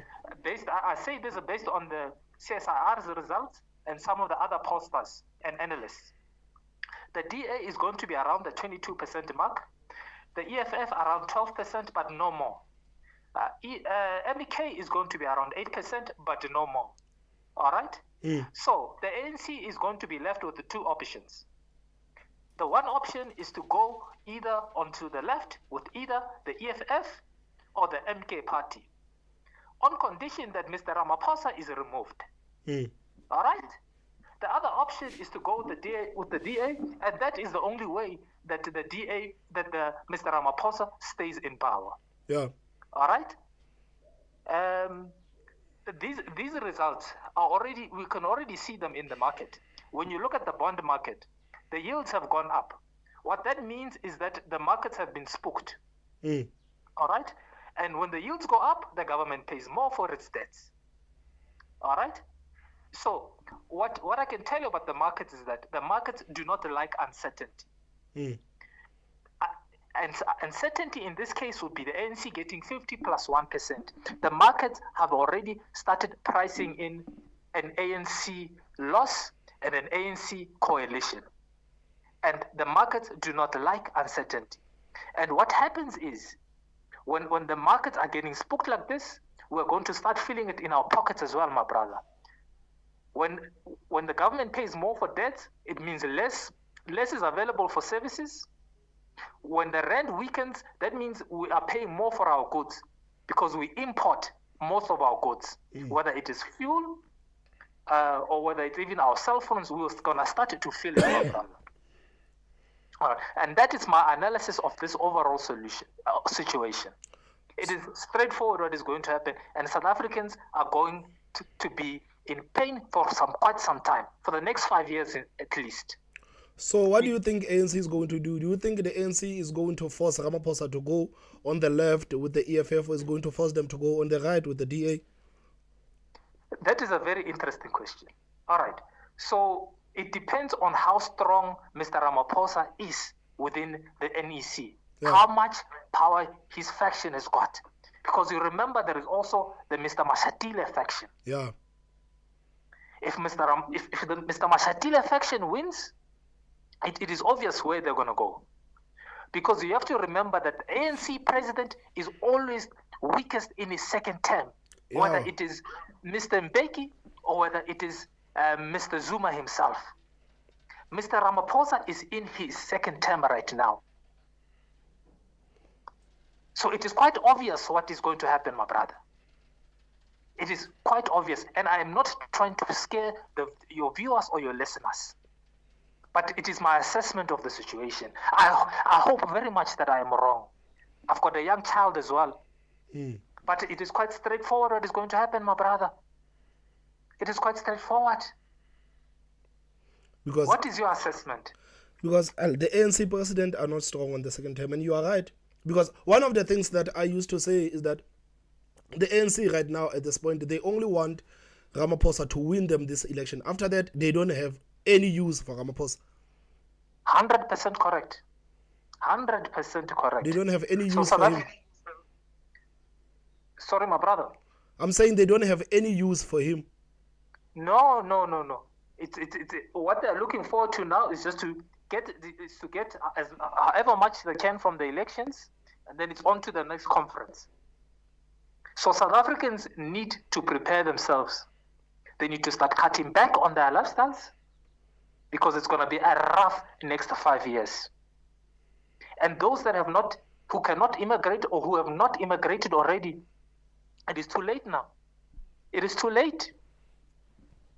It's going to get bad. It is going to get worse. So we can continue talking about it on your show, and I love your show very much, but it is quite straightforward what is going to happen. I thank you for your time, my brother. Thanks a lot, my brother. Jeez, guys, what do you think about that caller, man? What do you think about that caller, guys? My brother in Mpumalanga saying, guys, things are going to get worse. Things are going to get worse. Things are going to get worse. Guys, please make sure that you call in. Call in. Let me hear your thoughts, man. Let me hear your thoughts. Guys, please utilize those numbers that I pinned there. Please utilize those numbers that I pinned there. Call me. Tell me your thoughts, guys. Tell me your thoughts. We have all the time in the world. I'm not going to cut you because we have to go to an air break. I'm not going to do any of that. I want to hear your thoughts. It is so interesting, because this is what I have been saying, that when you look at the ANC, when you look at the ANC, the presidents of the ANC in the second term, they are weak.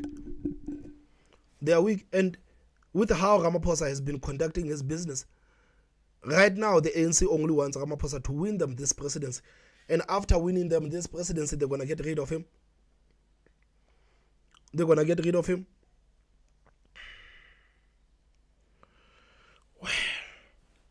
Guys, I got another message from Kwezi. Says, hi Thomas, the problem with people of South Africa is most of us lack political consciousness.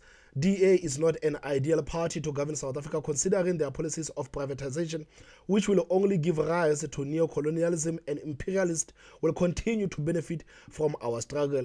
As for the ANC, it has proven that it has no interest in developing this country. We simply need a leader who is going to focus more on the development of this country through socialism. This is what Kwezi is saying, guys. Kwezi is saying that the DA, we must not look towards the DA for solutions. And even the ANC, it has failed these people. We need a leader that is going to develop this country through socialism. What are your thoughts about what Kwezi just said to me? Guys, please utilize those numbers. Man. I want you to call in. Let's turn it into a full show.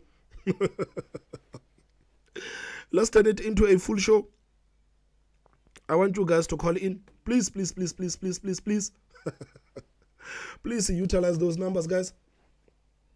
Let's hear what these people are busy saying here in the SABC. Of course, it evolves in different ways, but now the discussion is around whether or not the governing party will be able to pass that 50% threshold. What is interesting to also note is typically where the ANC support comes from. You know, in many instances, where you are in the country, it appears matters for the ANC. Definitely, you know, I mean, we were chatting and I told you it's interesting, 30 years in democracy for me, we are still asking how much is the ANC going to get, which seems to be a constant theme within our electoral journey. So, you know, I think if you look at the spread of ANC support and kind of how the parties I don't want to use the word identity, it's a bit too strong. So let's say rather support base has changed and shifted. It really does seem in these early days that the rural vote really matters. You know, that your ANC strongholds, for example, within the Eastern Cape, that the party had used as well to bolster its support at national level do become critical, but their voter turnout is also crucial. So you need to know who is going to the polls. Are we having voters going out to the polls, casting their votes for different parties, or are we having some party supporters going out to the polls to vote for their party and possibly ANC supporters rather abstaining and staying at home? And we will only know a bit more about that, of course, once more of the results are in and we can kind of start really looking at what the voter turnout was in various rural provinces. Fascinating, only the beginning. I'm sure we'll hear a whole lot more from you. Professor Jolene Steyn-Kotze, thanks very much indeed. I understand you'll still be around, so we'll hopefully be able to ventilate some of these issues in just a short while. But let's get you a sense of what else is taking place throughout the country. In Parys, we've got our reporter Kamogelo Siekwe, who's been watching developments. And Kamogelo, today is all about the elections. The results of these elections. What are you seeing and hearing?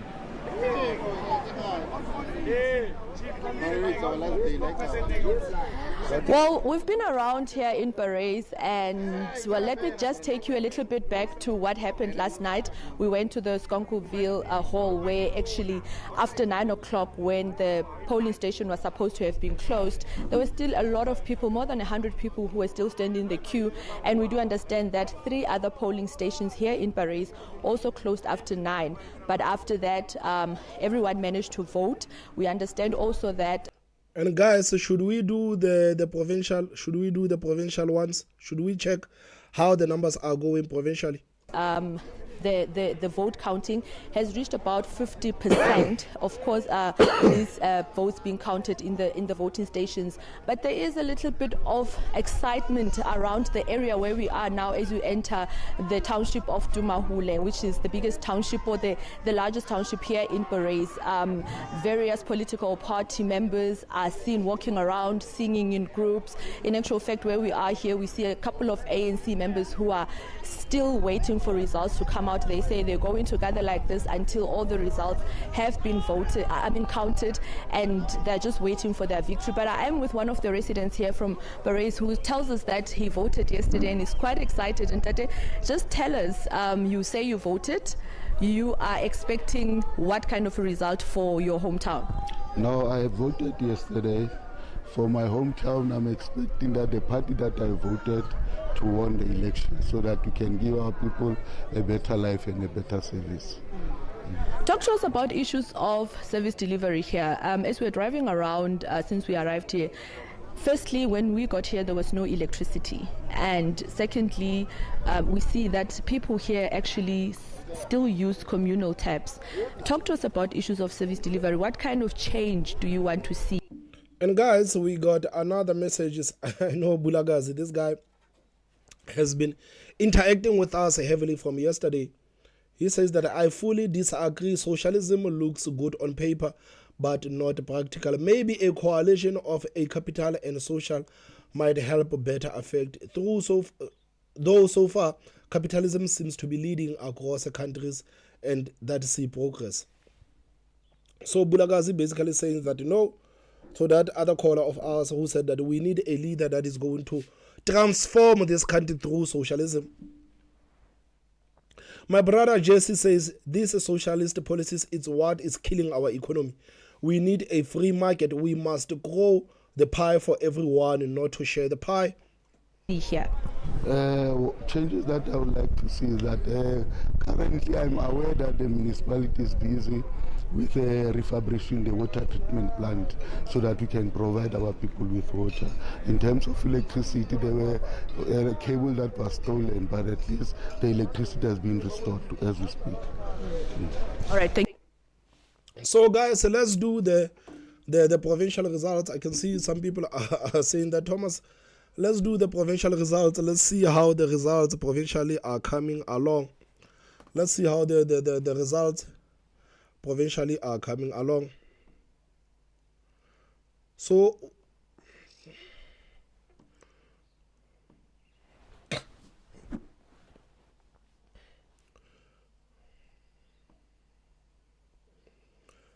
guys, provincially,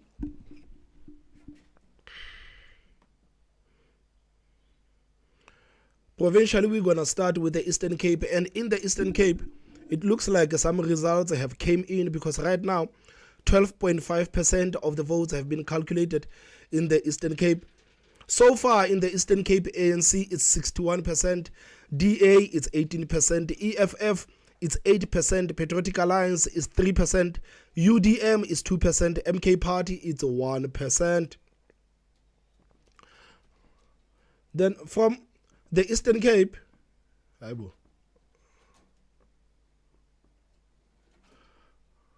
so from the Eastern Cape, we're gonna go straight to Free State. And in the Free State, it looks like again some of the results have came in. 24% of the results in the Free State have been calculated. And in the Free State, ANC, it's on 53%, DA 22%, EFF on 11%, Freedom Front Plus on 3%, MK Party on 2%, African Congress for Transformation, Ace Magashule is on 1%. It looks like Ace Magashule is starting to pick up steam here in the Free State. So from Free State, we're going to go straight to Gauteng Maboneng. And in Gauteng, you remember guys, last time when we did the results for Gauteng, only 5% of the results were calculated in Gauteng. But right now, it looks like 8.5% of the ballots have been calculated in Gauteng. So as far as things are standing, in Gauteng, ANC is on 37%, DA is on 27%, EFF 10%, MK Party 10%, Freedom Front Plus 2%, Action SA 2%, Patriotic Alliance is on 1%. So from Gauteng, we're going to go straight to KwaZulu-Natal, the highly contested KwaZulu-Natal. And in KwaZulu-Natal, 7% of the votes have been calculated thus far. In KwaZulu-Natal, MK Party is on 42%, ANC is on 21%, IFP is on 15%, DA is on 13%, EFF on 2%, and NFP on 0.9%. From KwaZulu-Natal, we're going to go straight to Mpumalanga. We're going to go straight to Mpumalanga, the city of David Mabuza. In Mpumalanga, 13% of the votes have been calculated. ANC is on 56%, MK Party is on 16%, EFF on 12%, DA on 8%, Freedom Front Plus on 1%. And guys, from Mpumalanga, we are going to go straight to the Northern Cape. In the Northern Cape, 58% of the votes have been calculated in the Northern Cape. So as things stand in the Northern Cape, the ANC is on 46%, DA on 25%, Patriotic Alliance on 10%, EFF on 9%, Freedom Front Plus on 2%, and WCM on 1%. So from Northern Cape, we're going to go straight to Limpopo. And in Limpopo, 5% of the votes have been calculated. In Limpopo, the numbers are moving very slowly. Only 5% of the votes have been calculated in Limpopo. In Limpopo, ANC is on 67%, DA 12%, EFF 11%, Freedom Front Plus on 3%, MK Party on 1%. And from Limpopo, we're going to go straight to Northwest. In Northwest, 11.6% of the votes have been calculated. In Northwest, the ANC is 61%, EFF is 15%, DA is 12%, Freedom Front Plus is 4%, MK Party is 1%. Then from Northwest, I think we're going to end with the highly contested Western Cape. The highly contested Western Cape. So in Western Cape, 23% of the votes have been calculated in the Western Cape. 23% of the votes have been calculated in the Western Cape. As things stand, the DA is sitting on 48%, ANC 21%, Patriotic Alliance on 11%, EFF on 4%, Triple C on 2%, Freedom Front Plus on 1%, ACDP on 1%, Good Party on 1%, Al Jama on 1%. Guys, this is how things are standing right now provincially. Let's see if nationally, if the numbers have actually changed nationally. Because last time we checked nationally, only 16% of the votes were calculated nationally. Let's see if the numbers have actually moved up. Yes, the numbers have moved up nationally. Nationally, 17% of the votes have been calculated. The ANC is on 42%, the ANC is on 42%, DA is on 25%, EFF is on 8%, MK Party 8%, Patriotic Alliance 4%, Freedom Front Plus on 1%, and IFP on 1%. What do you guys think about the results nationally and provincially, and how do you think, or how do you predict these results to change? Thank you so much for your time. We saw also Ayanda yesterday, as you would have seen, Ace Magashule, who is the leader of the African Congress of Transformation, voting here. His members also expecting that a good result will come from that. We understand that this is actually his stronghold, and he might actually get something from the Tandai, I know you say, how do I see these results for myself? Which website is it, if I may ask? Go on IEC, and after going on IEC, you will see the election results. Then you will press this area. However, you remember that he is not on the regional ballot, so the people his people were not able to vote for him on the regional ballot, but on the provincial ballot he was there. So we will wait to see, in terms of rankings, whether he will get a seat in the provincial legislature, because in terms of the regional, that one is out. With that, it's back to you in studio.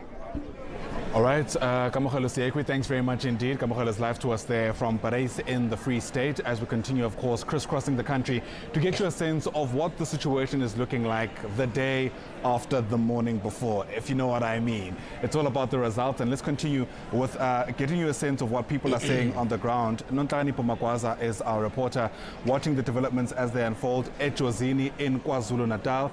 KZN, of course, Nontanipo still very top of mind for many people because of the many different moving parts there. Okay, Sam, let me see the diaspora votes. Let me see if I can find the diaspora votes. Good morning, Ayanda, and to the viewers at home. Yes, as you've said earlier on this morning, we woke up just to visit a couple of voting stations that are closer to us. As you know, that Umkhanyakude is the second largest district here in KwaZulu-Natal. So places are very far apart.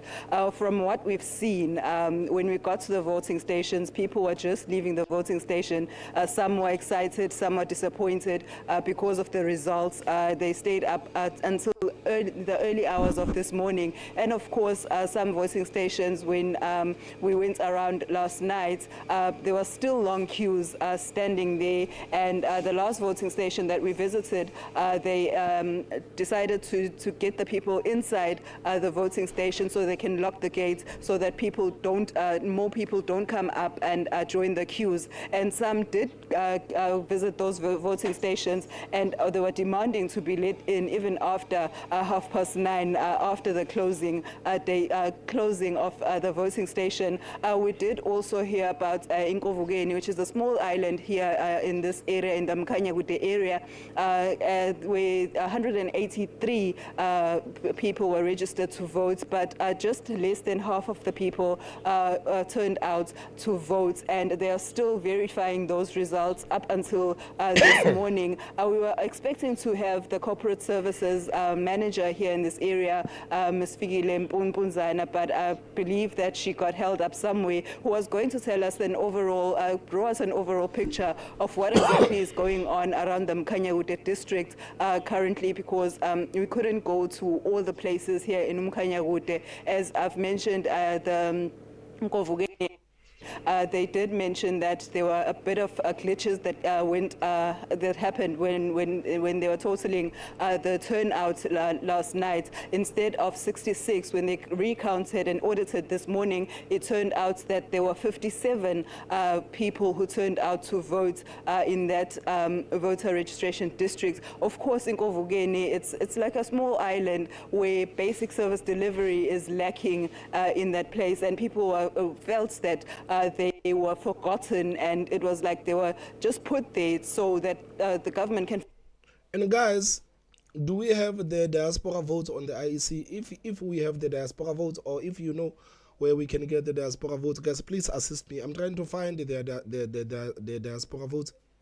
Forget about them. That's what the sense of what we got when we visited that place last time. And of course, I believe that the corporate services manager is here, who will be drawing us an overall picture, Ms. Fikile Mpunzana, who will be telling us about what exactly happened around the district. Ms. Mpunzana, thank you so much. We do understand that our results are trickling in. We did see in some voting stations that they have finished counting the votes, and the results are out. People were excited in those voting stations that we visited. If you can just draw us a picture on the whole Mkhanyawute district, how are things currently going? Okay, thank you very much. We in Mkhanyawute, we have just about 372 voting stations, and currently counting. Except for Umsiyane in Jozini, they are still counting. We're just waiting for the area manager to confirm if they are finished. But currently, we are just busy capturing results. As you were saying, last night people were still standing in queue even after 9 o'clock. Up until 10 o'clock, people were still waiting to vote. Did all the people get to get the chance to cast their votes? Okay. Yes, they did. What happens is we've got ways and means to ensure that everybody in the voting station votes. We have programs like voting centers, where we have a voters roll with a large number of people, and we split the classes into substations, and we allow people to vote in those voting stations. And we also have what we call streaming in voting stations that do not qualify as voting centers.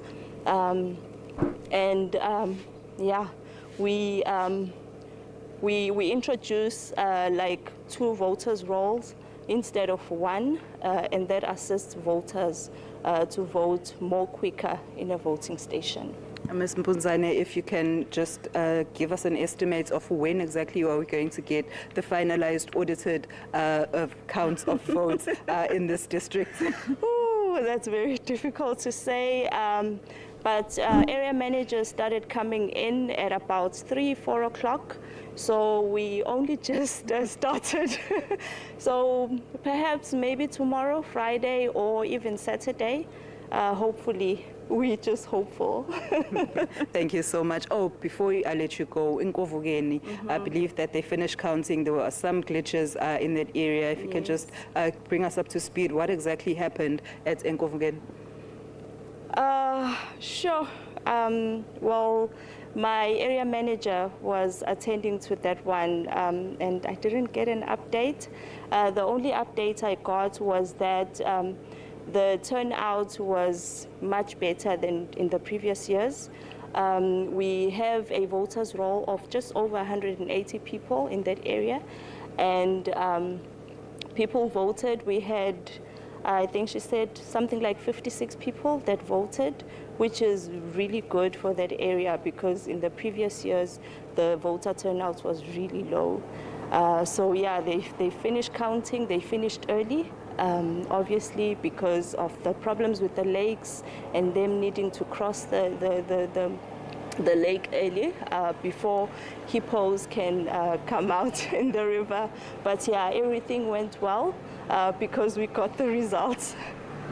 Yes. Thank you so much. Thank you. That was Corporate Services Manager in the area, Ms. Fikile Mpunzana, telling us about that they're still counting their votes, they're still auditing the votes that are, or capturing the votes that are coming in. And we did speak to a couple of people who didn't find their name on voter on the voters list yesterday, and some are blaming the Section 24A Act, saying that it's because of that there were long queues in several or mostly all voting stations in the area, while some areas had no voters standing in queues. They were just going in and coming out, and they were saying that if there was no Section 24A, they would have been able to distribute the people who were voting, who had long lines, to the stations that had no lines. Back to you in studio, Ayanda. All right, Nonhlakanipho Magwaza, thanks very much indeed. Nonhlakanipho was live to us there from Ejozini in KwaZulu-Natal as we continue telling the story of elections 2024. Let's bring you back to our studios here at the National Results Operations Center, continue making sense of what's being said, perhaps what's not being said, with just over 16% of the national count so far being tallied. It places the ANC at 42% so far and counting, the DA at 25%, and the EFF running off the top three at 8.5%. The picture has been changing constantly throughout the morning. I imagine it'll continue doing that until the bulk of the results have been tallied. Dr. Ntsikelelo Breakfast is our political analyst with us here in our studios as we continue making sense of everything and sundry, so they say. Dr. Breakfast, welcome back. Great to speak to you again. Thank you very much for having me. I wanted to touch on the remarks by Gwede Mantashe. He's obviously among the senior leaders who are on the floor, so to speak. He, of course, is the chairperson of the ANC. A number of questions were asked. Inevitably, there's going to be a question around the prospects of coalitions and whether or not the ANC has already started thinking about horse trading. So, I see a comment from Basil saying, Thomas, if I call in, is it okay if I slur a bit? We have freedom of speech, come. We have freedom of speech, come. He completely dismissed it, flat out saying that the ANC is not even entertaining that prospect. Is he just putting up a brave face, or do you reckon he has a leg to stand on? I think starting democracy is easier than maintaining it, because democracy is not an event, but a process. So it's a process that we have to deepen or consolidate. But the question is whether we have a democracy or not, because in a democracy, the losers must accept that they've lost. And the question is, if the ANC loses, will they ever accept that they've lost and let go of power? So the issue of whether we are going to have a coalition arrangement or not doesn't depend on him. It depends on two factors. One, it depends on the fact that there won't be an outright winner, and the fact that the environment at the moment is fragmented. You know, coalitions are one thing, but we have a history in this country of collaboration at a political level that has unfolded in a different way. The concept of a government of national unity is something we've seen before.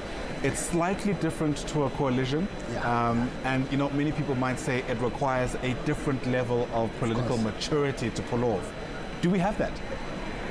At the moment, yes, we do have coalition arrangements, if I understood you well. Well, it's more the political maturity to pull off a government of national unity. No, I don't think the country does have that at the moment, because when coalition partners come together, they only discuss musical chairs, not models of development that will be employed in pursuit of improving the lives of the people for the better.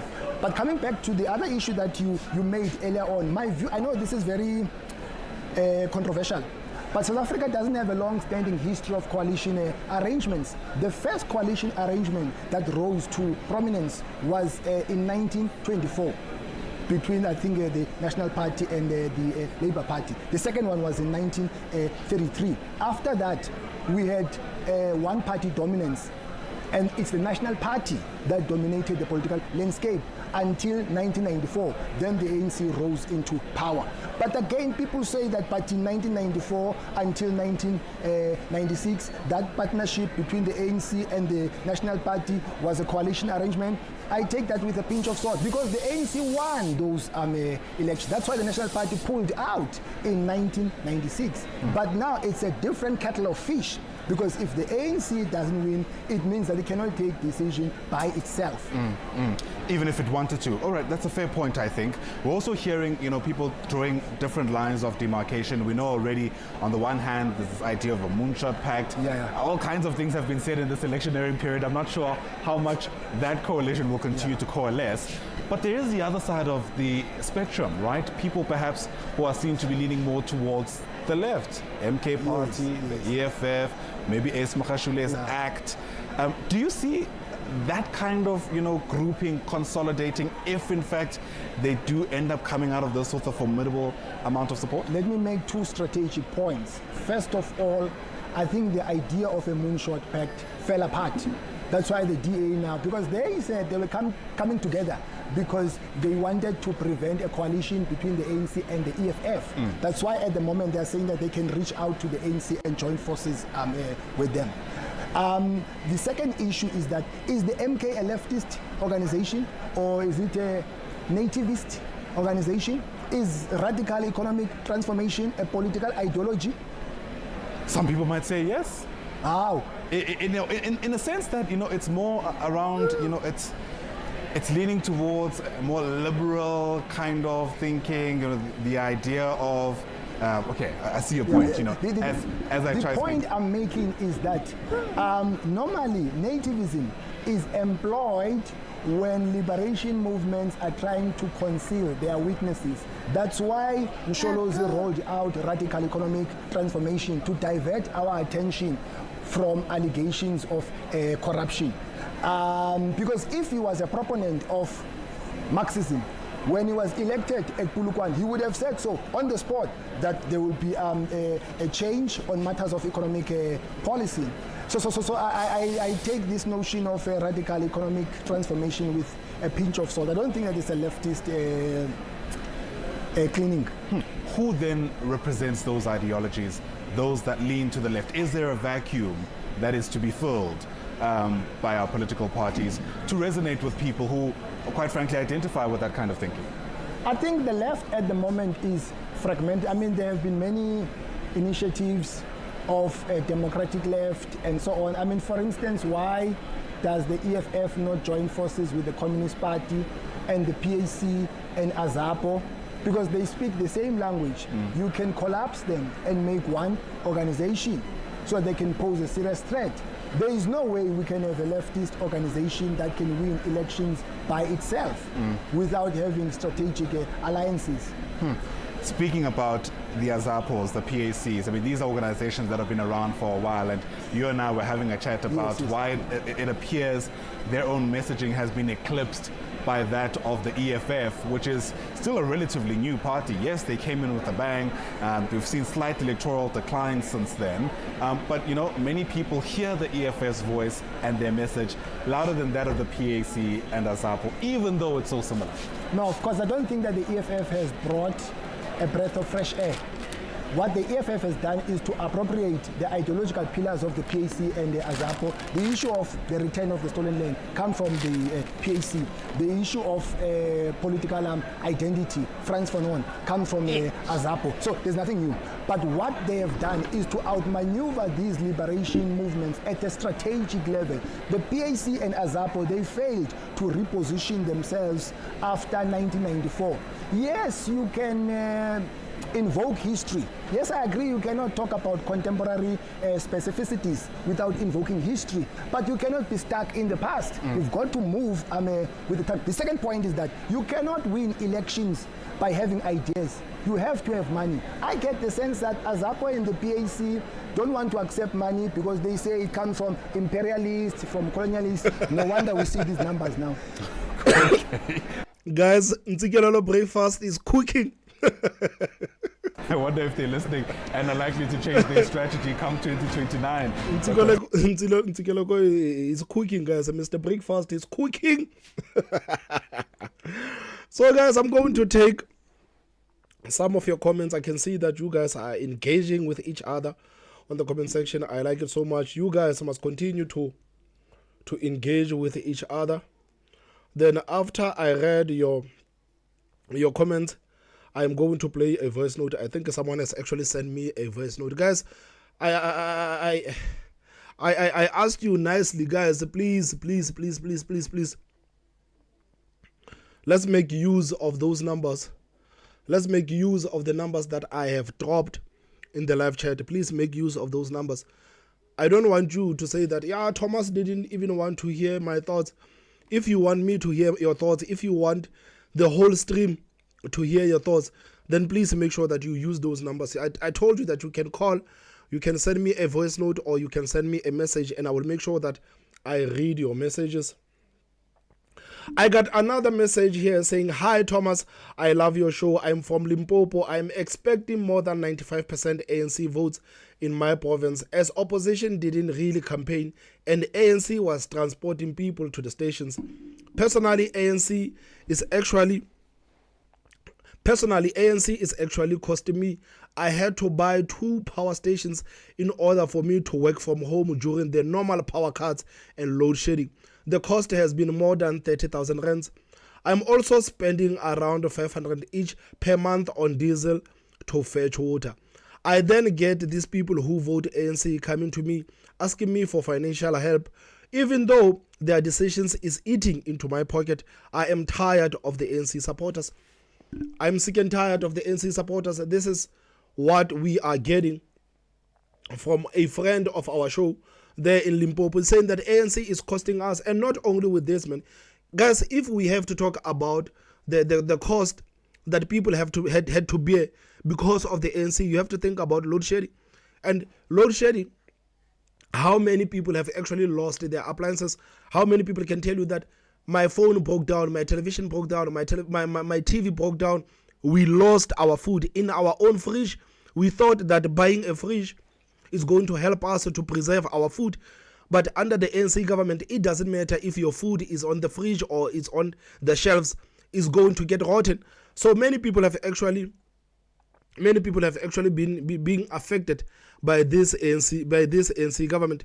Many people have actually been affected by this ANC government. I get my friend again saying that, Thomas, can I call in again? I told you guys that you can call in, and I do encourage you to call in.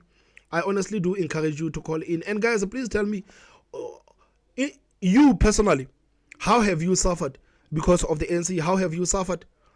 How have you suffered because of the ANC? My friend Bulagazi says, Ntsikelelo breakfast is on fire. Ntsikelelo breakfast is on fire, man. Many people, guys, they had to endure many costs because of this ANC government. Because of this ANC government. I mean, right now, we have even normalized buying water. We have even normalized buying water because we cannot even drink the water that comes out of our taps. Show my brother. Hello, my brother Thomas. Yeah, my brother. Yes, I just wanted to add some commentary further from what I said in the morning, as well as just reading the comments of the other viewers. Yeah. As much as I do not like the ANC, what we are seeing is democracy in action. How the people are voting, because you have to understand that in a democracy, you have choices and you vote according to what works for you and what resonates with you. Yeah. So I can understand why some people will vote for the ANC. First of all, and this is not me saying the ANC are good or are bad, but first of all, the ANC, when they do provide it, they provide free electricity for the poor. When they do provide it, they provide free water for the poor. When they do provide it, there is free schools or no fee paying schools. Mm. And they provide this up to university level when they do provide it. They also provide those who are unemployed with the grants. They also provide the elders with the pension. They provide the mothers also with money for their children. So I can understand why the people would vote for the ANC when you see how dire the situation is out there. So people maybe also need to put themselves in the position of the voter, especially the rural voter, and understand the gap that the ANC fills. There's other things that they do. There is free health care via the clinics. Do you get what I'm saying about the ANC? They are not all bad, as much as what the media and what is being said out there. Mm. This is democracy, guys. Do you understand? This is what was fought for. So we cannot be angry at the choices that the people have made. Yes, the middle class might be feeling that they are being let down by the other voters, but this is democracy, guys. But I think the issue comes with the people that are paying, because of course it is nice to say that the children are going to school for free. It is nice to say that people are getting all of these things for free, but at the end of the day, someone is paying for them. And I think the people that are paying for everything, they are starting to wake up and saying, guys, no, we cannot continue to pay like this. Because right now, at this point, it looks like the ANC is not even interested in making sure that this country prospers. Because if people work for themselves, you know the trend that actually happens in this country. When people work for themselves, generally, they don't vote for the ANC. Do you agree? Yes, that is a very valid point you are making. If people are unemployed, if someone is unemployed, it is so easy for them to say that I'm going to vote for the ANC. But as soon as someone starts working, start paying the taxes, start feeling the pinch that other people have been feeling for years, they're no longer going to vote for the ANC. So do you blame the people that are sitting there and thinking that maybe this whole thing is done deliberately? Maybe the ANC is doing all of these things deliberately so that they can continue having the support? That is a very, very good point. But as I said, if they are doing it deliberately and the people cannot see it as what you are mentioning, it is democracy still. I mean, it is what it is. Yes, it is democracy, but the people that are paying, I'm talking on behalf of the people that are paying, because even some of the people that have enjoyed some of these things for free, like, I'm not going to lie, I'm one of those people who actually enjoyed some of the benefits coming from these people.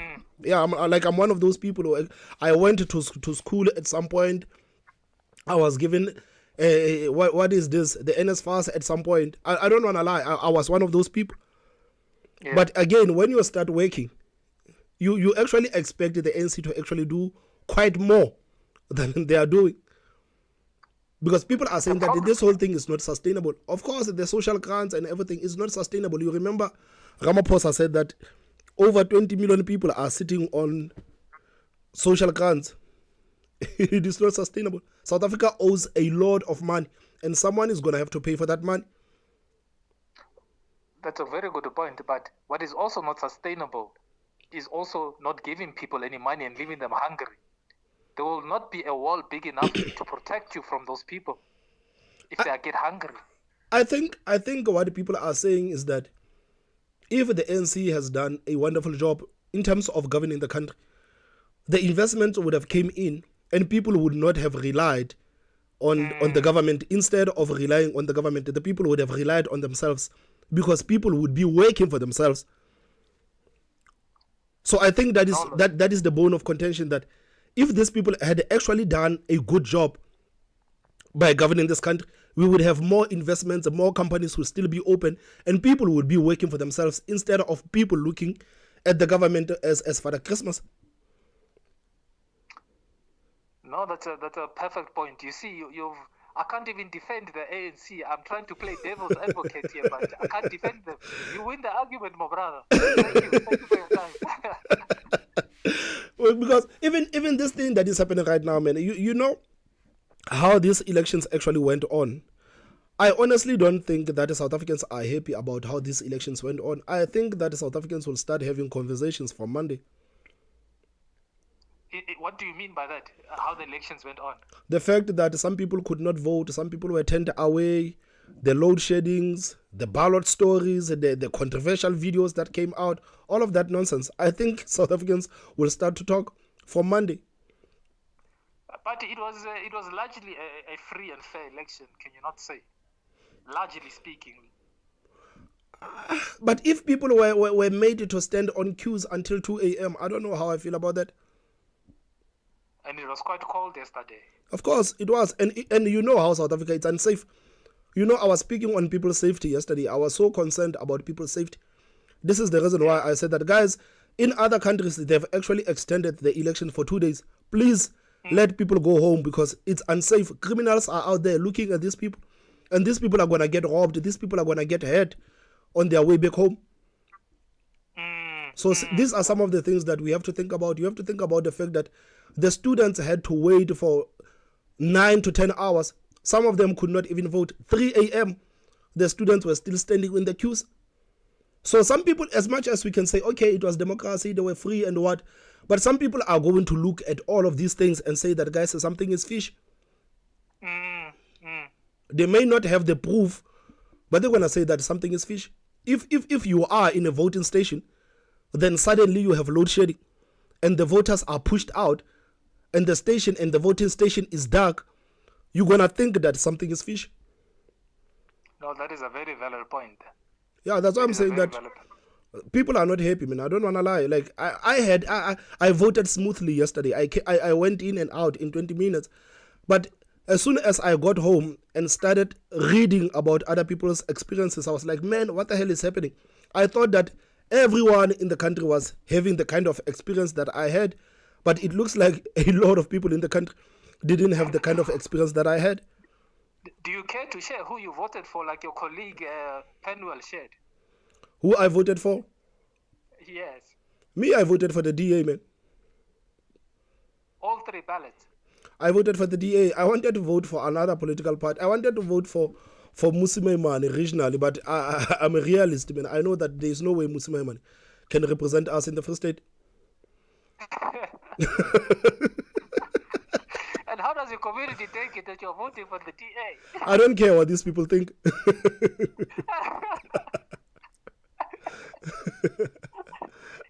You're very brave to say it on a public platform. Yeah, I don't care what people... And ANC voters, they hide their votes. Yeah, I don't care what these people think, because at the end of the day, someone is going to vote for their own political party. And after all, there is not a political party that is perfect. Some people are going to come out and say that I voted for Freedom Farm Plus. You can always find something wrong with Freedom Farm Plus. Someone will come and say that I voted for Action SA. You can still find something wrong with Action SA.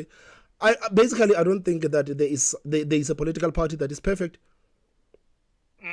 Not political party is perfect, but you have to look. Me, I look at the political parties and I look at the track record.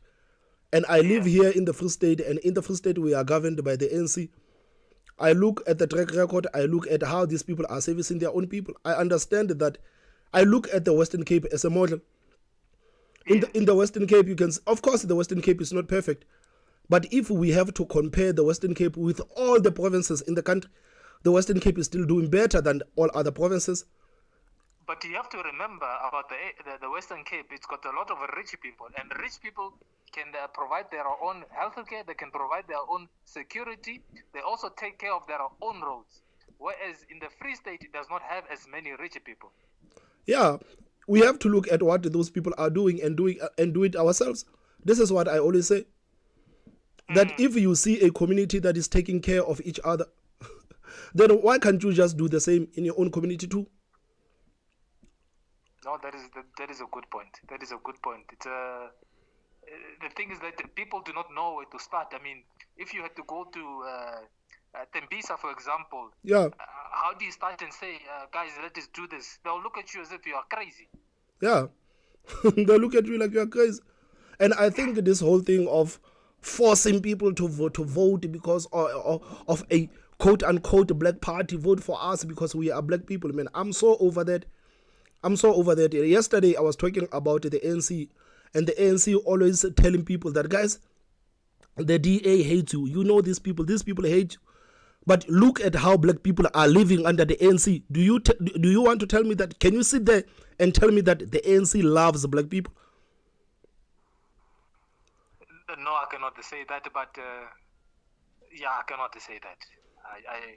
In fact, the only thing I can say the ANC shows love is maybe with the grants. Yeah, the ANC only love themselves. Look at Ekurhuleni. Ekurhuleni was governed by ANC and the EFF. The two political parties, they say that we are pro-black political parties. Pro-black, we love black people. But do you see how filthy that place is?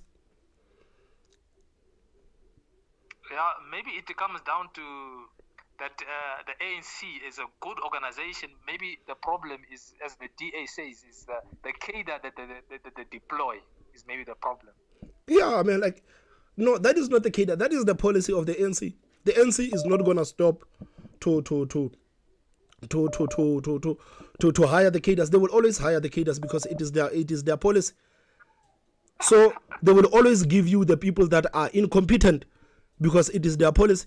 Once you join the ANC, after a long time, you are a good standing member of the ANC. It doesn't matter whether you are qualified or not qualified. You're going to get some position somewhere. And this is the reason why we are here today. And it will not change from what we can see in the results. It will be a ANC and a EFF or MK. Of course, it's not going to change. It's not going to change. If you look at MK comes from the ANC. Jacob Zuma was the president of the country for 9 years. Now he's talking about we need to get rid of Roman Dutch laws. We need to get rid of what. But this guy was the president of the country for 9 years. He didn't do any of these things that he's talking about today. Oh, we live in scary times. But no, I thank you. Thank you so much for the opportunity. Thanks, my guy.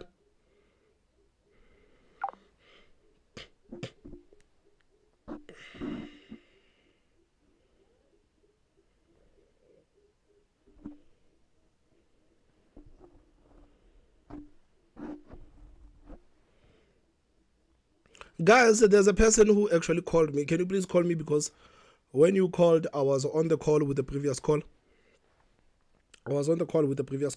I have another message here saying that I feel like poor people vote selfishly. Even when they doom us all, they don't want what is best for them. Rich people do the same. It's only the middle class that tries to make both poor and rich happy. And we end up being an extra doomed. Of course. Of course, the middle class in South Africa, man, is tired. The middle class in South Africa is tired, man. They are sick and tired of being Father Christmas. They are sick and tired of paying for everything. Just like the caller right now. Like I'm telling him that nothing is for free. Nothing is for free. We can sit here and say that this is democracy. People are getting free things, but nothing is for free. Someone is paying for them. And it looks like the people that are paying for these things,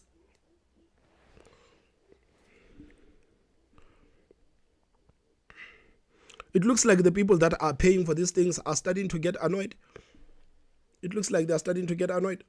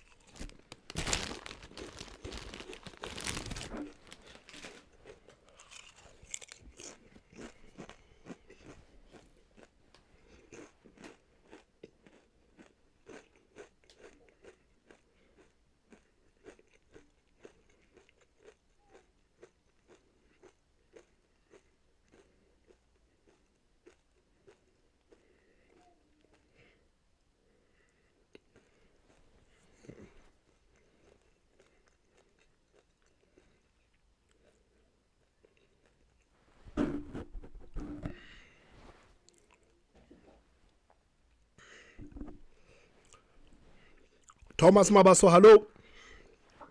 Hey, good morning, my brother. I'm good, and you, my brother? How are you doing, Thomas? I'm good, my brother. How are you? I'm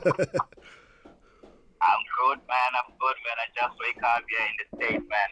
Yeah. Hey, man. Thanks for taking my call. I hope you hear me very well while I'm driving. I'm on my way to work. Yeah, we can hear you clearly, my guy. All right. My brother, I just want to mention some few points here. Yeah. The first thing I want to say regarding with the last speaker is looking like the guy who just get off on the phone. He's a spokesperson of ANC. He's kind of sympathetic to the ANC. the way he sounds to me, you know, he's a spokesperson. Or in somehow, you know, in some way, you know, like, you know, I mean, all these grants that he's talking about that people enjoying is not money from the ANC, it's from the taxpayers. Of course. You know? Of course. And people glad as if ANC is doing this. Hell no fucking no. Let us speak the truth. Yes. ANC is doing no shit. Everything that has been provided is for the taxpayer. Yes. You know? It's for VAT. You know, if you go and buy anything at a store, you pay VAT. Yeah, so that's your money. It's absurd. It's absurd, man, because everything that people are enjoying for free, someone is paying for it. Exactly. Someone, You know, somewhere. And then I mean, it puzzles me when people are, you know, saying this, ANC is doing this, ANC is doing that. Oh, I mean, this is nonsense. They are doing what they were supposed to do with our own money as taxpayers. Yes. You know? I mean, I will give you a scenario what happened before Julius Malema was expelled from the ANC. He came here in Miami along with DJ Fresh and who I think was DJ Cleo. You know, at that time Malema was still a fat dude. You know. Yeah. He was a fat dude, and man, and you know, he was drinking expensive alcohol in the club, you know what I mean, and showing off, like, you know. As usual. Man, as usual, you know. You know what I mean? And then, man, he was saying all this nonsense, like showing off and stuff like that. And then, you know, it happens that, I mean, I don't drink, man, you know, but, you know, I was there. Like, you know, I mean, you know, when you're away from home, there are times where you just want to get a taste of home, you know what I mean? You know, if there's some internationals who are, you know, who are coming to visit and stuff like that, you know. So, I mean, I saw this guy, and then in fact, like, I was like, wow, you know, this guy is, like, he's full of himself, you know? Really, you know, with ego and shit. But let me move away from that. Yeah. Let us not sugarcoat. I mean, ANC has messed up so much. Bad. I don't care who says what. Of course. You know, and those people who are still supporting ANC, especially the youth, you know, I feel like, I'm sorry to say this, I mean, they are the enemy of the progress. Yeah, of course. You know, they are the enemy of the progress because of ANC has set us back, like, compared to, like, you know, I mean, I would rather prefer to be, you know, to be used by my enemy or to be oppressed by my enemy than being oppressed by a person who calls himself my brother. Yes, of course. Like, by the person who, of course, you like, know, a person this is what who knows my species. This is what I say every time, that when black people are mistreated by the black leaders, it is more painful. Exactly. It is more painful. To me, it's more painful because of they come in the name of like, I understand your situation. I mean, you know, I'm Yes. gonna do this, but they turn around and do the opposite thing. So I mean, at least my enemy, I know that my enemy is my enemy. He's got no good intention whatsoever about me. Exactly. You know. Than you coming Igundwane, Lumal police, I don't know how can I say it in English, Yes. And try to, comfort me with the lies. No, man, comfort me with the truth. Even if, how painful it is, but at least I know. And you said, you voted for DA. I don't blame you, my brother, and you did the right thing. And then this thing that the ANC and the EFF and the other parties has been scaring people saying, if you vote for DA, DA is going to take us back. Fuck hell no. They are This crazy. is 22. They are crazy. I live here in the United States, my brother. I'm telling you, I have kids of my own Of course. who are going to schools, private schools, Worthington Christian. You know what I mean? There is not such a thing of of course there are some instances here and there. Why? Because of the environment. Yes. You know what I mean? But I can tell you so, Mfethu, when I moved to here in the United States back in the early 2004, I was at the University of Kansas City in Kansas. You know, my brother, people that I thought they're gonna show me around, they're gonna welcome me very nice, show me some, around the place, just to show me some love as an African brother. I thought it was gonna be black, but guess what? None of them. Only white people. Only white people who show me United States and show me some love, take me around and show me places. And you know what's happening. And you know what's happening is that majority of black people, they have been shamed into voting against their interest.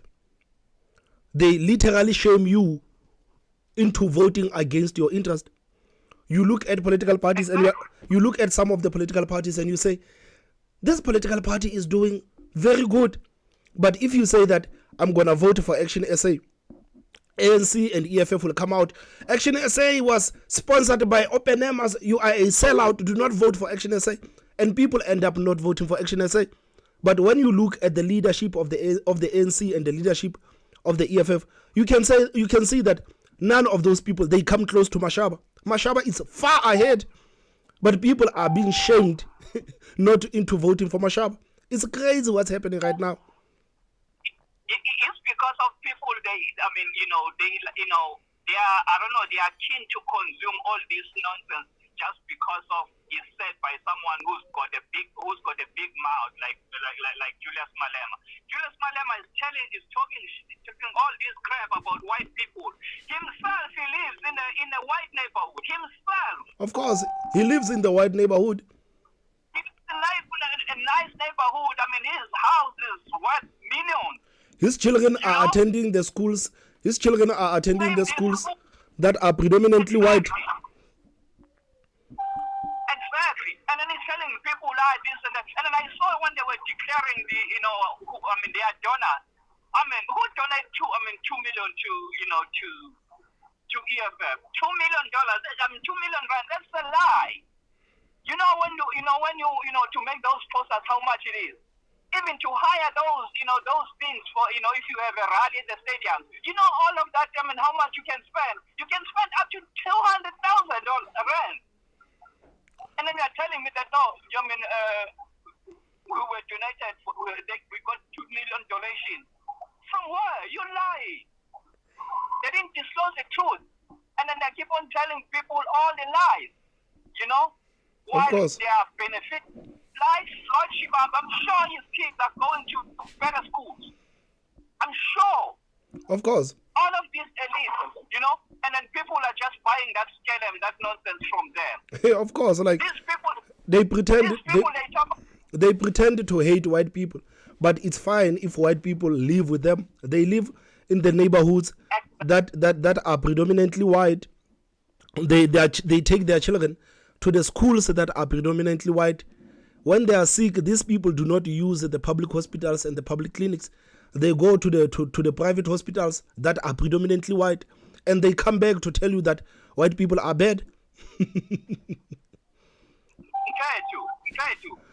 from KZN, bro. I'm from KZN, born and bred in KZN, in rural areas, bro. We never, I heard so many people saying that we had in KZN, we had a Bantustan government. No, we never had a Bantustan government, you know. Even though, Buthelezi, the IFP was leading the government, was Zulu government. I can say the KZN was the only province that didn't have a passport. Eastern Cape, if you go to Eastern Cape, because it was a Bantustan, you needed a passport in order to go there, you know. Not only that, but in KZN, bro, the Zulu government has taken care of their own people. You know, I'm telling you, bro, if you compare KZN with other, let me just compare with Eastern Cape, our neighbors, right there. KZN is far, far away with infrastructure with Eastern Cape. You know, Nelson Mandela comes from there. He didn't take care of his own people. Thabo Mbeki is from there. He didn't take care of his own people. Of course. All saying in English, the charity begins at home. You know, see from their own people. Yeah, you know? look at how the Eastern Cape is like. Look at where Mandela comes from. Look at where Thabo Mbeki comes from. Man, I was so ashamed when Mandela passed, when they were going to Kunu in his burial. They were just building the roads.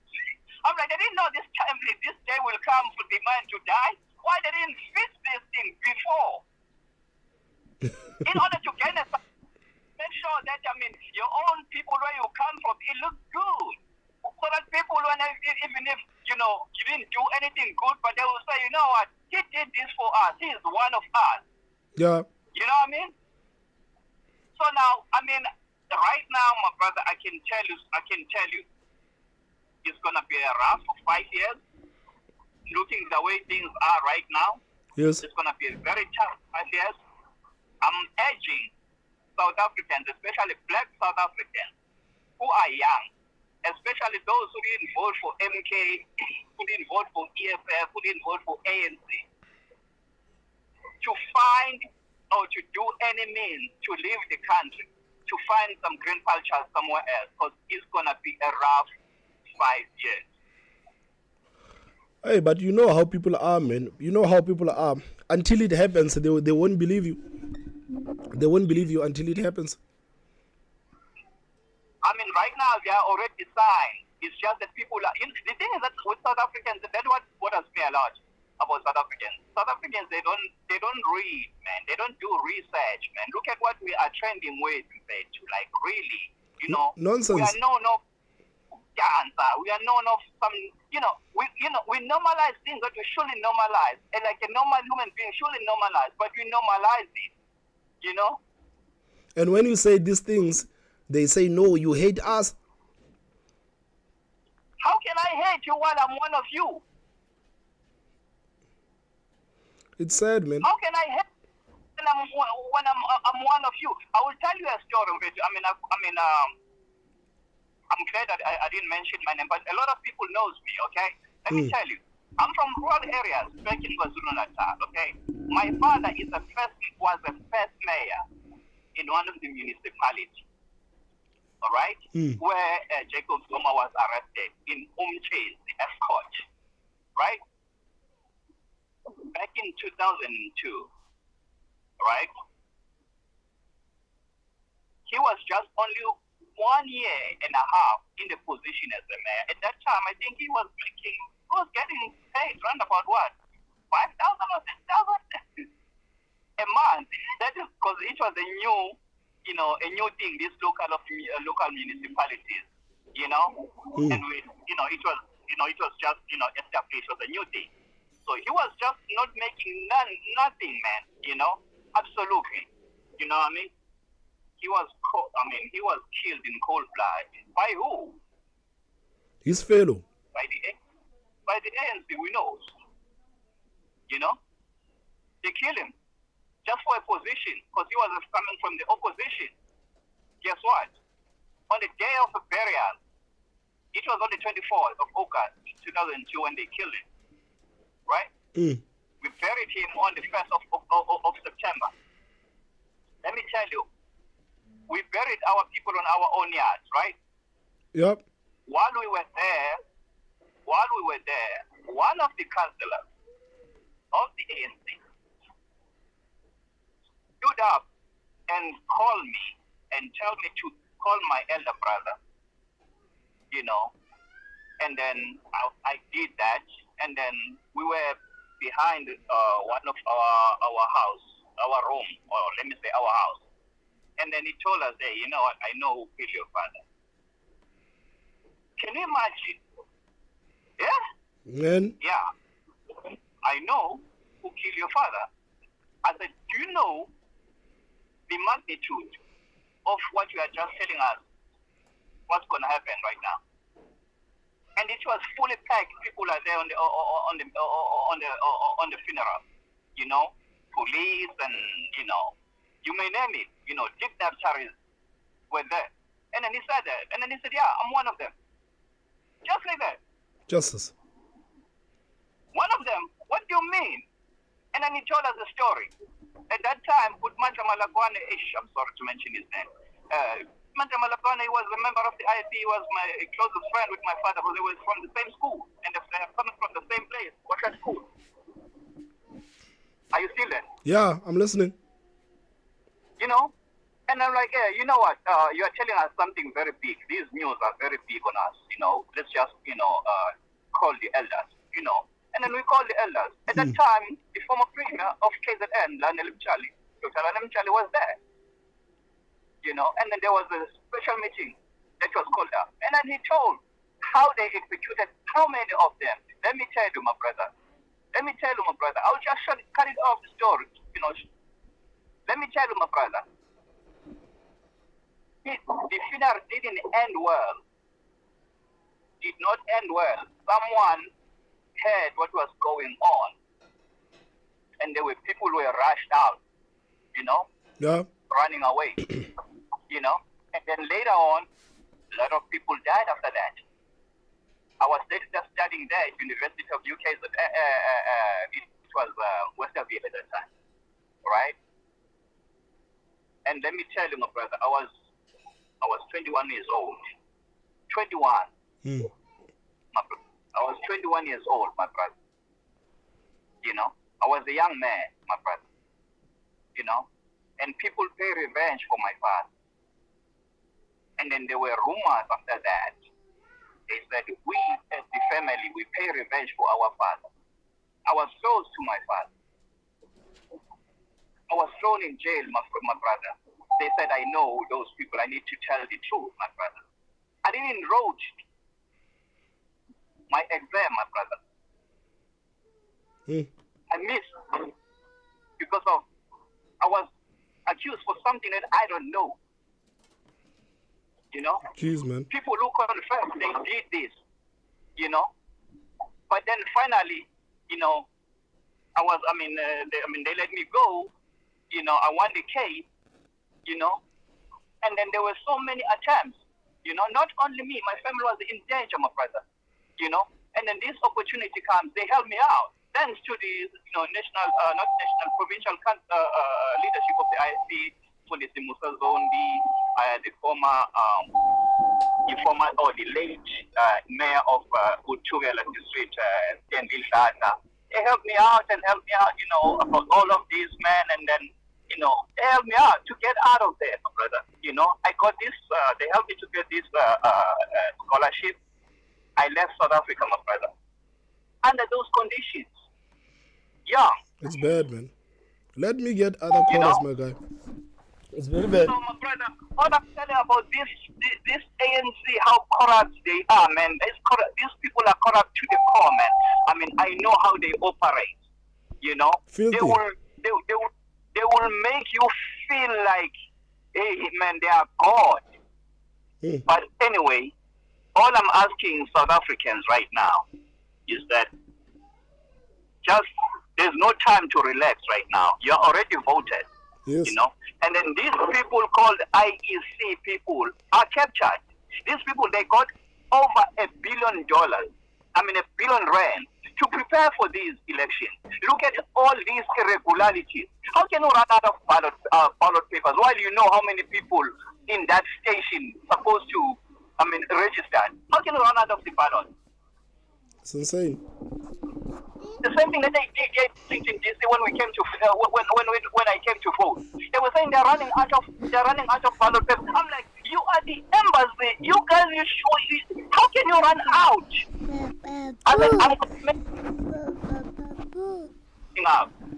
I'm gonna make my vote. You need to. I'm here. I cannot drive 7 hours from my state and just to come here and you're telling me that you are running out of ballot. It's a strategy. Can I do? Really? Really? It doesn't make no sense, my brother, that, somebody can drive that much far and then telling that person, you are running out of ballots. And then you know how many people registered. You have information on your system. It shows. I won't be surprised if there's a lot of cases that will be opened after this because there are so many irregularities that happen. Anyway, South Africans there's no time to be patient. All I can tell you from them is that make sure, guys, that you do way to leave South Africa because it's going to be very difficult. It's going to be very rough because these people, they're going to be still in power. Either way, one way or other, they will be in power. So if you have means, leave this country. Unfortunately, you cannot go to Zimbabwe to your neighbors because of now they've got their own problems. That is why they are there. And we also invited them to come and help them. And then you wonder why this invite and help you with the election. Good luck, man. Thank you very much. Thanks, my guy. Take it easy, guys. And again, guys, let's see the results. I think the results have actually trickled in.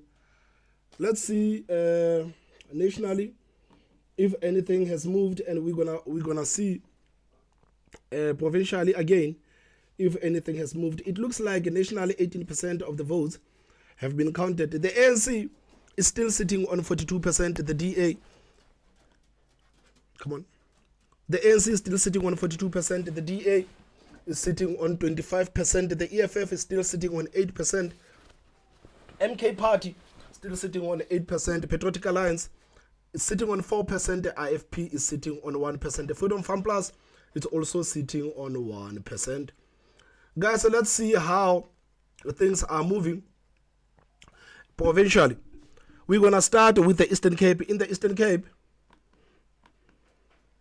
some of these results, guys, are moving very slowly, man. Some of these results are moving very slowly.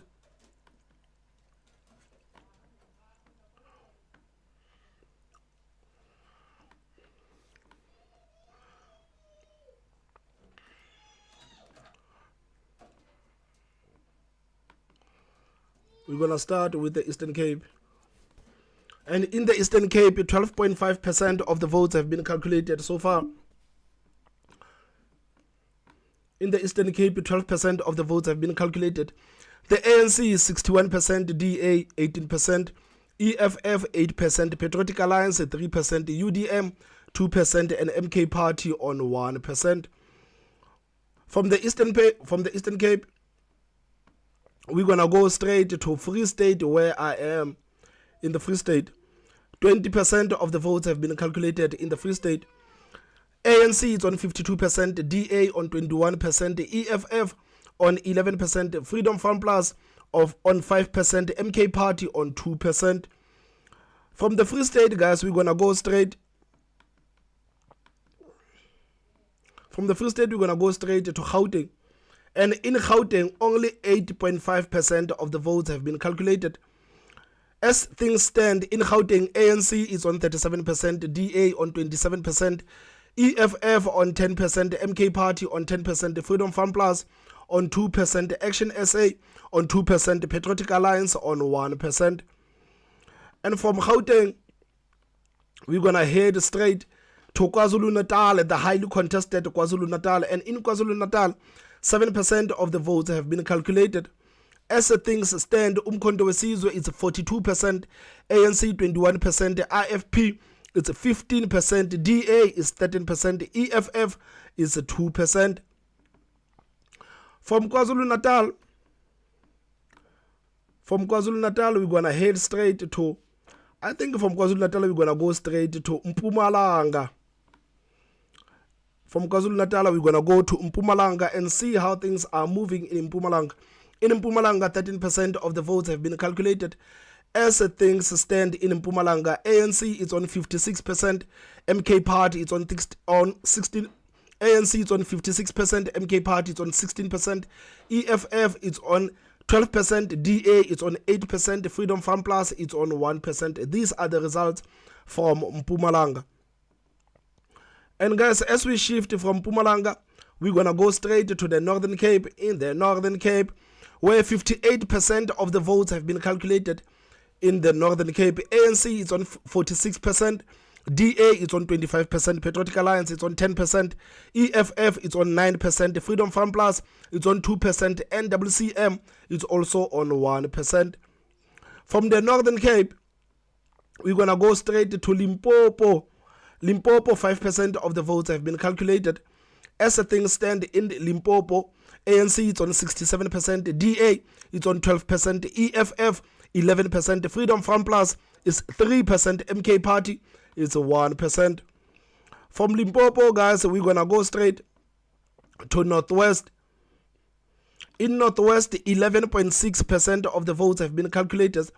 As things stand, ANC 61%, EFF 15%, DA 12%, Freedom Farm Plus 4%, MK Party is 1%.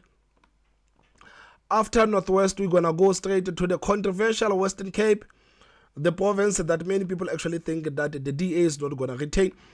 In the Western Cape, 23% of the votes have been calculated in the Western Cape.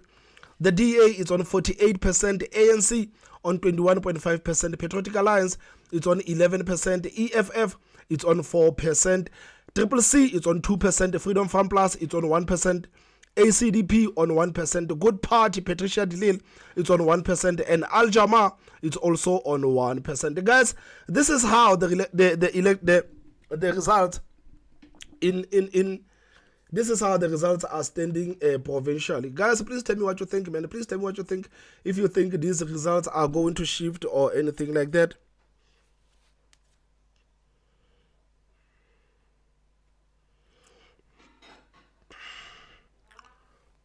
So right now we're going to listen to another voice note from one of the friend of the shows.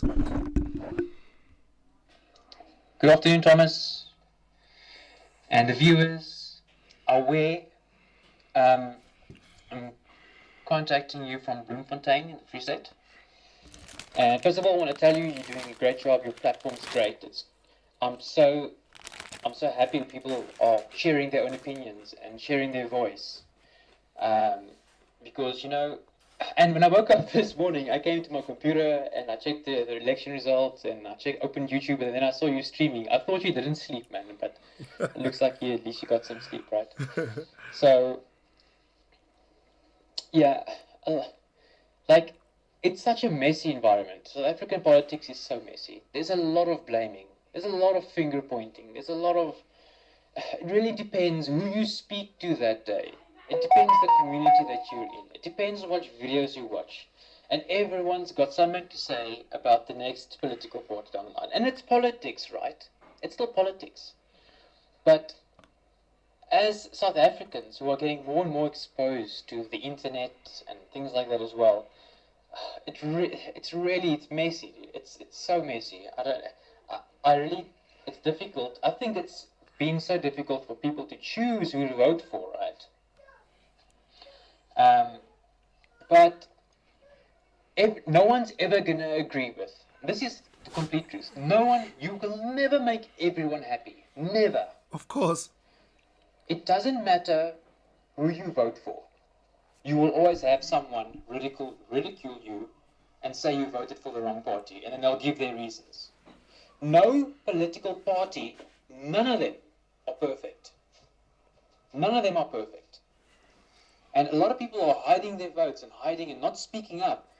And people need to get the confidence to speak up and say, yeah, I voted for this party and this is why. No one's ever going to agree with you, and I mean, everyone can keep their vote secret. It's fine. There's no problem with that. But we need more voices, especially voices like yours. I mean, take for instance me. I voted for the DA. The reason I voted for the DA is I reviewed all the manifestos and I chose the manifesto that suits me best. I was also looking into voting Action SA. I was also looking into voting Boza. But the thing, I mean, like I said, no political party is perfect. John Steenhuisen is not the guy. I voted for the party. I didn't vote for John. John is not reaching the people, in my opinion. Look, this is my opinion. John isn't reaching the people. He stands on stage and he speaks like a robot. The guy isn't inspiring. We need a leader in the DA that can bring forward the views that they have, and that's what I'm voting for, their views, their policies.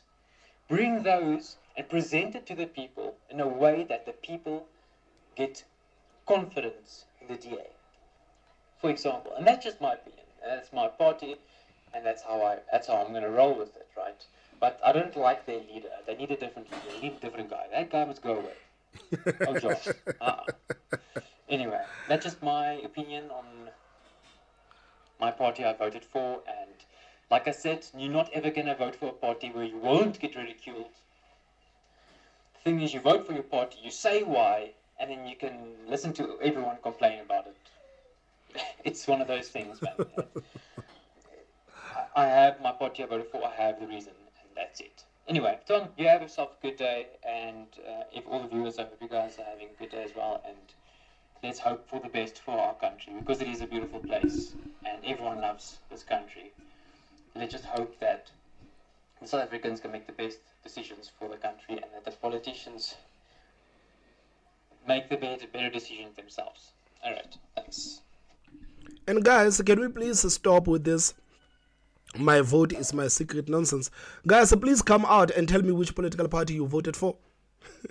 Who is brave enough to come and tell me the political party they voted for? Because what this gentleman is saying is completely true. You can vote for whichever political party that you want, but you are not going to please people. You can say that you voted for the ANC. People will say, how dare you vote for the ANC? You vote for the EFF. Are you insane? Who in their right mind vote for the who in their right mind vote for the EFF?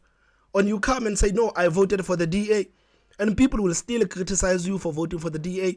Okay, I voted for Umkhonto Wesizwe. How dare you vote for Umkhonto Wesizwe? So guys, which political party did you vote for? Are you still keeping that rule? Is it still your vote is your secret even right now? Even after you have cast your vote, is your vote still your secret? Please guys, tell me which political parties you voted for. No one is going to bash you for exercising your right. Our grandfathers, they had to endure nonsense. The people that actually fought for this country to be where it is today, they fought for this country to be where it is today so that we can be able to express ourselves. You know, in South Africa, many people have this tendency of thinking that there's a perfect political party. There is not a perfect political party. There is not a perfect political party. None of these political parties are perfect. You can hear right now, even with this gentleman, he says that I voted for the DA, but I do not love John Steenhuisen as the leader of the DA. I do not support John Steenhuisen as the leader of the DA because personally I believe that John Steenhuisen, he is not inspiring. John Steenhuisen stands on stage and he speaks like a robot. But I voted for the DA because of their policies. I voted for the DA because I actually believe in this party. No one is going to bash you for telling us which political party you voted for.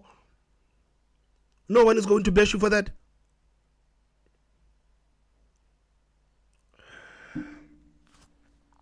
Guys, please, man, let's come out and start discussing this. Let's come out and start discussing this, man. This whole thing that your vote is your secret. This is why we are here today. This is the reason why the country is here today. I see Lorinda says IFP, Provincial, and Bosa National. LS said, I voted 2 times for United Independent Movement and 1 time for the DA. Levi says, I voted for the DA. It's a trickster saying that I voted for DA and Action SA. The halftime says, I will call shortly. I am not scared. Please call. Please call. You are welcome, guys. You know, I was speaking with one of the friend of the shows, and people said that, Thomas, please cut this call. Stop talking with this guy. But guys, you also have to be considerate of me. Like, I cannot speak consistently. I also have to rest my voice because it's still early, guys. It's still early. I'm still going to be on this mic. I'm still going to speak for such a long time. So if someone comes and actually speaks, if someone comes and sends a voice note, I actually appreciate that because I can rest my voice a bit.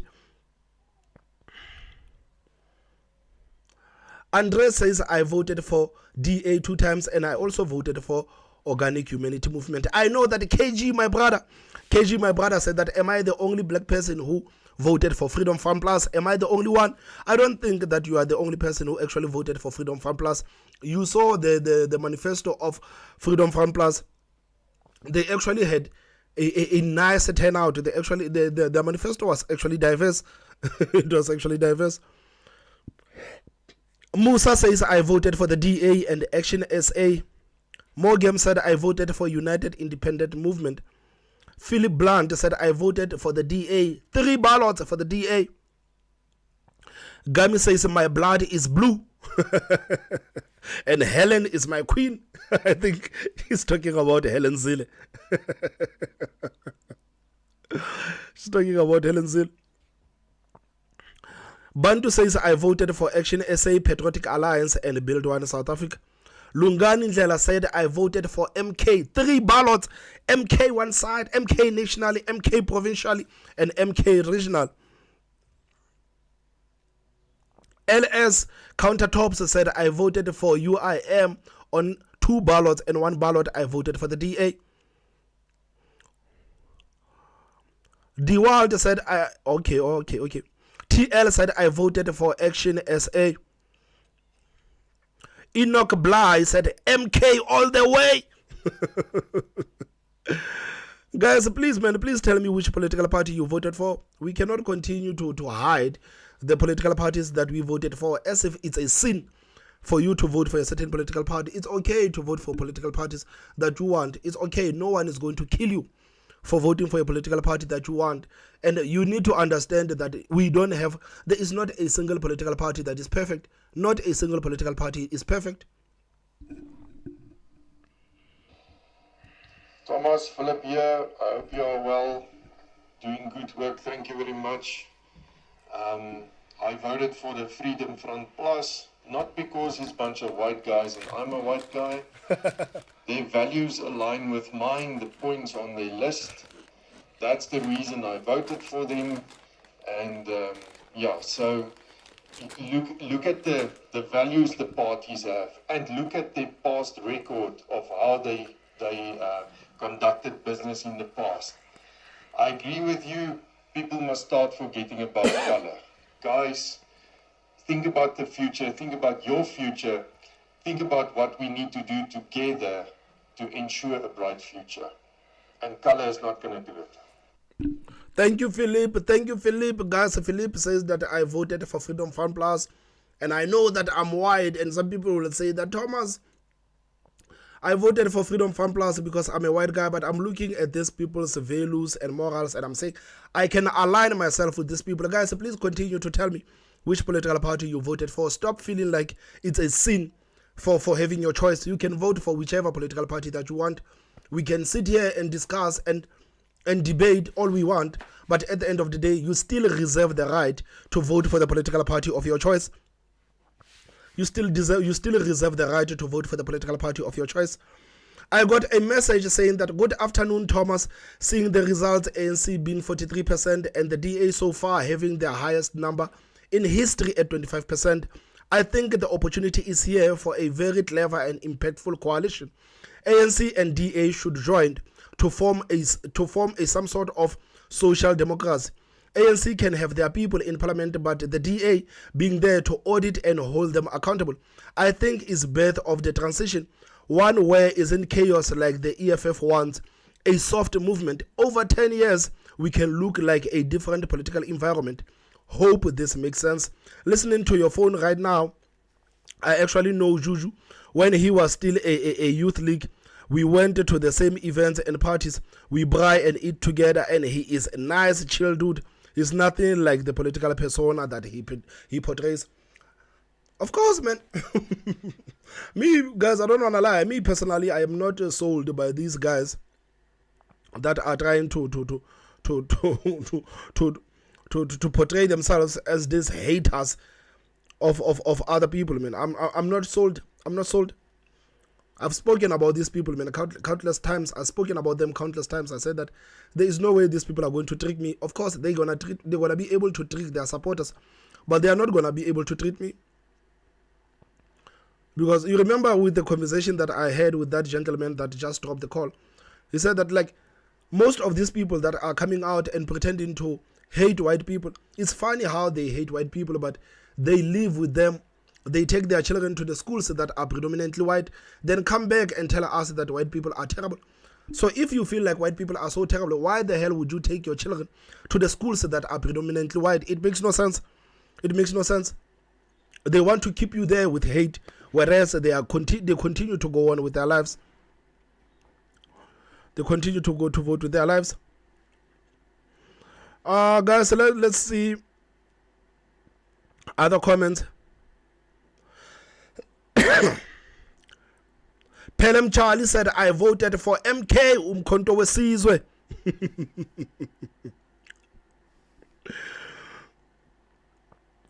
Anon said, I would vote, okay. Anon said, I would vote for Freedom Front Plus, but they are not getting enough traction.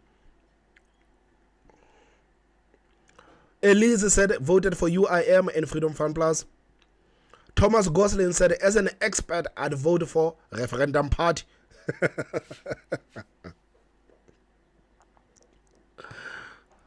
PK said, I voted for the DA.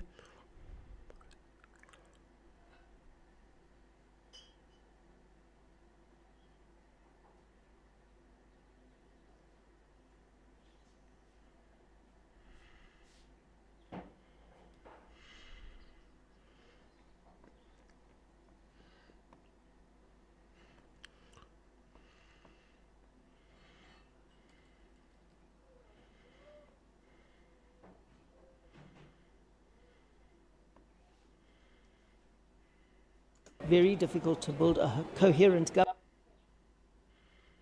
Yesterday I wondered that the MK is really changing the game, right? Particularly for KZN. I had also said fairly confidently that I don't see them going over 30%. It seems like I may be wrong as the day progresses. And I think already emerging as the third largest party in the country, that's telling us a lot. What do we make of this? I think one is, we spoke about the ANC losing its liberationist core, right, and what that meant. I also think people are just completely disillusioned with the political establishment. And previously they may have stayed away, right? I'm not happy with the ANC, I'm not going to turn up, I'll stay home. This time, I think people turned up, and it would seem like the turnout is greater. But what happens when you have this kind of disillusionment with the political establishment that's seen to be corrupt, that's seen to be distant from the people, disconnected, democratic deficit, if you like? People turn to authoritarianism or authoritarian populism, a leader that, presents himself as the outsider, as the kind of savior, as the kind of person committed to the masses. Yet we know in policy terms and otherwise, the party may offer very little. Now, this is not uncommon. We're seeing a turn towards populism in the US, a turn towards Trump. We saw it in Brazil, the turn towards Bolsonaro.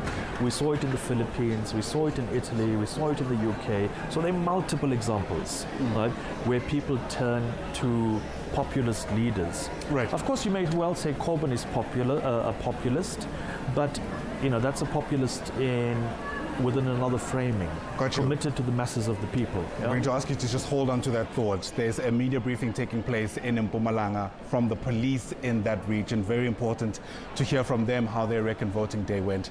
Let's listen in. Department of Safety, Security and Liaison in the province to make sure that all cases and incidents reported are handled on its own merit and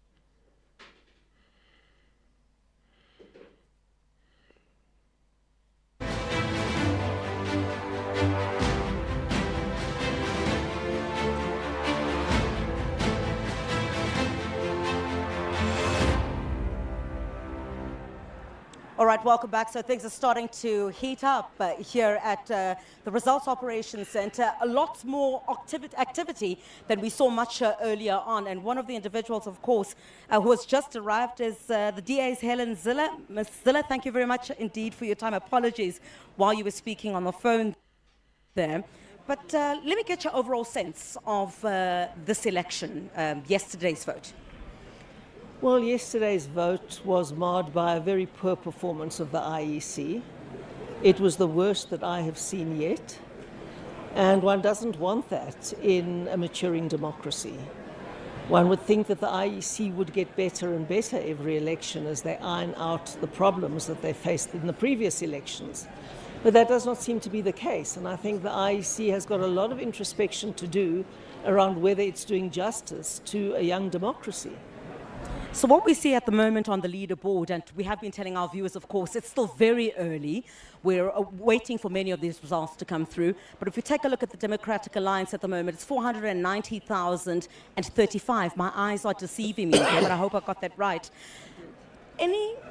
For the Democratic Alliance, do you feel that the campaign that you ran was sufficient enough to keep you in your position, or to even cast doubt on the electorate, or to give them, an option in terms of how the country should move forward in dealing with some of the challenges that the electorate has been complaining about?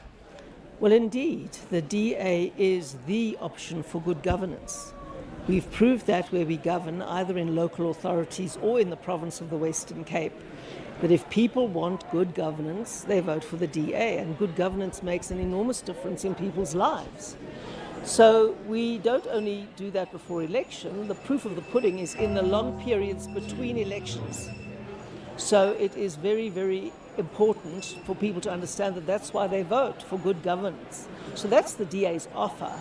And we told the truth throughout the entire election campaign.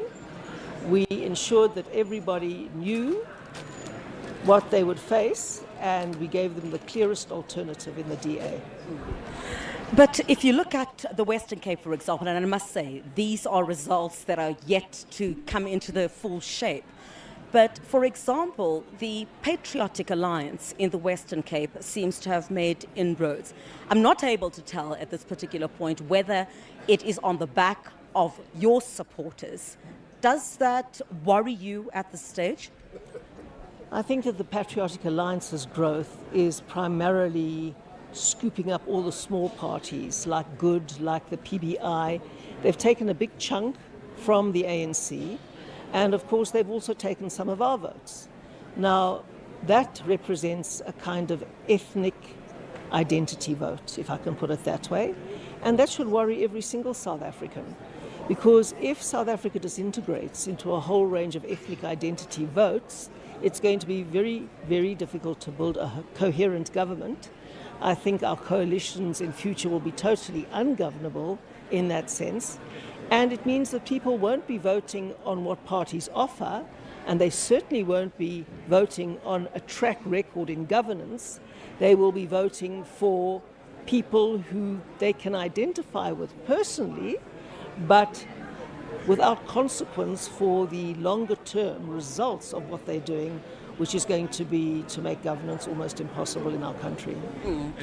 But that particular aspect, when you talk about people voting on ethnic lines, are you saying that they simply voted for the Patriotic Alliance in this particular instance because they're coloured? Or is this not because also perhaps the sections of the coloured vote in the Western Cape that don't believe that the Democratic Alliance has done enough for them? Well, I think you must go and interview those voters, but you will know that Gayton has always said he's not interested in any other vote but the coloured vote. And so that speaks very strongly to that sense of identity that he's trying to create for people as coloured people rather than as South Africans. Priscilla, thank you very much for your time. We've run out of time, but it's great to catch you. Thank you very much indeed. The DA is Helen Zille, also arriving here at the Results Operations Centre. And my colleague, Ayanda, is joining us. What a time. What a moment. Absolutely. What a scramble. But guys, some of your comments are insane, hey?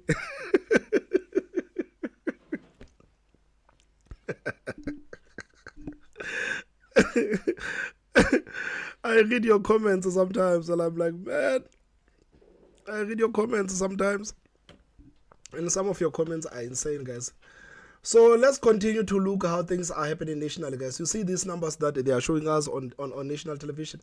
These numbers are behind because if you watch the SABC, the numbers, maybe for an example, the numbers of the DA is 400,000. But if we are here on the portal, we can see that the numbers of the DA is 490,000. So right now we still have the most relevant results. Those people and those results, they are seeing them, and those results are a bit late. So let's see how many people have actually, or how many votes have been calculated nationally. So 19.3% of the votes have been calculated nationally. 19.3% of the votes have been calculated nationally. Let's see how the numbers look like. Let's see how the numbers look like. So ANC is on 43.1%. The DA is on 20. The ANC is on 43.1%. The DA is on 24.9%. EFF is on 8%. MK Party is on 8%. Patriotic Alliance is on 4%. IFP is on 1%. Freedom Farm Plus it's on 1%, and Action SA is starting to pick up steam. You can see that Action SA is starting to pick up steam with 16,000 votes, but they haven't made any significant percentages.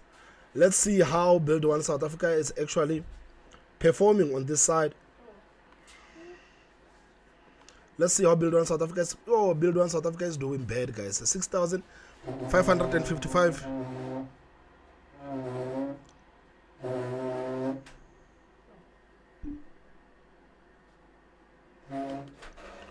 Build One South Africa is doing bad, guys. 6,000, man. Even Hemin Mashaba, he jumped from these numbers to 16,000. But Musimaiman, it looks like his political party is doing bad. Musimaiman should have just joined forces with Action SA. I don't think that one can be said enough. I don't think it can be said enough. For these people, man, they should have joined forces to save South Africa instead of saving themselves. And provincially, guys, I don't know if the numbers have been counted yet, and the numbers have actually improved. Let's see how many. Okay, it's still 19%.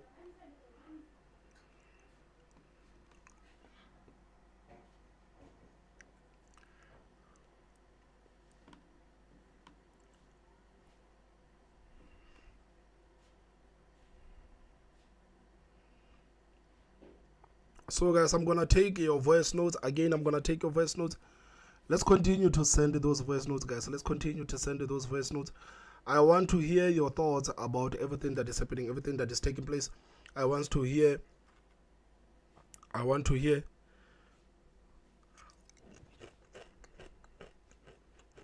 Basil says Thomas's phone recording donations.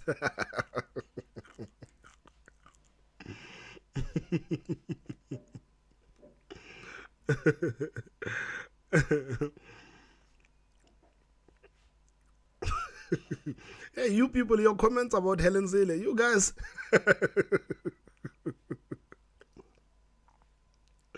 Your comments about Helen Zille, guys. Why are you like this? Why are you guys like this? Why are you guys like this? Why are you guys like this? So this is how the numbers currently are looking like. The ANC is still leading the pack. The ANC is still leading the pack with 19% of the votes being calculated. The ANC is still leading the pack. And the ANC is on 43%. The ANC is on 43%. Let's look again, guys, provincially, how are the numbers going. We're going to start with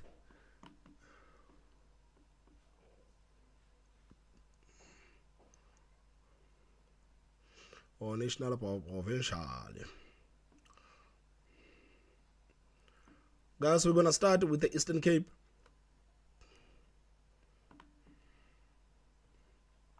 Okay, the numbers have came in. It looks like in the Eastern Cape, 24% of the votes have been calculated. 24% of the votes have been calculated.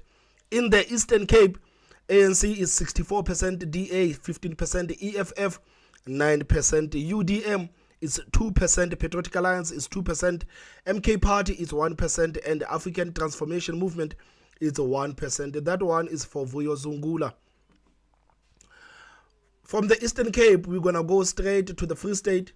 And in Free State, 31% of the votes have been calculated. In Free State, 31% of the votes have been calculated. And as things stand, ANC 52%, DA 22%, EFF 12%, Freedom Front Plus 4%, MK Party 2%, ATM it's 0%. From the Free State, guys, we're gonna head straight to Gauteng, Maboneng. We're gonna go to Gauteng, Maboneng. And Gauteng, the numbers have trickled in. 12% of the votes have been calculated in Gauteng. Let's see how Gauteng is doing. ANC 34%, DA 29%. The DA was on 30% the last time. Now the DA is on 29%, EFF 11%, MK Party 9%, Freedom Front Plus 3%, Action SA 3%, Patriotic Alliance 1%, IFP it's 1%. From Gauteng, guys, let's go straight to KwaZulu-Natal, the controversial KwaZulu-Natal. And also in KwaZulu-Natal, the votes have been trickled in. 10% of the votes in KwaZulu-Natal have been calculated. MK Party 42%, ANC 21%, IFP 18%, DA 10%, EFF 2%, NFP 1%. Guys, they are not allowing EFF to breathe in KwaZulu-Natal. They are keeping EFF down in KwaZulu-Natal. They don't want EFF to breathe in KwaZulu-Natal, guys. This is what is happening. They don't want EFF to breathe in KwaZulu-Natal. 2%, who would have thought? And guys, from KwaZulu-Natal, we are going straight to Mpumalanga. In Mpumalanga, 13% of the votes have been calculated. In Mpumalanga, ANC 56%, MK Party 16%, EFF 12%, DA 8%, Freedom Front Plus 1%. So in Mpumalanga, MK Party is doing quite well. MK Party is doing quite well. Right behind the ANC. Is there right behind the ANC. From Mpumalanga, we're going to go straight to the Northern Cape. And in the Northern Cape, 58% of the votes have been calculated in Northern Cape. ANC 46%, DA 25%, Patriotic Alliance 10%, EFF 9%, Freedom Front Plus 2%, NWCM 1%.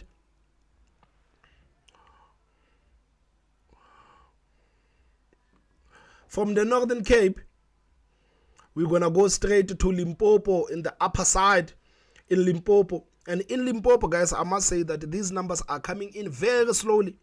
In Limpopo, these numbers are coming very slowly in Limpopo. ANC 67%, DA 12%, EFF 11%, Freedom Front Plus is 3%. Guys, let's take another call. Hello, my guy. Hi, Thomas. How are you, man? Oh, wanted to say that I voted for the Freedom Front. Yes. Which is really a DA vote. But it occurred to me, someone said, don't vote for a small party because your vote is wasted. Mm. Then when I looked at the numbers, I looked at national, provincial for Gauteng and provincial for Limpopo. It looked as if a Freedom Front vote is cheaper. It's like a Freedom Front seat is cheaper per vote. Mm. In 2019, the Freedom Front got 2 seats for about 40,000 votes, and the DA got only 3 seats with double that. That's phenomenal. It's the same in other provinces as well. Yeah. For certain small parties, because they cut off the parties that don't get seats. Because of the rounding, they get more. The small parties get more seats per vote. Mm. But you are feeling good about your vote? Yes. I will only see once all the results are in whether that worked. As also, I know that one vote is like it's fractional. Like my vote counts with 20,000 others. Yeah. But I think it's going to work. I think it's going to work. I think the Freedom Front and the DA will have a good showing where I voted. Yeah, let's hope so, man. Let's hope so. We are all working. We are all looking at the political parties that we voted for. We honestly hope that they do all right. Yes. Yes, my man. All right, thanks, Thomas. Thanks for your channel. I love your channel. Thank you so much for watching, my guy. I hope it grows. It will go. Thanks, man. Thank you. Bye.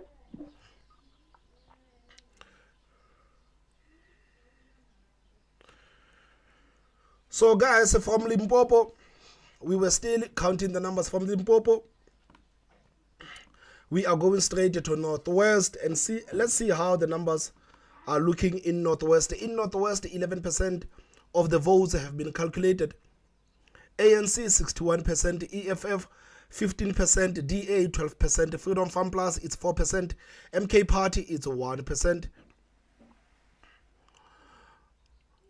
From Northwest, we are going to the controversial Western Cape. We are going to the controversial Western Cape. I saw many political analysts yesterday saying that the DA is not going to retain the Western Cape. So in the Western Cape, 23% of the votes have been calculated. DA 48%, ANC 21%, Patriotic Alliance it's 11%, EFF it's 4%, Triple C it's 2%, Freedom Farm Plus 1%, ACDP 1%, The Good Party, Patricia de Lille it's 1%, and Al Jamar it's also 1%.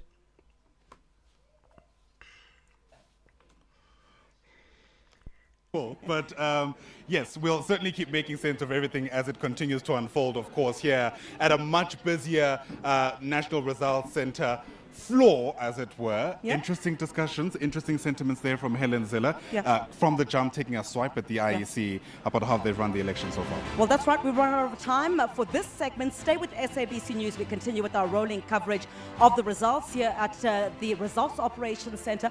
All of that expected to change in the next couple of hours. The two of us will see you again tomorrow at 9 o'clock.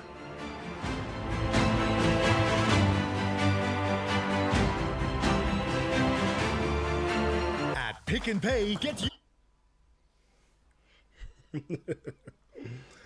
Teresa says it looks like ANC have lost KwaZulu-Natal. Man, it's going to be interesting to see this whole thing that is happening.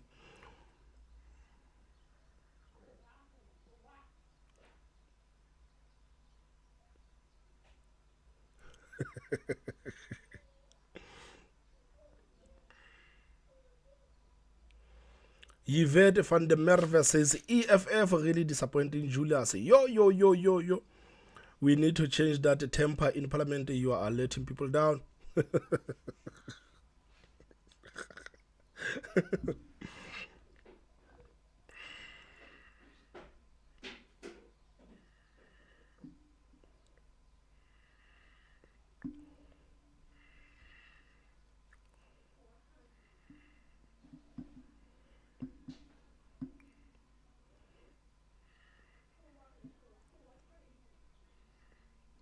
JJ Fori says, as a 76-year-old, I salute you. I don't know. Why, JJ?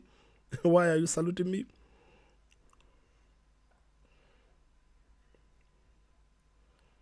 Mark says, people must stop dividing other people to race. Of course.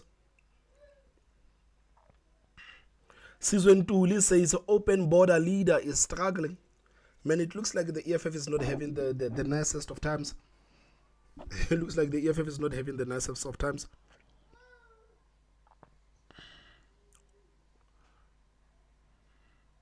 PW says, Thomas, you are a brilliant man. This is incredible coverage. Thank you, PW.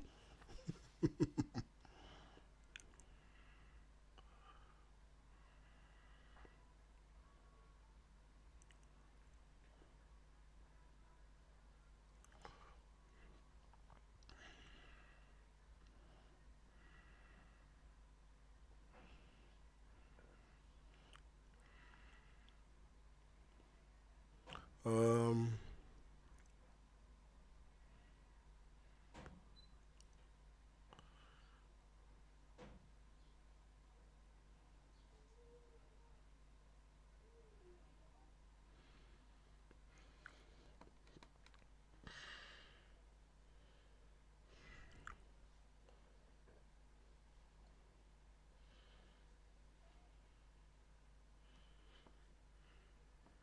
DP, we are looking forward to the final results of the elections, and we are very much excited. Guys, so let's hear what another friend of the show has to say. Thomas Mabaso on the 360 experience. Hello.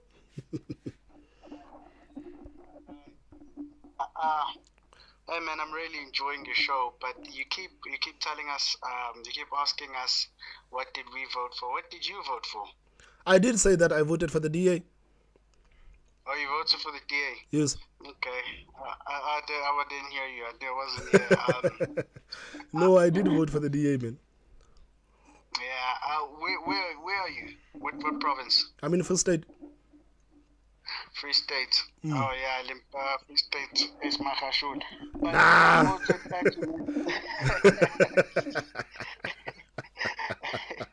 I voted Action SA. Yeah. Yeah, Action SA. I feel like it's disappointing because it's not performing. It's not doing as good as I thought. Yeah. I'm here in KZN, but yeah. Well, Action SA, man, I was really hoping Action SA was gonna do good, man. You see, Action SA, I was honestly hoping that it was gonna shoot up, and I kept waiting for the results. I keep waiting for the results, and now the numbers are going up, and Action SA is still trailing. Yeah, Action SA is doing really poorly, but maybe in Gauteng, because only 10%, maybe it's still gonna pick up because it's trickling in. Yeah. It's trickling in. It's almost at 1%, but I'm looking. It's disappointing. Yeah, I think 50% will actually tell us where everything is kind of going, because you see right now we are the only province I think right now that is over 50% is Northern Cape, because they are on 58%, but other provinces are like 5, 12, 15. Is not much. Yeah, it's not much. It's still gonna determine. We've only seen a minority. But one question I want to ask you is, so it's looking like the ANC is gonna get 42, 43%. It's looking like it's gonna get on the low 40s, and it's looking like EFF is gonna get something that's gonna take it to 51%. Right? Maybe it's gonna get 8 or 9%. Do you actually think that coalition can happen? Between ANC and EFF? EFF, yes, that one. I mean, it's quite tricky, because if you remember, some of the leaders from the ANC in the past couple of months, they've actually expressed and said that they would rather go into coalition with the DA instead of going into coalition with the EFF. But I don't know what's happening in the ANC, but I honestly don't think that the ANC can go into coalition with the EFF, because you know the EFF is quite unruly. And the EFF said that if the ANC wants to go into coalition with them, Ramaphosa must give them the Minister of Finance. So I don't think the ANC can allow any political party to run the pace of the country. So the EFF said that it is non-negotiable. If you want us to go into coalition with you, you have to give us the Minister of Finance. So I don't think the ANC will ever give anyone the Minister of Finance. Yeah, I don't know. It's a tricky one because, but I can't be so calm like you. You're saying you don't think it's gonna happen. I'm scared. I'm scared that I'm just looking to make enough money that if that ever happens, the FF ever comes to power, I'm able to move myself and my family out of the country because I'm not even gonna wait for it to collapse. If the FF come into power, it's gonna be doomsday. It's gonna be Armageddon. In my opinion. I think the ANC would rather replace the EFF with Umkhonto Wesizwe. And things will be like the way they are, basically, because things will be the way they are. Yeah, but Umkhonto Wesizwe is, Umkhonto Wesizwe, it's more of the same in my opinion. It's not really that much difference, I live in KZN as well, where Umkhonto Wesizwe is obviously the stronghold, and everyone around me is voting Umkhonto Wesizwe. Everyone supports Umkhonto Wesizwe, literally everybody, and we try to convince people they don't want to hear it. But it's like if Zuma was an effective leader, and people on this channel as well voting Umkhonto Wesizwe, what I gotta say is if Zuma was an effective leader, all of these problems that we're crying about now, he had 8 years to fix them. If he was really effective and a capable man, he would have fixed all these problems, but he didn't. Of course, right now it's just a political rhetoric because everything that he's talking about, he actually had a chance to do something about them.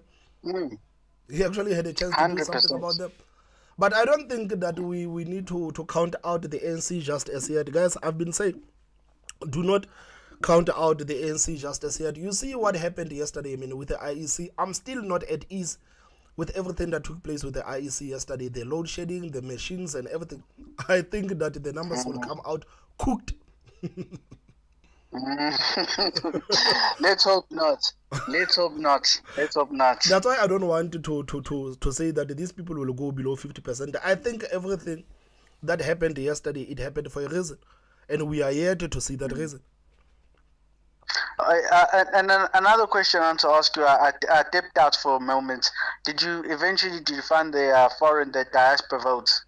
No, I haven't, man. I haven't. If you have a link, please send them, man. I haven't. I've been trying to find them. I've been trying to find them. Yeah, I think. Do you know how many voters there were in the diaspora? Nah, not exactly. No. I think it was close to 500,000. But I don't know. I'll check. And how do you think those votes actually went? Well, I don't know if they're gonna get cooked on the way here. I don't trust the ANC as far as I can throw them, right? But I think the diaspora. I think probably seeing that most people that live in the diaspora live in countries like the UK and United States and the Middle East. I think it's mostly going to be DA voters. It's probably going to leave with the majority DA. A lot of ANC voters, because some people just for some reason vote ANC. I don't understand. But I think those two parties. But I also seen PA, the Patriotic Alliance, gain some traction. Yeah. I was watching the UK. Yeah, I think they gained some traction. But we'll see. Fingers crossed, we'll see. Yeah, I guess we'll see, man. We will see. Yeah, we'll see. Yeah, man. Keep doing what you're doing. One thing I want to ask you, please, can you read?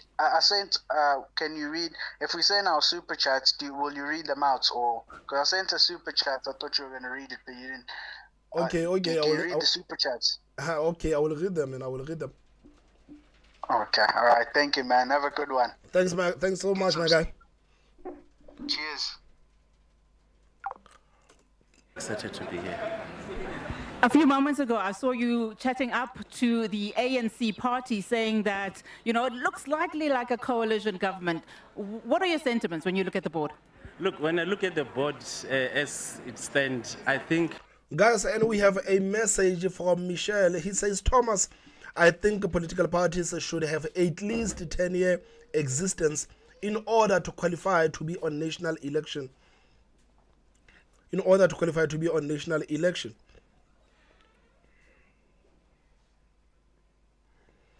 So basically, Michelle is saying that she thinks that a political party should have at least a 10-year in existence before they qualify to go on national elections instead of making noise for us. Guys, we have another voice note. I don't want to call this person by name. You know, some people they would prefer to be anonymous. Okay, I'm sorry. Let me just send a voice note. Thomas, how are you, man? Hope you're well. I was going to call in, but I decided, you know what, let me just send a voice note to allow you to rest a bit because, yeah, you're going to be there all day. So how my vote went is I voted for the DA nationally, and my reason for that is because I think the DA can really change and turn South Africa around on a national level. If they were the national government, I think they can really allow South Africa to thrive in terms of you know, our economy. Our economy will thrive under a DA government nationally, on a national scale, and also jobs will come in. If your economy is good, the jobs are coming in, people are working, and yeah, they have a track record in the Western Cape, and not just the Western Cape, but anywhere where they've actually taken over, they've always done a good job. In the Umgeni Metro in KZN, people were happy with what Chris Papas was doing as the mayor. People are happy with the DA, like a DA government. I'm sure, I mean, there are places where they haven't really been able to make much of an impact because of, you know, reasons, but I think for the most part their track record is really good. And also in Pretoria, I mean, Pretoria is a better place than Johannesburg, I can tell you that.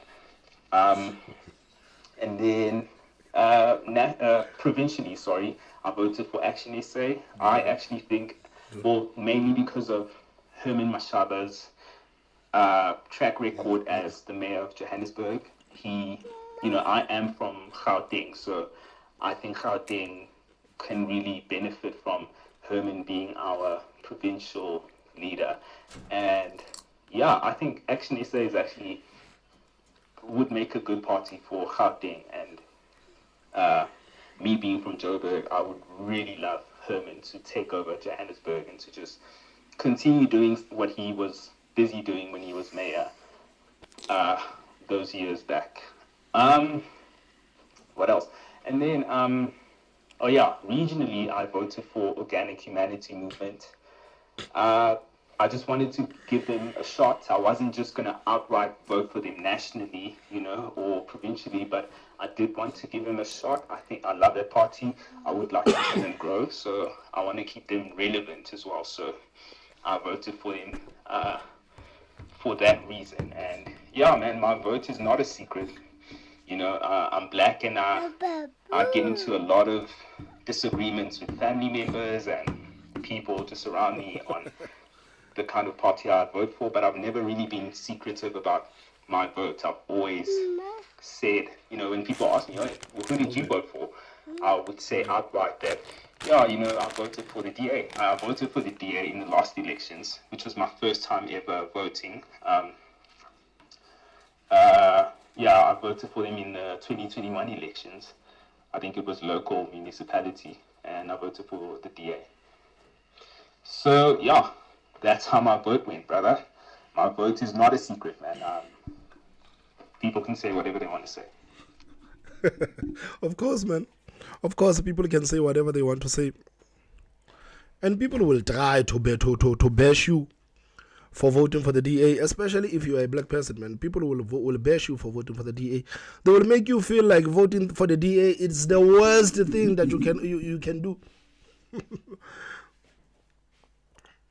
They will make you feel like voting for the DA is the worst thing that you can do. Me personally, I just love the fact that people are starting to come out. People are starting to acknowledge that, okay, guys, we need to stop voting by race. We need to start voting by competence.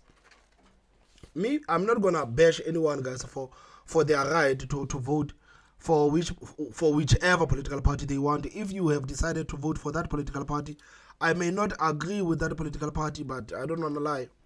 I'm not gonna bash you for exercising your right.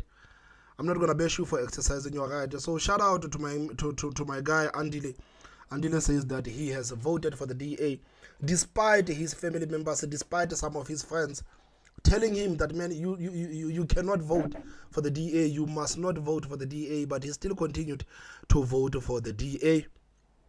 Still continued to vote for the DA.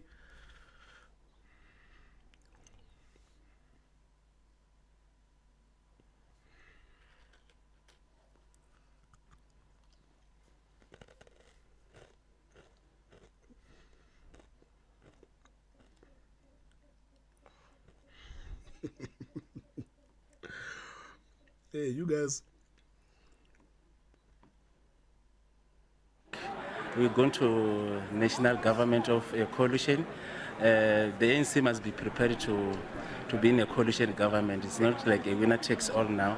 So the small parties and even the other big parties, they must be ready for negotiations with the small parties. And they should not even undermine the small parties that they can bully them over, that they will get what they want. So it's going to be a very tough discussion of the coalition government talks.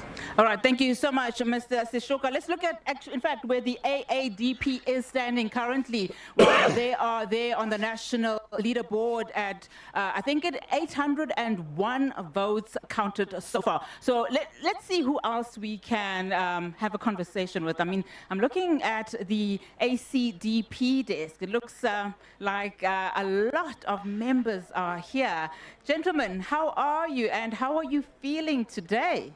Well, we are well. The ACDP is always upbeat. The ACDP has always been expectant. It's still early days for us, and I think we are waiting for our powerhouses to actually come in and bolster our results.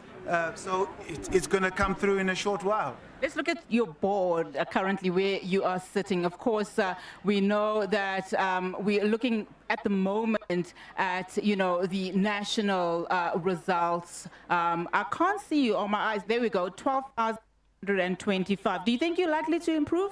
Well, look, the ACDP is still at the moment up in the top 10. The ACDP has been a political party that has been in office from 1994 to date, one of the few political parties with a 30-year track record. That track record is not going to be broken. The ACDP will still be around for the next 30 years, Lord willing, as the elections proceed. So yes, indeed, I think that we have a core base. Our core base has always been there to undergird and support the ACDP, and we are thankful for that particular core base. And we are now just waiting for those extra votes to come in to show the electorate that the ACDP is indeed a party to contend with. All right, let's see if we can speak to one more political party. I'm also looking at another desk that...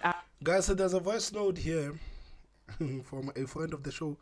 He's going to say, here is why and here, he says, here I address why I voted for the Cape Independence. This is going to be interesting. Zoe, my guy, why did you vote for the Cape Independence? Oh, yeah, and by the way, I did vote for the referendum party, and I believe in the mission, but I do not trust them. So I think that we need to, this government of ANC and the current setup of this country, man, everything is centralized. Everything ends within the table of the president, and I think that should be broken down, whereby provinces have their own laws and they tackle their own issues as far as the citizens agree with. So I voted for the referendum party. Not that I want Cape independence, but I want that conversation to be on the table so that alternative solutions can come into place. For example, having some sort of federalism. You see, when you look at America, there's states there who, you know, they are for gun laws and other states are anti-gun laws. You know, you have your Texas, you have your Chicago, you know, those two states, crime is different, and gun laws are different. And I'm not gonna get into the abortion, but yeah, I want federalism whereby power is spread accordingly and equally as per the responsibilities needed to take care of the citizens. Thank you. But guys, we have to be honest. This is quite an interesting take. This is quite an interesting take because everything is centralized in this country. Everything is centralized. This is the reason why today we have the South African Police Service that is incapable of protecting us. But Ramaphosa and his administration, they keep insisting on us having this. They keep insisting on us having this South African Police Service. It is not working for us. I remember the DA guys saying that, guys, how about you let us have our own policing? How about you allow each province to be responsible for its own policing? But the ANC, they said no. They said no. So I think this whole thing of a referendum party, man, like, can you imagine how things would be if provinces would actually govern themselves, have their own policing and everything? Don't you think that things would actually be better if every province was there and being responsible for itself? Because right now, what the South Africans are being subjected to is nonsense. What South Africans are being subjected to is nonsense. And when people come and say that we are in favor of this referendum party or we are in favor of Cape independence, instead of people actually trying to diagnose the problem and understand that the reason why this whole Cape independence thing gained momentum from the start is that the ANC is incapable of governing the country. The ANC is incapable of governing the country. This is the reason why this whole thing of Cape independence became so popular. Instead of addressing that, they simply say that no, those people are racist. They want to form their own country inside of South Africa. We are not going to allow that to happen. How about you start governing better? How about you start governing better? Because right now I can say, if the ANC was governing better, this whole motion of Cape independence, it was never going to gain traction. It was never going to gain traction. It was never going to gain traction. So instead of addressing their poor leadership and their poor governance, they would rather throw insults. They would rather make up excuses. They would rather make up excuses.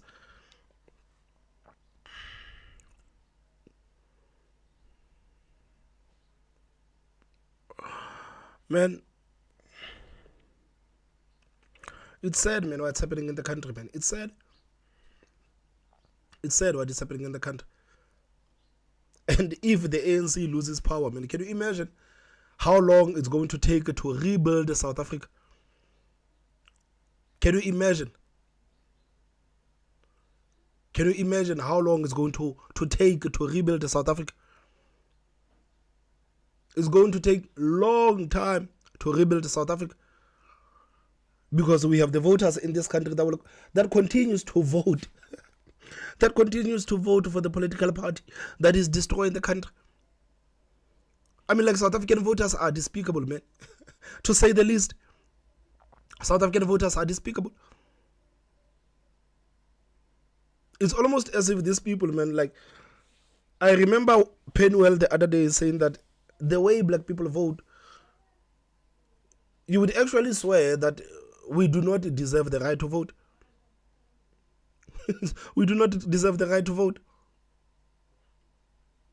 Because how is it possible for us to continue voting for these political parties that do not care about us? How is it possible? How is it possible? You look at the numbers right now. The numbers that are out, the ANC is still on top. Despite everything that the ANC has done, despite their track record, despite their 30 years of track record. 30 years of track record, the ANC is still there. It's insane. Thomas Mabaso on the 360 experience. Hello. Hi, Thomas. How are you? How are you, my sister? I'm good. I'm good. I'm actually one of the international voters, and I proudly voted for the DA. And myself and all my black and white friends, because we don't see race over here. We see a one South Africa, a united country. So we voted for the DA. The reason why I'm saying myself I voted for the DA is because of the track record that has been tried, tested, and proven, and it works for me, right? So it makes me sad, right, when I see a lot of people make on voting for the party that's causing mayhem. Some things will never change, and as for MK, honestly, I don't know. I don't know what to say, because you see the disaster that was left behind by the Guptas and everything else, the collapse of the South African Airways, everything, but people, they really have a short memory. I think like people now, it's all about ego rather than thinking of the future long-term plans. It doesn't really cost much just for us to vote for the right party. It's not that people, they don't know that DA performs.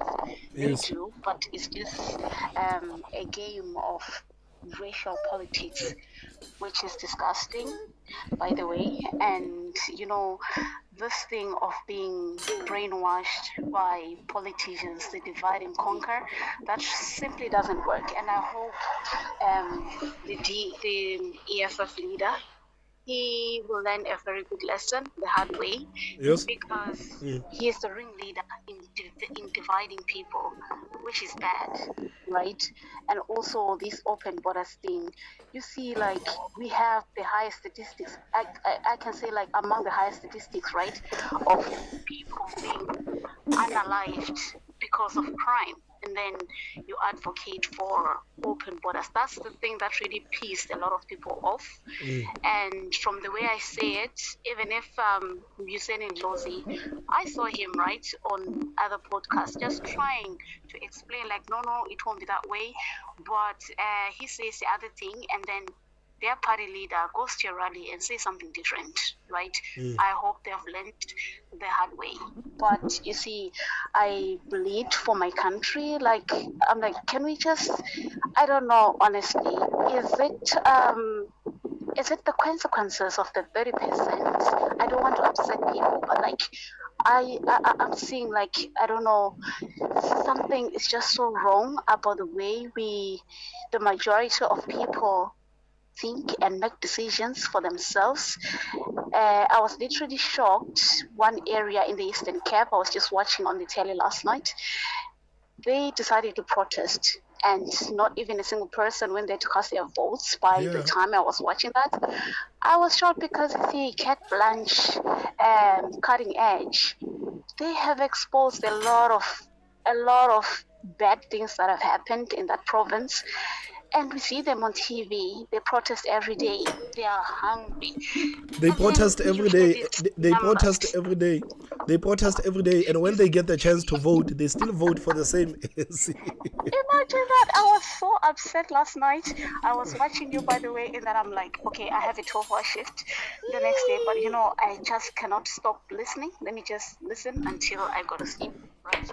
But like, it's so sad, man. It's really sad. I just don't understand the Eastern Cape province, honestly.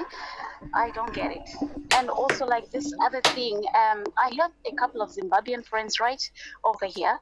So they said, like, oh, we had that as an PF, like, will be part of the election observers. They were like, oh my God, it doesn't look good. So they say to me, listen to the results, and they start trickling in. Once you hear about these crazy numbers, just know that everything has been zanified. It's how they work, it's how they operate, because you're just going to be shocked, like, oh, the 700,000, like, where are these numbers coming from? Like, it's just the way they do things. And instead of, when that thing was announced, that like the ZANU-PF people, they'll be coming there to observe elections, these other parties, they were so busy crucifying the DA instead of observing what was happening and put a stop before it even happened. But like, they were too busy with the DA, gunning for the DA. They were so busy. And then again, I'm saying like all these political parties, they want to go and contest in the Western Cape. Why can't you contest these other failed provinces so we can see how you do it, right? Of Why course. do you have to go and test like a well-oiled machine? I just don't get it, right? And then our people, they just follow blindly. It's just so sad. Man, It's really it's sad, sad. man. I told my It's sad. family, like, if you make a mistake of doing that, never expect any dime from me, or I won't do it. We work so hard here, and then it's not our intention of staying here forever, but we want to come back home when things are okay. But like, if people keep on disappointing us like this, I don't know what it means. We're seeing corruption day in, day out. We're seeing lack of delivery day in, day out. But when it's time for you to make a change, look at what happens. It's sad, hey? It's sad, man. It's sad. And me personally, I don't want to lie. I don't know what is it going to take to make us voting right. Like, I'm starting to come and I'm starting to make peace with the fact that we will always vote this way. My God. I'm starting to make peace with that, because what is it exactly that needs to happen before people say, okay, this is enough? What needs to happen? I don't know. Probably the education system needs to be revamped. But like, from the way I see it, the comrades, they're okay with it because they see like, oh, your reasoning capacity is kind of like low. Yeah. What can you expect like from a 30% pass rate for the majority of the people? Because not everybody is able to send their children like to private schools, former model schools, whatever. So the majority, and then like, I just don't get it. I just don't get it. We are becoming a welfare state. That won't work. It doesn't work at all. I tell you, like, here, it's not that here where we are, there isn't corruption. It is there, but they do it to a minimum. They make sure that service delivery is there for the people because they're held accountable. Like where I live, my MP, we live in the same area. We don't have to separate people like, oh, you're representing people, and then you live there in Sandhurst. The people that are representing, they live in Togoza. What do you call it? Togoza. It won't work. We live with them in the communities, and they see exactly what happens. So when it comes to election time, we hold them accountable. I'm like, people of KZN, they had an opportunity. Chris' purpose is the man for you. Let him resurrect Durban, and then afterwards, then you can decide for yourself. Just give me a chance. I'm like, I don't see any difference between MK and ANC. It's just the same thing. It's the same thing. It's the same thing. It's the same thing. Oh my God. That's what I'm saying, that I'm so starting, bad. like me, I wouldn't want to lie, I have started to make peace. I've started to make peace with the fact that this is how people will continue to vote. I don't want to But we lie. don't have to make peace with mediocrity. We don't. We don't. That's really sad. You see, our country is a very beautiful country. It is just badly governed, right? And all these other small parties, I agree with the previous caller that was saying like they have to have at least 10 years minimum of existence, or even 5 years. Okay, let's see what you've been doing. Not these fly-by-night things. I'm now starting to think like, okay, probably these people, they came from the ANC themselves. Like, the main reason is to split the DA votes, right? Yes. So at least these parties can just, it can just be spread out. That's what I'm beginning to think now, because what's the obsession? I don't know what's the By obsession this with this. fly-by-night. Even with the new political parties, they came into the play and they wanted to dethrone the DA. They said nothing about the 8 provinces that are governed by the ANC. That's why I'm saying these people, they are coming from the ruling party. They are being paid to do that. Trust me, that's the truth. Because honestly, we all want our country to work. Yes. Why would you settle for that? Like, oh, I'm forming my own political party. Okay, don't you think about the future of your children? it's just horrendous, honestly. Man, I'm Not sure every person people has an opportunity to travel. I'm sure people are laughing at us throughout the world, man. People are looking at South Africa and like, what the hell is wrong with these people? What is it exactly do these people want? What Do you know we watch we watch the Senzo Mewa trial? Like, I was just telling my colleagues at work, like, oh, we have this thing that's going on. This thing happened when I was still at home, and then I left, and then now this is what's happening. So, like, they also follow. They're like, oh, is this how they do things there? Like, oh my God, is this how they do things there? Like, the Senzo Mewa trial is there for everybody to see. That's the other reason why you should vote for change. Oh, goodness. Me, Like, I don't it know, makes man. me cry. I don't know, man. I don't know. I don't know how to lie, man. I don't know. What is so wrong with our people? I don't know, man. Honestly. Anyway, thanks so much, Thomas. I have to get back. Like, my lunch break is done now. Thanks so much, my I sister. should just spend cake. Thanks so much, my sister. No worries. Take care. Take care. Bye-bye.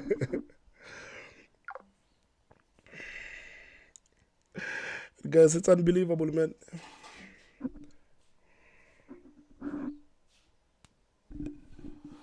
Let's hear what other people are saying. But today, I like the fact that people are more engaging. Yesterday, many people allowed me to.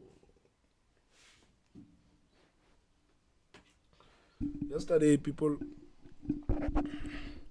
let me speak for 8 hours. But today, it looks like South Africans are not going to let me speak for 8 hours. Afternoon, my brother. It's Tabiso from Pumalanga.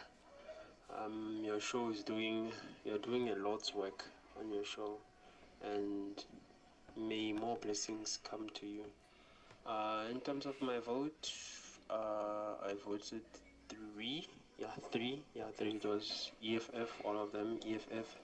So in terms of what I'm looking for, what I'm looking at in terms of the stats, I wish the stats could stay, the ANC could stay below 50. At least they could stay there by 44% will be sufficient. At least it will keep them at bay. So, yeah, sure. Thank you so much. Thank you so much, Tabi. So, guys, let's continue to look at the numbers. Let's continue to look at the numbers as they continue to come in. So we're going to start with nationally and see how the political parties are doing nationally. Let's see how the political parties are doing nationally. ANC is on 43%, the DA 24%, EFF 8%, Umkhonto Wesizwe it's on 8%, Patriotic Alliance it's on 4%, IFP on 1%, Freedom Front Plus also on 1%. Guys, you can also see with the votes that have actually came in, you can see with the votes that have actually came in, ANC it's about to hit million votes. ANC is almost there. It's almost there. Less than 60,000, the ANC will be sitting on 1 million votes. The DA is going straight to 600,000. As for the EFF, the ESF is going for 200,000 votes. 20% of the votes have been calculated so far. Let's go to provincial, guys, and see how the provinces are doing this time around. Let's see how the provinces are doing this time around.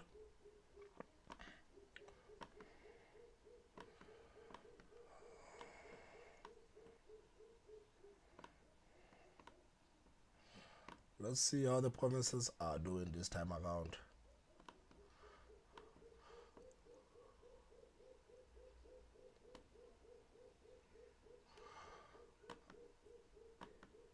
Okay.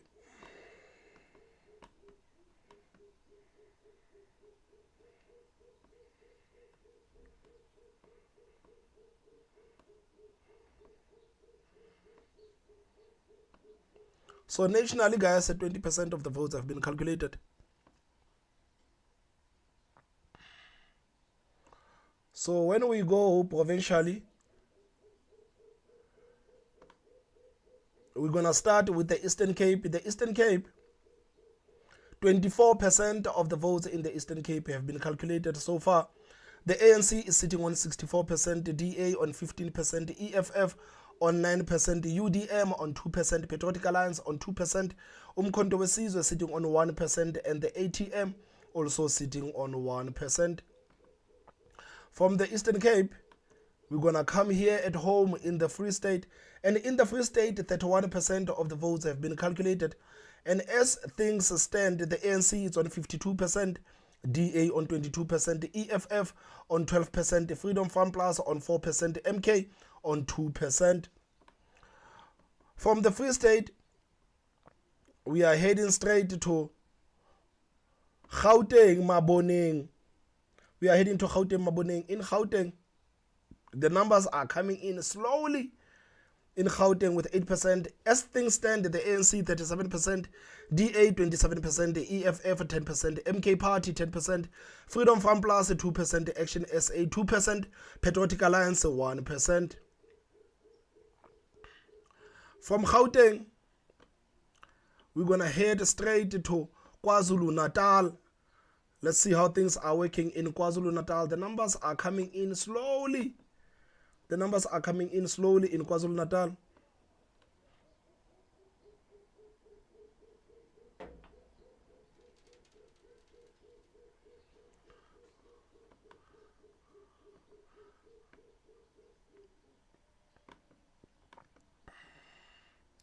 The numbers are coming in from KwaZulu-Natal. In KwaZulu-Natal, 10% of the votes have been calculated. As things stand, MK Party is on 42%, ANC 21%, IFP 18%, DA 10%, EFF on 2%, NFP on 1%.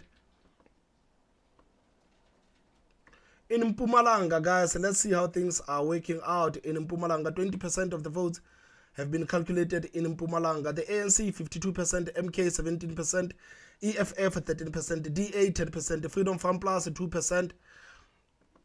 From Mpumalanga, we are going straight to the Northern Cape. To the Northern Cape, I believe that 68% of the votes in the Northern Cape have been calculated. Northern Cape, they are about to get done. The ANC is on 46%, DA 24%, EFF it's on 10%, Patriotic Alliance it's on 9%, Freedom Fund Plus on 2%, and NWCM on 1%. From the Northern Cape, we are going straight to Limpopo. In Limpopo, let's see how many votes have been in. 10% of the votes are in. ANC on 71%, EFF on 12%, DA on 9%, Freedom Fund Plus on 2%. From Limpopo, we are going straight to Northwest. In Northwest, 15% of the votes have been calculated in Northwest. ANC is on 62%, EFF on 16%, DA on 10%, Freedom Fund Plus on 4%, MK Party on 1%, Action SA also on 1%. From Northwest, we're going to end up with the Western Cape. And in the Western Cape, 31.6% of the votes have been calculated. And as things stand, the DA 48%, ANC 20%, Patriotic Alliance 11%, EFF 4%, CCC 2%, Freedom Fund Plus 1%, Al Jama 1%, and the Good Party 1%, and also ACDP sitting on 1%.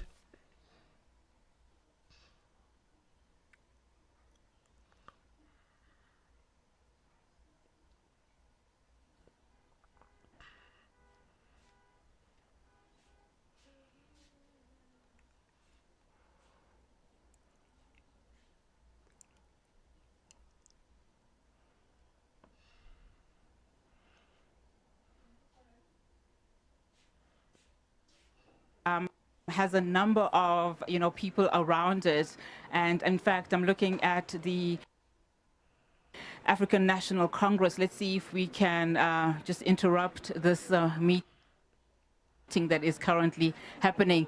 And there you have it. Good afternoon. Good afternoon. How are you? All right, let me try and see if we can speak to the ANC Deputy Secretary General, Nomvula Mokonyane. Ma'am, how are you feeling looking at that board? Well, we remain optimistic. We've gone beyond what those who predicted the outcome for the ANC indicated, and yet we are far from 50% of the results. It is early days indeed, but we're already getting a sense and an understanding, from the likes of the CSIR that you are looking at sitting at below 43%. What do you say about those predictions? Well, as we have always said, any polling, including the one of the CSIR, we don't take them for granted, but as the fact that as we're sitting here reflecting on the percentage of votes that have been counted and completed, there's still a lot to come. We're quite happy that we contested elections and we continue to contest in terms of the results. This is not at a static number, given the first vote were registered last night. All right, thank you so much. So, of course, guys, why isn't the ANC actually addressing what took place yesterday? So the ANC is simply going to pretend like what took place yesterday didn't happen. They're simply going to pretend like the IEC did an amazing job. Why are they not addressing what happened last night? Why are they not addressing that? That was the ANC. And we continue then to speak to a number of political parties, just to give them a voice in terms of how they are feeling this afternoon. Of course, it is early days. The numbers are trickling in. Every time you hear that bell ring, then we know, of course, that to expect the changes. But for now, let's try and see what is happening, across the various provinces. Just track the lay of the land in terms of how political parties are doing from a provincial perspective. I'm now going to cross to my colleague Tanya Krauser, who's going to give us a sense of what is currently happening, particularly in the Western Cape. Tanya, where are you at the moment? And talk to us. What's the latest there?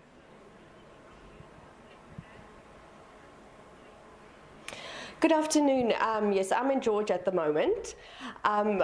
We are covering the Central Karoo, Little Karoo, and the Garden route. And according to the IEC results dashboard, most of the results in the Central and the Little Karoo has been counted. And it seems the DA has most of the support in these voting districts.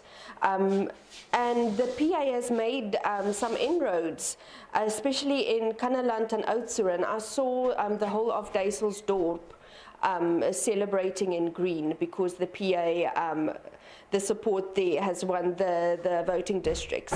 But a lot of results is still trickling in from the Garden route, and counting is still continuing. And that's basically the National Assembly votes, and the provincial legislature votes I see is about 21% of the results have come in, and the picture looks basically the same. And the Central and Little Karoo, it's mostly voting districts won by the DA. We have quite a few from the PA and a couple won by the ANC.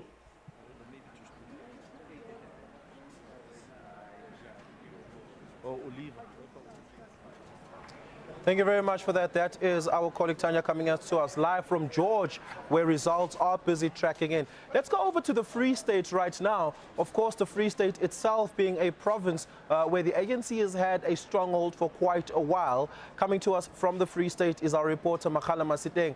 Makala, what is happening out in the Free State? Of course, that is a province that holds a lot of promise for a lot of political parties.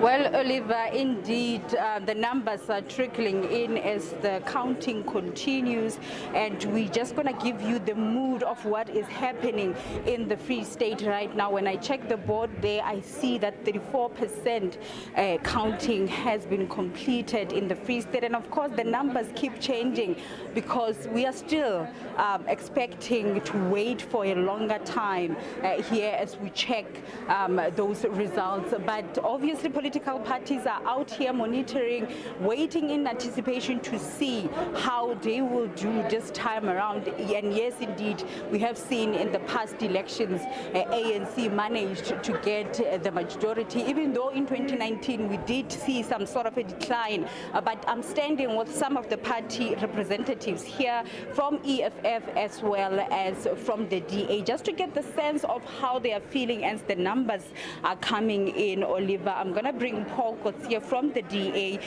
We're looking at the numbers. So far, you're still coming just immediately after the ANC. Of course, it's the early stages, but how are you feeling? We're hopeful. I mean, so far it looks positive. There's definitely growth in our future. We'll see as the votes come in. Like you said, there is still some wait to come. But we're very positive. It does seem that we're going to look at about 5-6% growth here in the province. But we're looking at the number of new political parties that are coming in on the picture here when it comes to the Free State. Are you still hopeful that you'll be able to maintain your official opposition position here in the Free State, or are you even aiming for higher? Of course, possibly with the coalition, we would aim for higher, but we will definitely stay the official opposition. There's no question about that.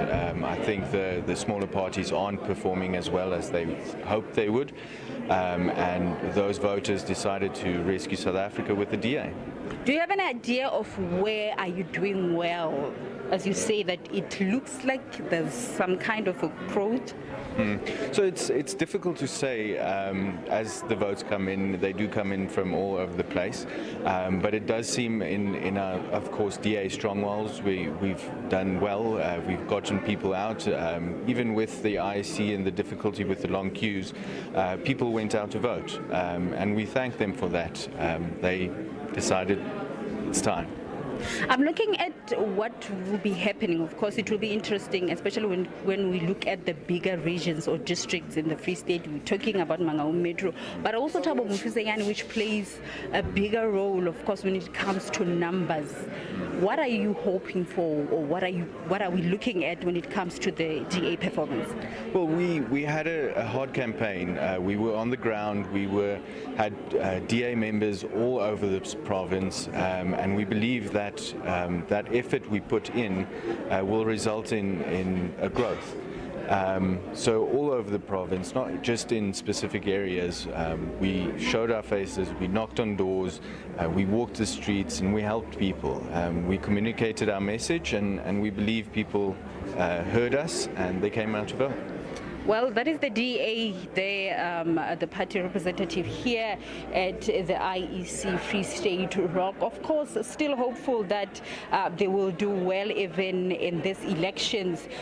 They are currently the official opposition party here in the Free State. Let me bring in EFF Thembi Msani, who was obviously watching over the election campaigns for the party in this province. What are you hoping for? We see the numbers are coming in. Of course, they keep changing. Well, we want utmost victory as the EFF, and we can see that we've grown in most areas where we were suffering in the previous elections, but we're hoping for nothing but victory. Let's talk about the regions. I was talking to the DA indicating that almost all the parties were looking and making sure that they go to Mangaung region as well as Thabo Mofokeng region. When you look at your performances so far, it's still early, but what do you think will happen? If you check at Maluti Apofung, we were not doing very well, especially in the farms, even in Mangaung, in the farm areas. It means that our people now have gained so much confidence that they can go out and vote for the EFF. The farm results that have come in trickling are showing a bit of growth for the EFF as well as Harib. If you check the Smithfield results, we did extremely well there. We are not struggling at all in regions which are mostly farm dominated, which we know that the Free State is a farm-dominated province. We saw the party doing well with some of the by-elections. We're talking about the ward in Dihlabeng. We did well, and the party leader, Julius Malema, was really confident that come Mangaung by-elections, you will do well, but you didn't do as much as you expected. Where do you think you lacked there, and do you think that you were able to fix it this time around?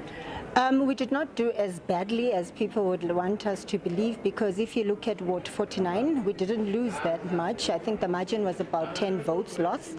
So our people are now more conscientized to their suffering that they are facing in the province. And we want to believe that now they've made a change to their lives for the next 5 years. Just lastly, the DA still believes that they are seeing growth. You are talking about growth as well. They still maintain that they will maintain their official opposition position. We know you've been coming in the third. The numbers are still showing the same similar pattern. Are you hoping for anything different this time around? Well, our analysis as it stands now, where the DA was extremely strong in the suburban VDs, we've mostly taken over like the St. Matthews VD, where we beat the DA. The youth of Mangaung came out in their biggest numbers. So I would want to say the DA can keep their official opposition, but we're taking the premiership. Well, Oliver, the political parties, of course, are still hopeful that they will do better this time around, everyone gunning for those votes here in the Free State. That was our reporter Magala Masiteng coming to us live from the Free State over there. We're going to continue taking a look at some of those numbers, giving you the national picture, and of course getting an opportunity to zoom into all the provinces and speak about some of the predictions coming out of the projection and prediction models that are available. Of course, we're going to do all of that on the other side of this. Let's take a break. Don't go away.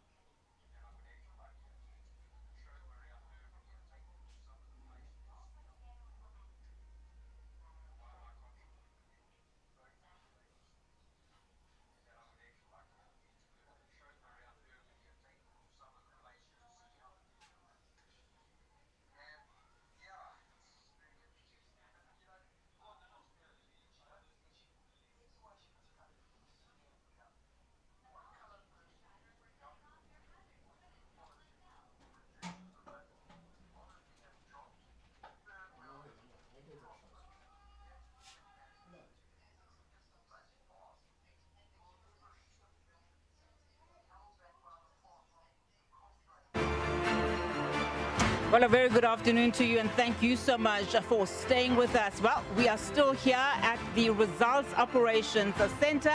It is a hive of activity, I tell you. I'm right in the middle of political parties. They, of course, just peeling their eyes on that leaderboard behind us, of course, looking at the numbers as they start trickling in. I'll be speaking again to some political parties, just get a sense of how they are feeling at the moment. Of course, it is early days, so those numbers are still coming through. But before we do that, let's check in with my colleagues at various provinces. And in fact, I'm going to throw to Ntlamulo Mabasa, who is in Mpumalanga for us. Ntlamulo, just give us a sense of how those numbers are coming in. Good afternoon, and good afternoon to our viewers. Just like you said, I will go straight into it, like you said. I don't know if you can see, I'll just move out of shot just for you to see how we're doing provincially. It seems right now we are at 21.87% in counting, meaning it's still early days, but right now the ANC is leading. And to follow that is the MK, which we know is the new baby in the block. But just to quickly talk to the MK and just to hear how they feel and how they've worked on the ground, we're going to welcome Mr. Chikwameni Nkuna, who's the provincial coordinator of the MK in the province. Good afternoon, sir, and welcome to our program. Thank you, ma'am. Thank you very much. I'm Mr. Chikwameni Nkuna, as you said. How do you feel that your party, which is a new baby right now on the log, it's still early days, how do you feel that at this point you are second in the province? We are very much excited, but the excitement goes to our voters who are giving us the mandate, who have shown us that they are very, very proud of us as MK, because they believe that MK is the alternative that can bring solution to all the problems that they were facing all the way. So we are very humbled for it. Are you hopeful that you will be the official opposition party, should your numbers remain in how they are?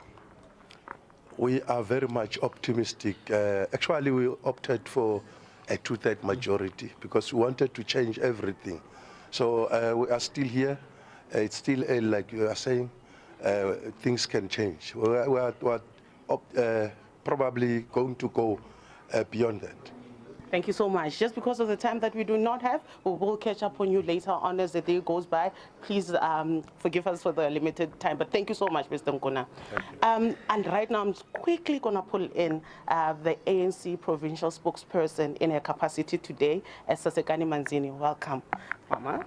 Thank you very much to you and to the viewers at home. How do you feel? Do you feel the ANC has done what it needed to do on the ground when we look at the numbers? Yes, we can say. When we look at the numbers, guys, let me go off for some bit. I have to go somewhere. I will see you at 6 p.m. Make sure that we are here, guys. So let's meet here at 6 p.m. Right now, I have to go somewhere.